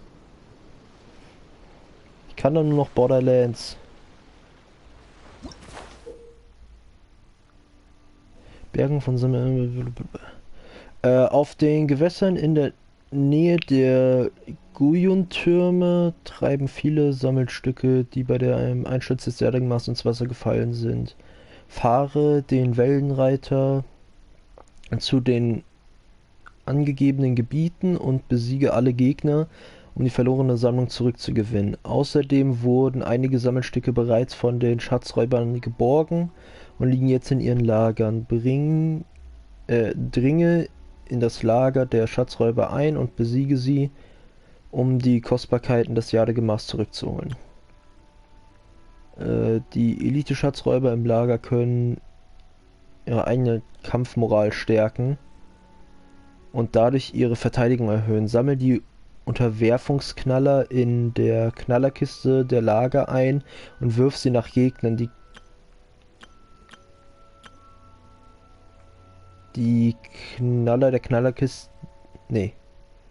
Die Knaller fügen den Gegnern von der Figur Pyroschaden in einem großen Bereich zu und können den verstärkten Zustand der Elite-Schatzräuber beseitigen. Okay. Hi. They're gaining on us. We can't give them the slip. Calling Carmen. Carmen? What kind of treasure hoarder has a name like that? One that I happen to know pretty well. Didn't think we'd be running into him.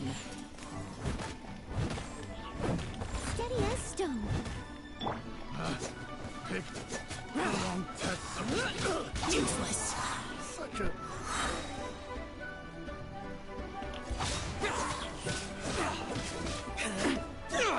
Keine Elite-Schatzräuber hier? Doch.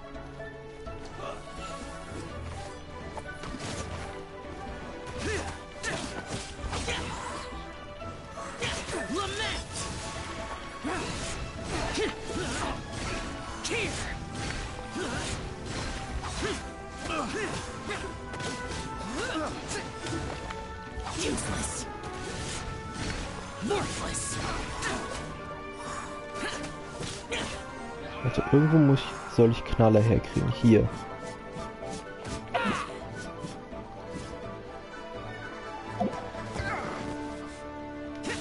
Genau.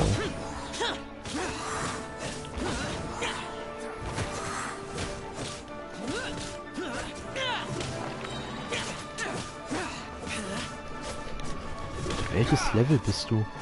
81. Tankst trotzdem ziemlich viel.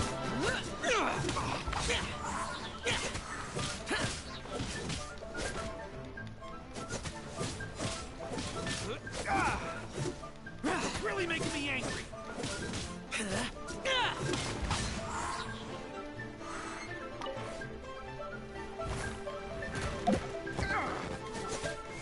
Ja, Schaden, den die Dinger machen, ist auch okay. Wenn ich es gerade richtig mitbekommen habe. Stop! All of you!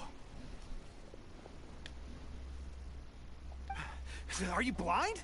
Can't you see this is Captain Beto? Captain Beto, it's been a while. Still fighting fit, I see. I guess it has been a while, Carmen. You're looking a little worse for wear. Maybe if you did your own dirty work rather than dispatching your minions, you wouldn't be so out of breath right now. How you jest, Beto? Very amusing. To get serious for a second, though, I'm gonna be needing all of this. So put everything down, and I won't cause you any more trouble. Of course, of course. Whatever Captain Beto wants. You heard her, people. Drop the goods. Here you are. It's all here. So, we'll take our leave now? Wow, he did what we asked without a second thought. Couldn't run off quickly enough either. Ugh, don't waste any more time on them. We've still got salvaging to do. Ah, but we should load this stash onto the boat first. Come on, Traveler, help me out here. Ja, ja.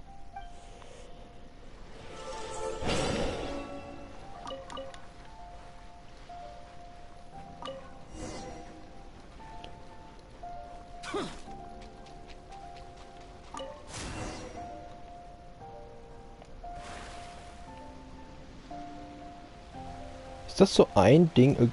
Kann ich alles so auf einmal einsammeln, so ohne Probleme? Hey, there's some things floating on the water. I can't quite make out what they are. Let's bring them in and take a look. I'll take the rudder. Traveler, Xinyan, go reel them in.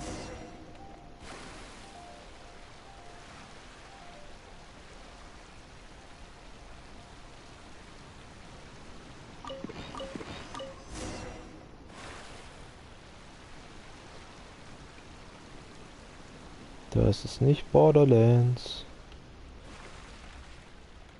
Wann merke ich mir das? Hey, looks like another treasure hoarder raft straight up ahead. But why is it empty? I guess Carmen told all his people to call it off. Smart choice. He knows who he's up against. Let's keep going. Oh, es geht gar nicht weiter. Oh, da drüben. Oh, da haben wir das Turnier noch veranstaltet. Frech, dass sie da jetzt angreifen. Das ist jetzt frech. Was ist, warte, was ist angreifen halt? Leave the junk, take anything and everything of value. And I need a few of you to load the boat up. Move it!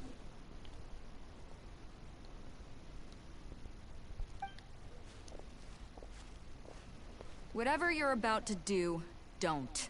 And whatever goods you're holding, they're mine now. Beto? What are you doing here? I might ask you the same question. I mean, Als ob sie alle Schatzräuber kennt. Found some treasure floating around in the ocean. If you see anything you like, it's yours for the taking.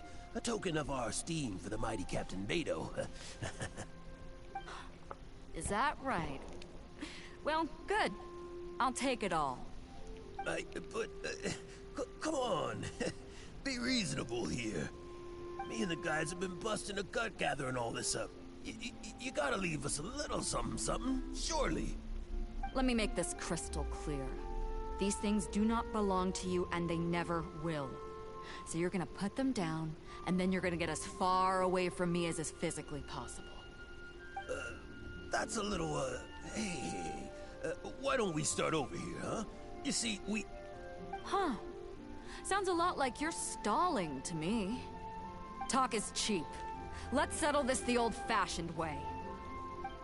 Ich dachte, wir können es ohne Kämpfen lösen. Schade. Oh, cool. Ja, dann spiele ich beide.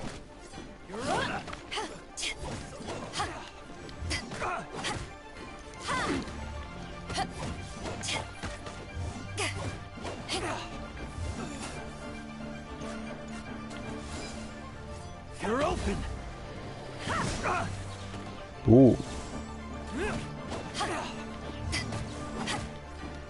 Beide ist schon cool. Ich bin so happy, dass wir sie einfach C5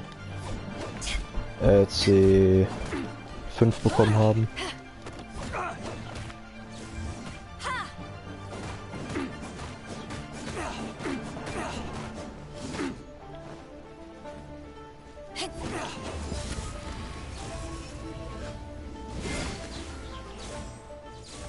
C6 wäre halt noch geiler, aber das kriegen wir noch hin.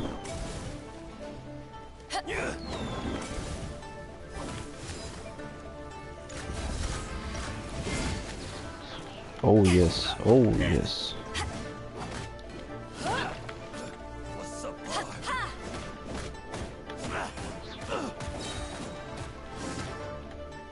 Ich weiß nur nicht, was die Ult macht. Zählt das als Schild? Oder ist das...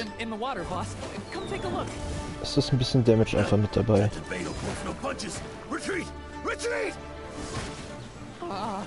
If the boss is bailing, we'd better bail too. Whoa, looks like they're out of here. We're sorry we offended you, Captain Beto. Give us some time. We'll find a way to make it right. I promise. Oh, oh lol, die haben surrendered. Ich dachte, das war nur Gelaber. Who cares? They didn't take anything with them. The bigger problem here is there's no way all of this is going to fit onto your boat. Okay, here's what we're gonna do. Unload the boat and put everything here in one place. Based on the original plan, Sea Drake's boat should be coming past here at some point. When they get here, we'll hitch a ride with them. In the meantime, Traveler, head back to the Jade Chamber and deliver a message to Ningguang for me. Just tell her we're almost done fishing for trinkets here, so she should start getting my compensation ready. Alright, thanks, Traveler. Wird gemacht. If both Carmen and Leo were here, I wonder if that other boss of theirs, Big Sis, is snooping around. I've got to tell Sea Drake and the rest of the crew to stay on high alert.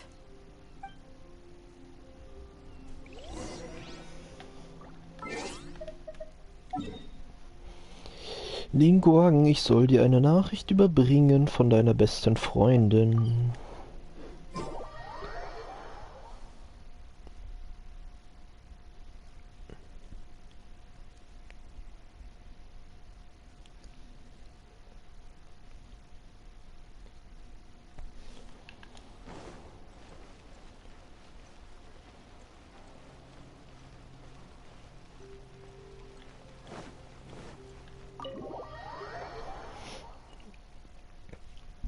Sekunde.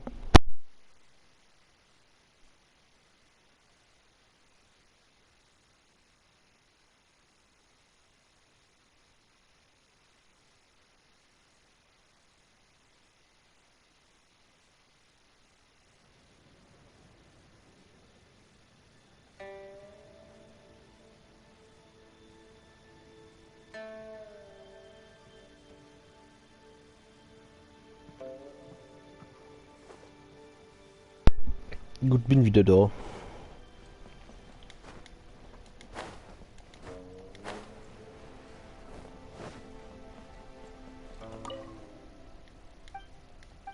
Das wollte ich nicht ansprechen. Eigentlich Ningguang ansprechen. Welcome back. I trust Beidou is making good progress on salvaging the items? Ja, more or less. Treasure hoarders. I see. Yes, I can imagine that must have been rather irksome. It sounds like you scared them off on this occasion, but it won't end there. They are not the type to forgive and forget. You needn't concern yourself with them any further, though. Leave them to Beidou. She is well versed in handling treasure hoarders. I will be sure to make preparations for her compensation. I also owe you my thanks for coming all this way to deliver Beidou's message. Here, please take this as a token of my appreciation. Yay! Now, please excuse me.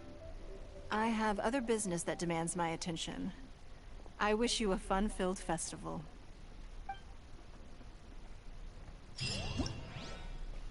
Warte, war das jetzt die ganze Quest? Nee, die geht jetzt auch irgendwie weiter.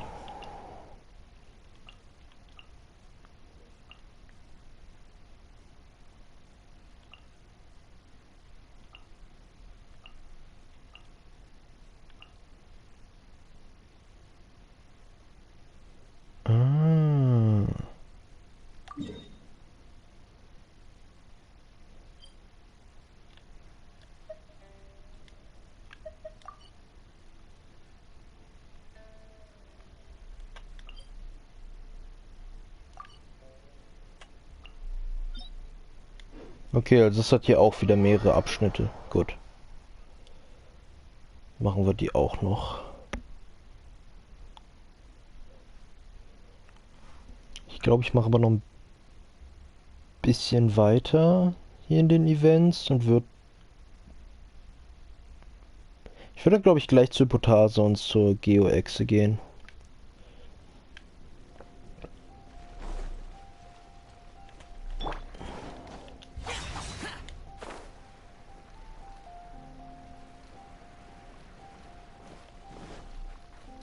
Ich würde nämlich nicht mehr allzu lang machen.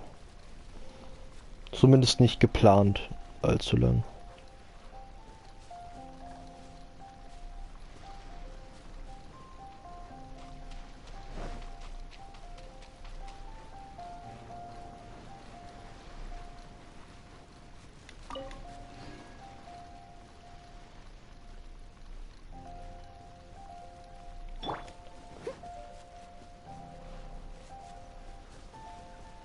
Die aktiviert euch jetzt aber nicht.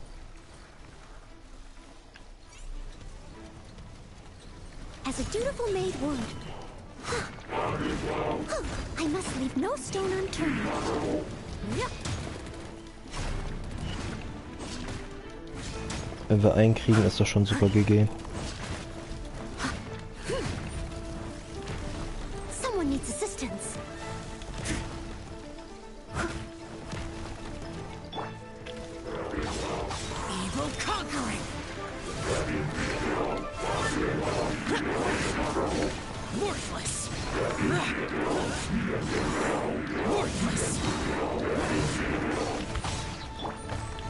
Leave it all to me.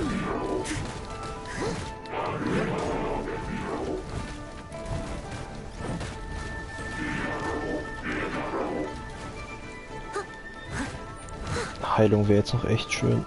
Also mehr Heilung. Ach nein.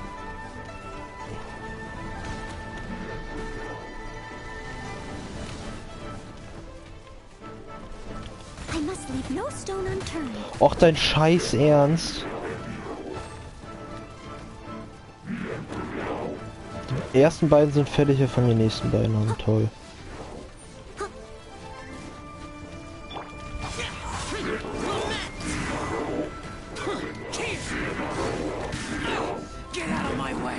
Okay, ich wurde komplett gekombot.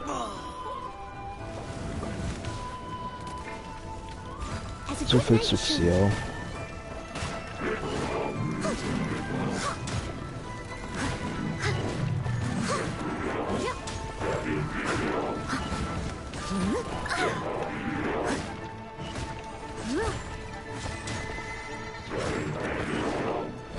Nein.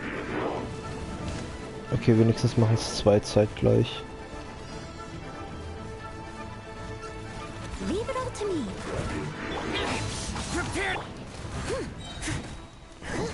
As a dutiful maid would. Nein.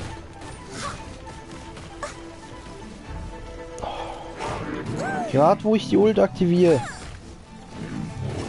Ja, jetzt hör auf.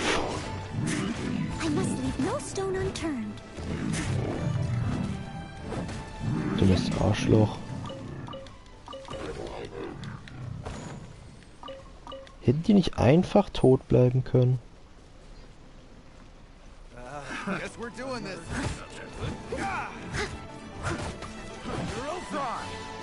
Leave it all to me.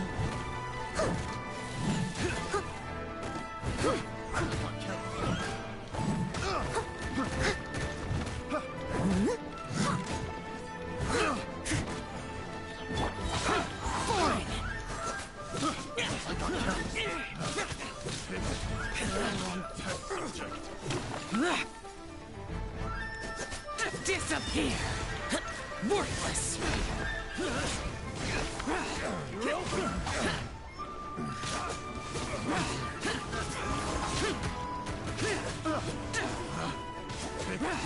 The wrong test subject.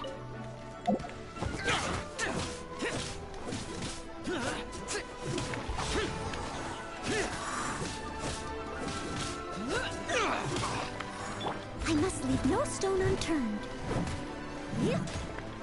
Kann ich dich so ins Wasser ballern, dass... Nee, kann ich nicht.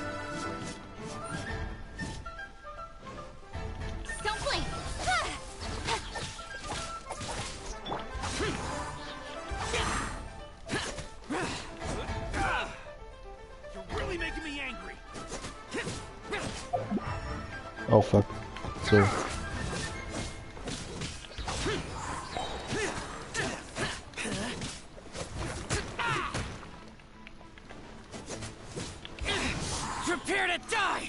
Komm, du hast nicht mehr allzu viel.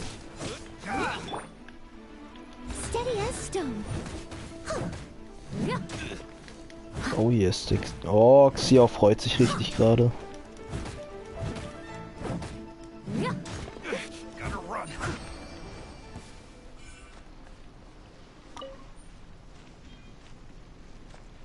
Das war das doch, gell?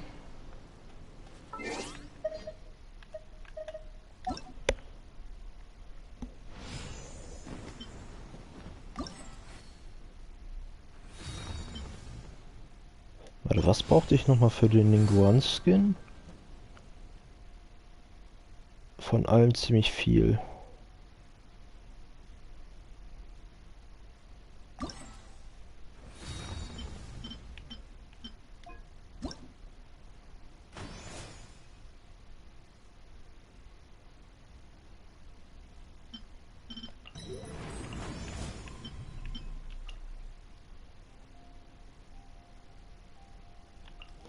Was ich mich frage, kann man... Also ist das generell oder täglich? Ich glaube generell. Ich hoffe, es ist generell. Ah ne, warte mal. Genau, wann schaltet man das frei? Ah, okay, dann muss ich nur das vorher. Okay, das machen wir dann im nächsten Stream. Da mache ich noch die beiden Bosse, die ich bekämpfen wollte. Und irgendwelche 5 Sphären. Machen wir erst die 5 Sphären.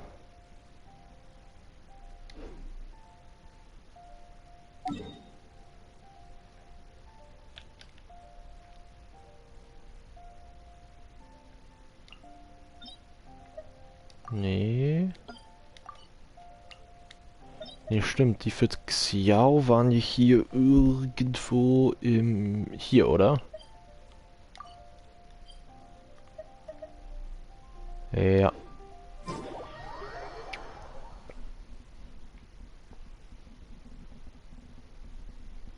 Ich muss noch gucken, welche Bücher das waren.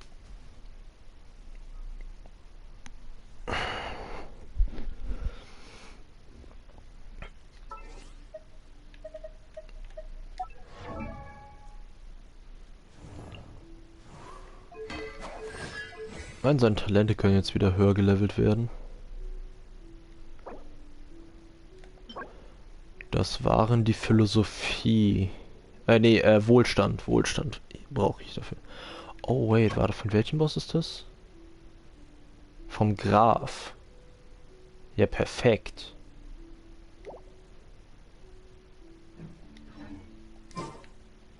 Dann haben wir zweimal schon das vom Graf. Das heißt, ich kann zweimal dann mehr oder weniger den...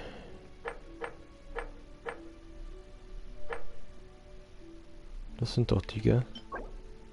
Wohlstand, genau. Ich komme jetzt nicht drauf, das ist scheiße. Zweimal den Dash upgraden. Wäre jetzt noch geiler, wenn ich C1 Xiao hätte, wegen dem dritten Dash, aber... Es ist, wie es ist.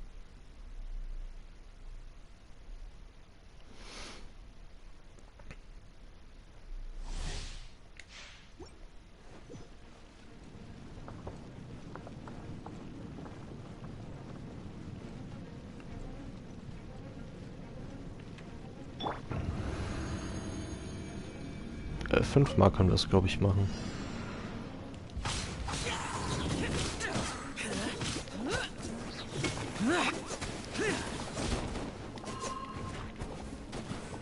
Ist halt einfach keine Herausforderung mehr.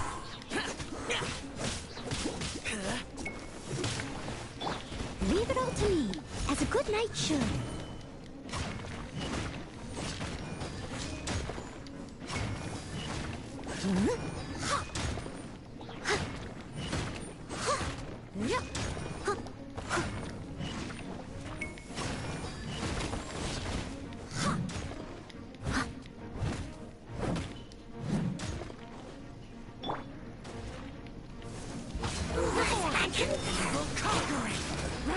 Oh yes.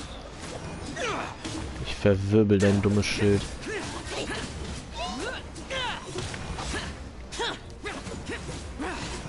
Also für den einen reicht's definitiv.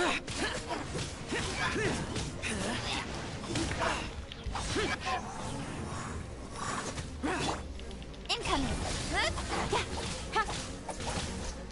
With sword comes shadow.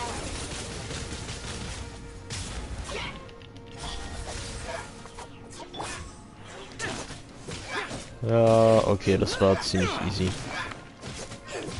Ich frage mich wirklich, was passieren würde, wenn ich meine Keqing mal wirklich noch auf hohen Stand bringe. Wenn ihre Waffe ist halt super gut refined. Das ist das Ding, angereichertes Harz. Müsste das sein, was ich benutzen möchte.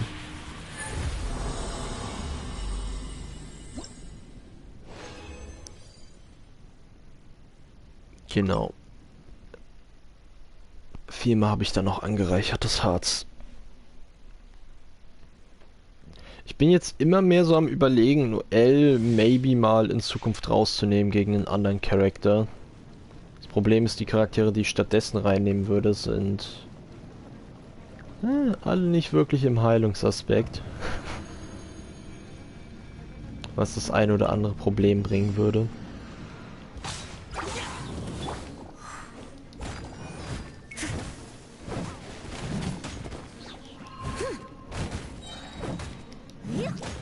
As a dutiful maid would.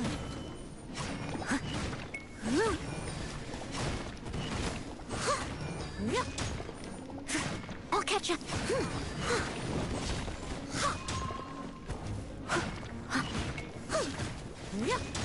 Steady as stone.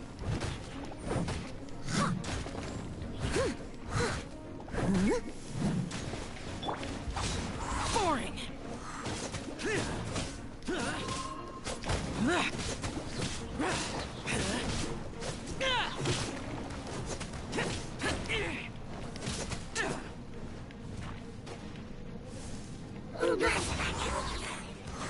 Disappear.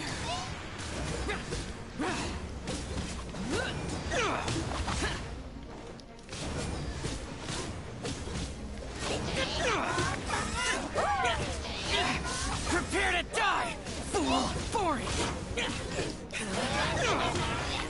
Oh, hier ist zum Glück kamen wir da gerade noch raus.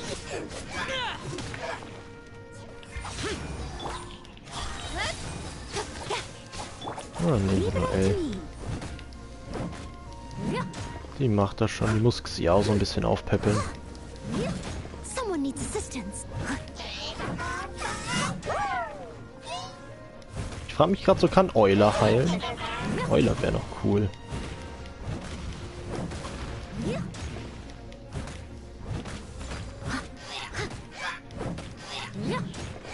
Kiki wäre auch noch funny. Aber Kiki müsste ich erstmal ziehen und das ist ja sehr, sehr, sehr glücksabhängig. Da kann ich ja gar nicht nachhelfen.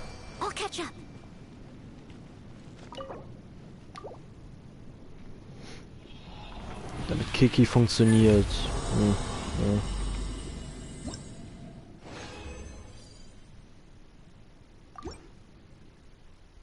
Ich hab Kiki. Wenn ich Kiki irgendwann bekomme, cool. Oder Jean soll auch ganz gut heilen können. Aber Jean hätte ich nicht so gerne im Team, muss ich sagen. Ich hätte eigentlich ganz gern noch ein anderes Element, das mit Feuer dann reagieren könnte. Wenn Dendro viel auf Heilung geht, würde ich maybe Dendro spielen. Also ein Dendro-Charakter, den ich cool finde. Ich meine, es gibt ja den einen Dude mit der Schlange, ich weiß aber nicht, wie der dann gameplay-technisch ist. Aber der ist definitiv cool.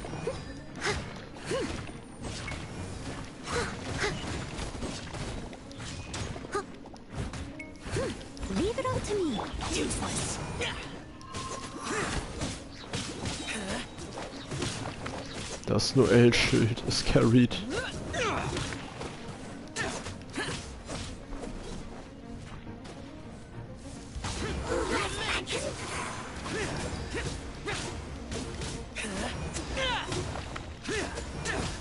Ich freue mich auf den Tag, an dem ich irgendwann mal einen 5-Star C6 haben werde.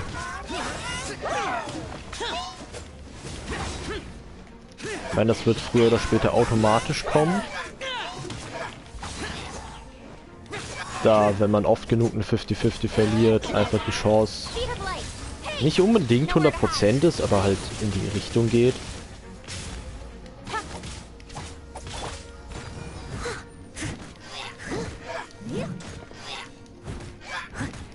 Denn ich meine, wenn wir irgendwann alle 5-Stars haben, die man nach einer verlorenen 50-50 kriegen kann, dann kriegen wir die ja automatisch hoch.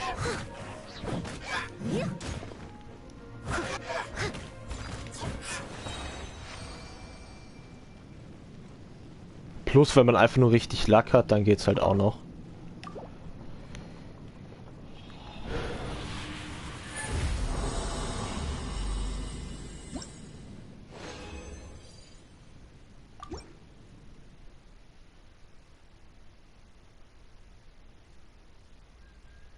weil ich da mitbekommen habe von einzelnen Leuten, dass die schon Constellation 6 D-Look haben und so ein Shit, denke ich mir so, geh. Ich habe ihn jetzt einmal. Und da bin ich schon sehr happy drüber. Genauso, ich habe vorhin einen Clip gesehen, wie jemand für Zhongli gesummont hat. Und sie hat genauso wie ich einen D-Look bekommen, war dann aber abgefuckt, weil ja, sie wollte keinen D-Look. Aber es war sehr funny. Einfach genauso wie ich die 50-50 verloren jetzt. Also jetzt von dem Zhongli Banner. Und genauso D-Look bekommen.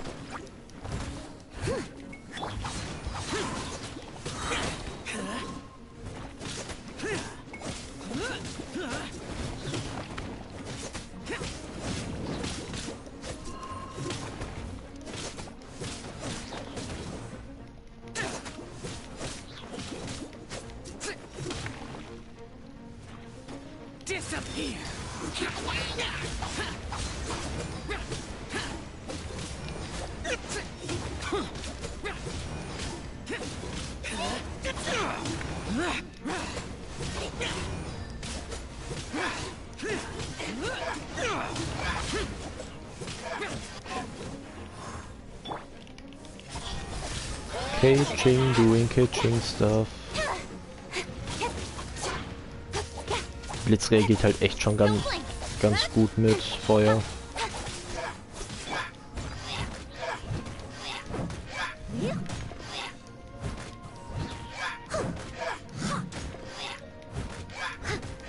Es wäre cool, wenn die Wahrscheinlichkeit für den Heal noch steigen würde, desto mehr Death man hätte.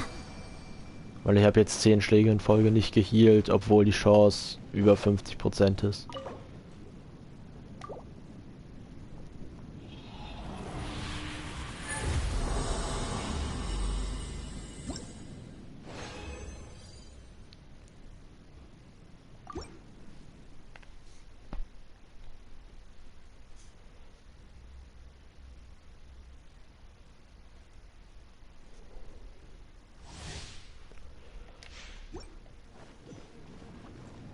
Maybe machen wir morgen noch den letzten Tag der Master Duel Season in Stream.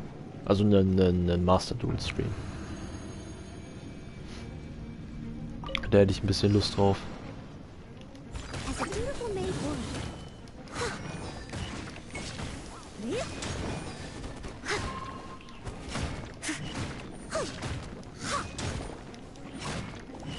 Someone needs assistance.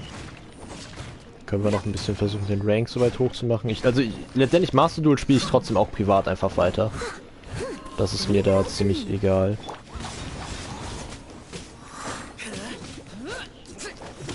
Also bei Master Duel juckt mich das nicht. Ich werde den Solo-Kram nicht weiterspielen, aber den ganzen Rest. Also einfach ein paar Normal-Duelle und sowas, das mache ich einfach dann. Was ich so ohne weiteres zumindest erstmal nicht machen werde, ist für Packs ziehen. Also außerhalb von einem Stream.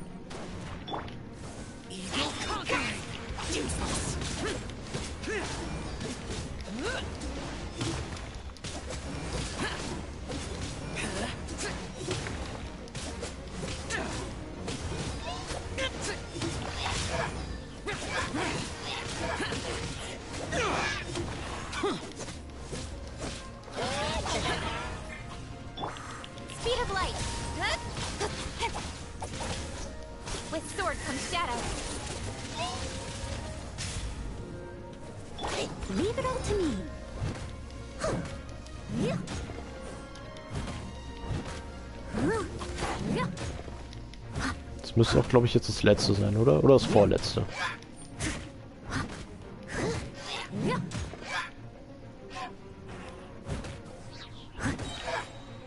I must leave no stone unturned.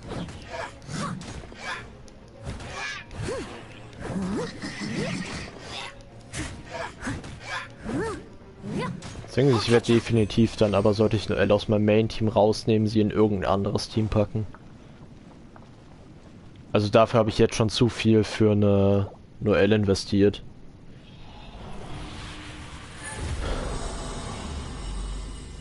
Und spätestens sobald sie C6 ist, dann will ich sie wieder spielen.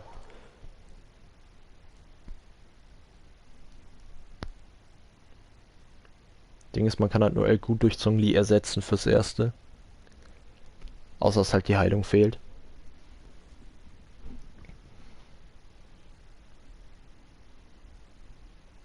Die Heilung ist so das Einzige, was Scheiße macht.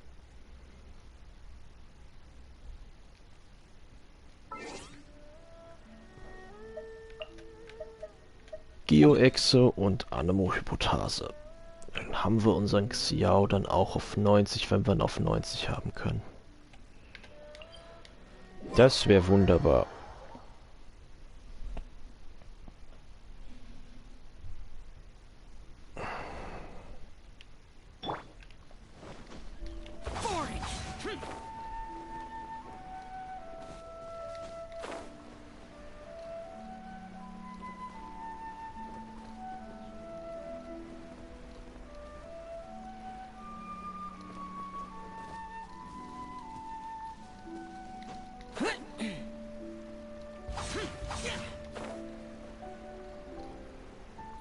Vor allem, wir kriegen den jetzt echt schnell mittlerweile down, dadurch, dass wir Xiao so weit oben haben.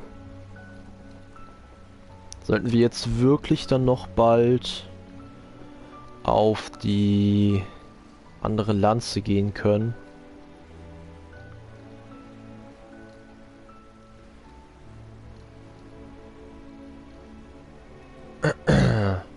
Falls überhaupt dann da ist. Also ich muss dann gucken, dass ich mir oft die Lanze einfach mitnehme.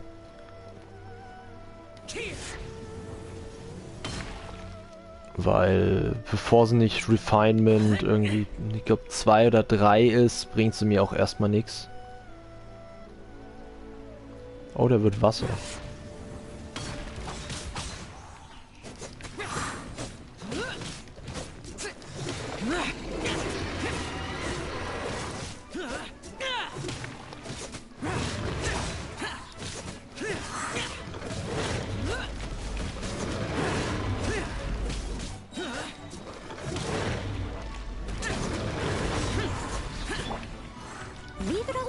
Ja, das könnte dumm gewesen sein.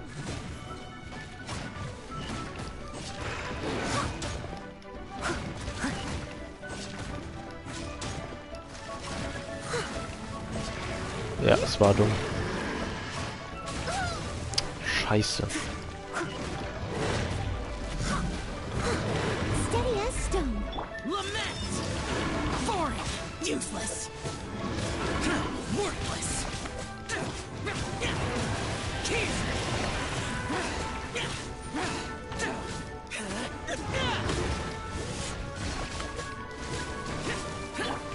Nein! Schon wieder ist das Schild nicht ab.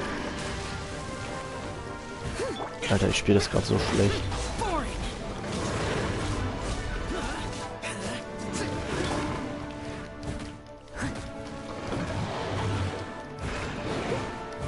Ich brauche das Schild dringendst.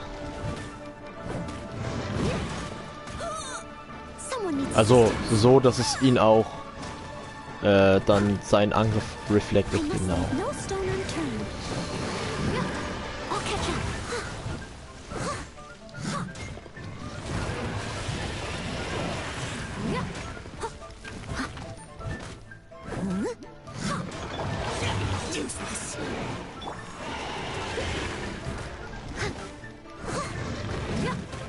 Komm, du willst doch noch mal den reflektbaren Angriff machen.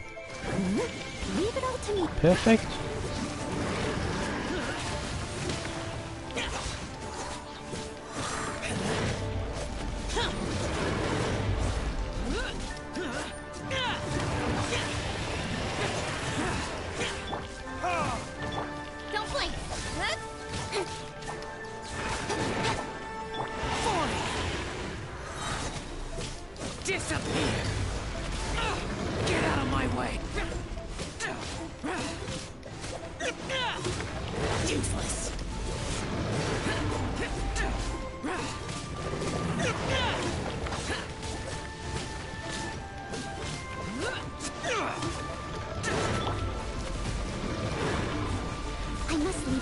Gebe mir noch etwas Heilung.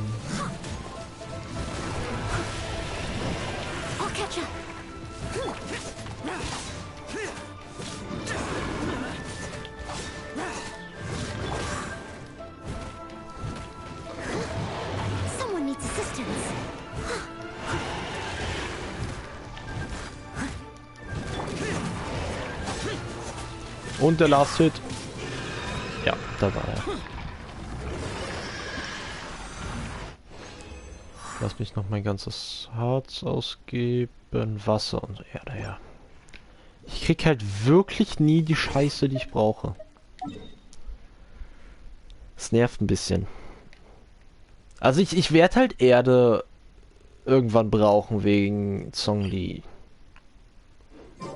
Und vielleicht um andere Charaktere dann auch nochmal höher zu ballern. Aber es ist halt immer so... Meh. Ist halt nicht so geil.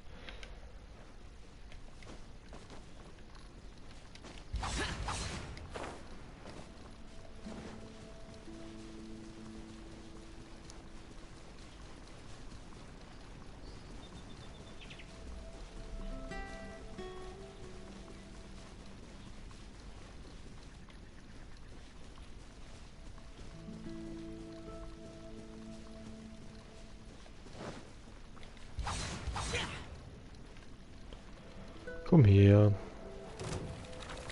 Ich brauche dich für deine Kristalle. Leave it all to me. Ja.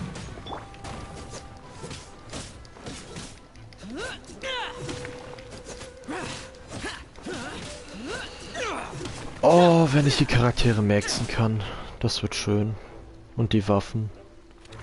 Dann geht der Schaden noch mal ein gutes Stück höher. Und dann fange ich an, sobald ich das Main-Team für mich auf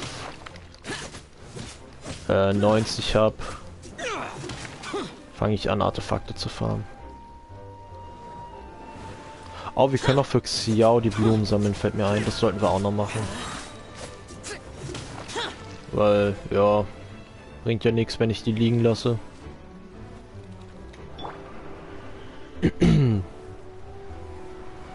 I must leave no stone unturned.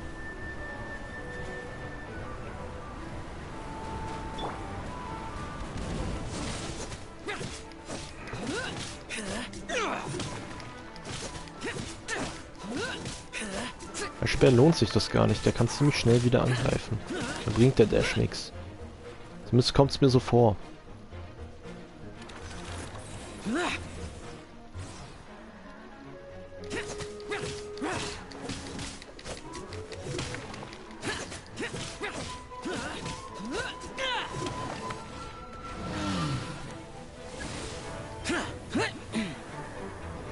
Oh yes.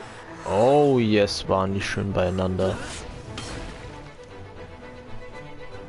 Ich glaube, so schnell habe ich die Anemo-Hypothese nie gemacht. Obwohl, ja, okay, ich habe auch vorher mit Absicht nicht Xia auf 80 gemacht, weil ich mir dachte, ja bitte, uns, das will ich lieber on Stream machen.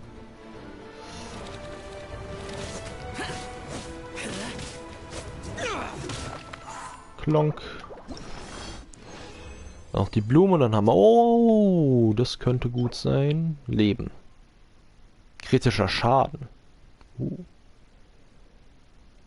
Das Leben ist schon mal so weit okay, dass man das auf einen Zhongli packen kann. Der scaled hier mit Leben.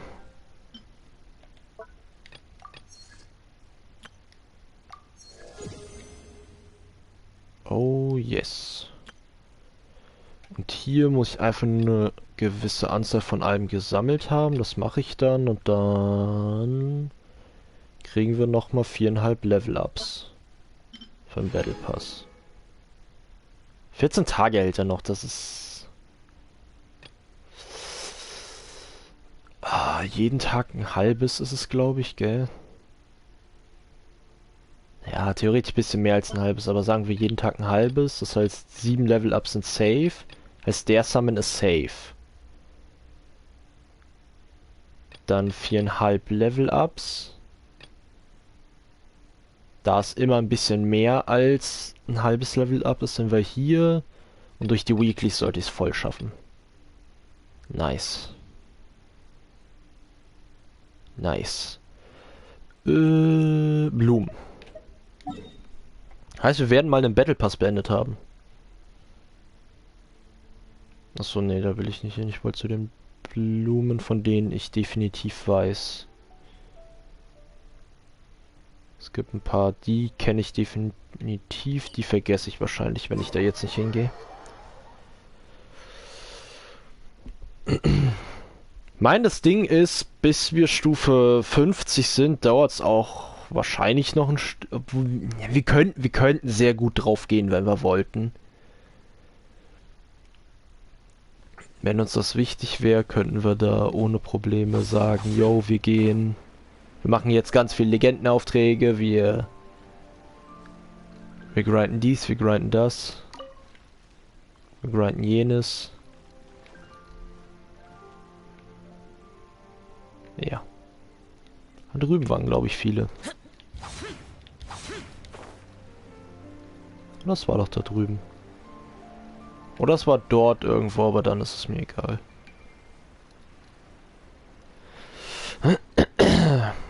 Weil das Gute ist, allzu viele Blumen davon fehlen uns ja jetzt nicht. Ich gucke jetzt vorsichtshalber mal.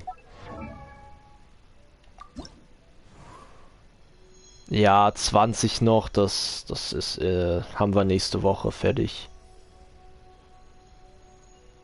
Das haben wir nächste Woche. Das haben wir auch nächste Woche sehr sicher. Da muss ich halt einfach Slimes für killen, da, keine Ahnung. Nehme ich mir vielleicht irgendeinen Stream wieder, wo wir ein bisschen einfach durch die Map laufen und alles töten, was uns was uns vor die Nase kommt. Meine Slimes sind ja überall mal mit dabei. Ja, und die Dinger, da brauchen wir halt die Anemo-Hypothase. Aber selbst dann, ich guck mal gerade, wie viel haben wir?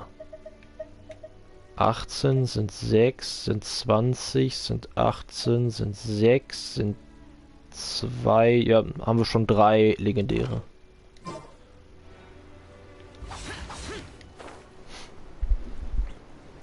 Das wird dann auch noch früher oder später zusammenkommen. Dann kann ich schon für Diluc farmen.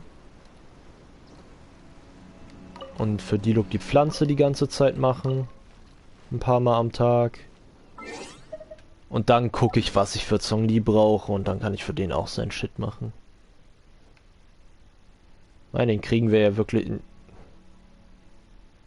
Wir sollten nächste Woche, wenn ich es richtig mache, 20 Summons machen können. Über die Woche verteilt. Also 2 Zehner halt. Wenn ich es richtig mache. Ich meine, die Events jetzt noch werden noch gut Urgestein geben. Die Aufträge, die ich machen kann, können noch gut Urgestein geben. Inazuma kann mir noch gut Urgestein geben. Ich habe verkackt, weil ich immer runterfalle, wenn ich mich dahin TP. Beim ersten Mal. Meine Theorie ist, dass der Ort nicht geladen ist. Und ich deswegen durchfalle.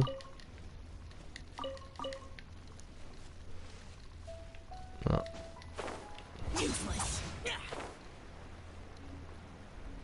Deswegen, ich wollte gerade sagen, maybe farme ich die Blumen auch offscreen, aber seien wir ehrlich, ich muss es absolut nicht machen. Wir kriegen hier jetzt gut genug welche, dass wir beim nächsten Mal, wo wir durch die Map gehen, 2 bis... nicht 2 bis 3. Wir müssen dann einmal wahrscheinlich noch durch die Map gehen. Ich wollte sagen, wir müssen wahrscheinlich dann noch 1 bis 2 Mal, aber ich glaube eher, wir müssen noch einmal danach. Da drüben ist, glaube ich, nix. Da und dort.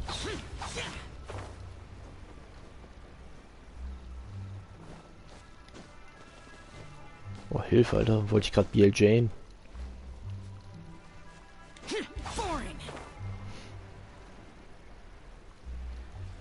Oh, das wird schön, wenn ich irgendwann nicht mehr nur noch auf die PS4 limitiert bin. Das wird super. Können wir ein bisschen mehr Nintendo-Stuff machen. Da freue ich mich dann drauf.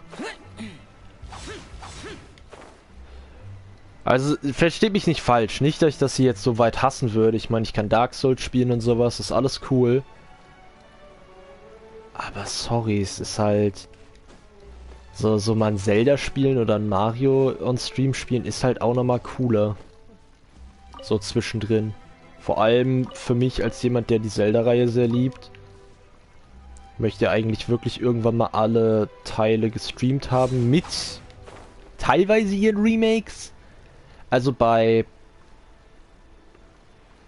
relevanten Remakes, sage ich mal so. Also zum Beispiel bei Twilight Princess werde ich einfach nur die Wii U-Version spielen. Weil die hat halt alles, was die andere Version nicht hatte.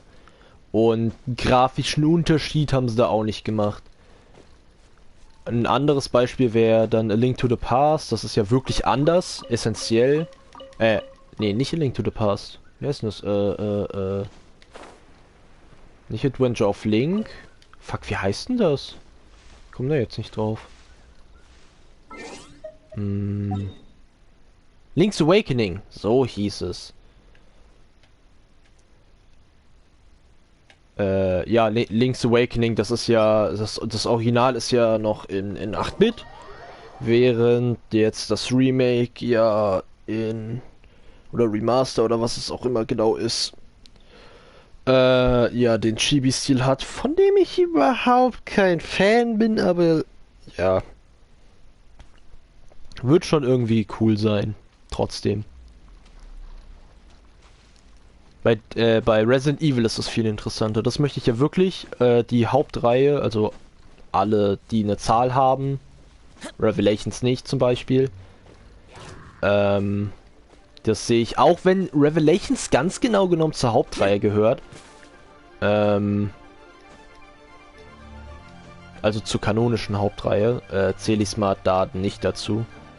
Aber ich möchte unbedingt mit Julian, also keine Ahnung, ob er da neben mir sitzt oder einfach nur im Call ist und er bekommt es gestreamt oder was auch immer, möchte ich Resident Evil 1, 2, 3, 4, 5, 6, 7, 8 und 0 spielen eigentlich. Und dann halt die Remakes immer nach dem Teil selber. Wenn die Remakes einen relevanten Unterschied haben. Wieder. Zum Beispiel weiß ich nicht, ob das eine Remake...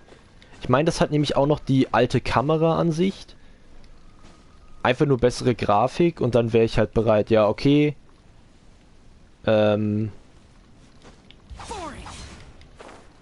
Das kann ich akzeptieren. Ja, Chibi-Stil ist eigentlich auch nur eine andere Grafik, aber das finde ich nochmal essentiell anders. Also jetzt bezogen auf Link's Awakening.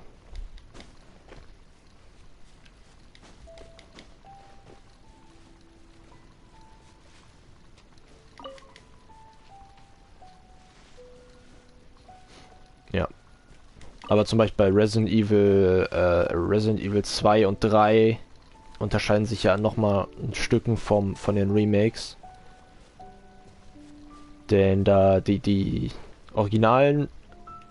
Warte mal hier, gell? Original 2 und 3 hatte ja noch die feste Kamera. Ist ja erst ab dem 4. Teil gewesen, dass es eine andere Kamera bekommen hat. Und die Remakes haben ja schon eine abgeänderte Kamera und sowas. Weil die Remakes sind da und spielen sich auch. Also klar spielen sich dann gameplay-technisch anders, da wenn sie einen anderen Gameplay-Stil nutzen, aber ich meine... dass halt auch noch storytechnisch ein bisschen anders da sind. Also ein bisschen anders aufgebaut. Zum Beispiel gibt es Gegner, die es beim originalen Resident Evil 2 gibt es nicht direkt im Remake mit drin. Zum Beispiel gibt es The Giant Moth nicht im Remake. Wurde rausgenommen. Aber ich glaube, dafür hat das Remake andere Gegner, die da noch nicht da sind.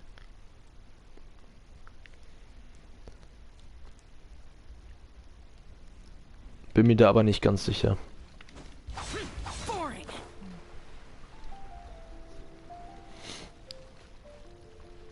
Dann haben wir noch die Erkundung ab und dann sind wir fertig.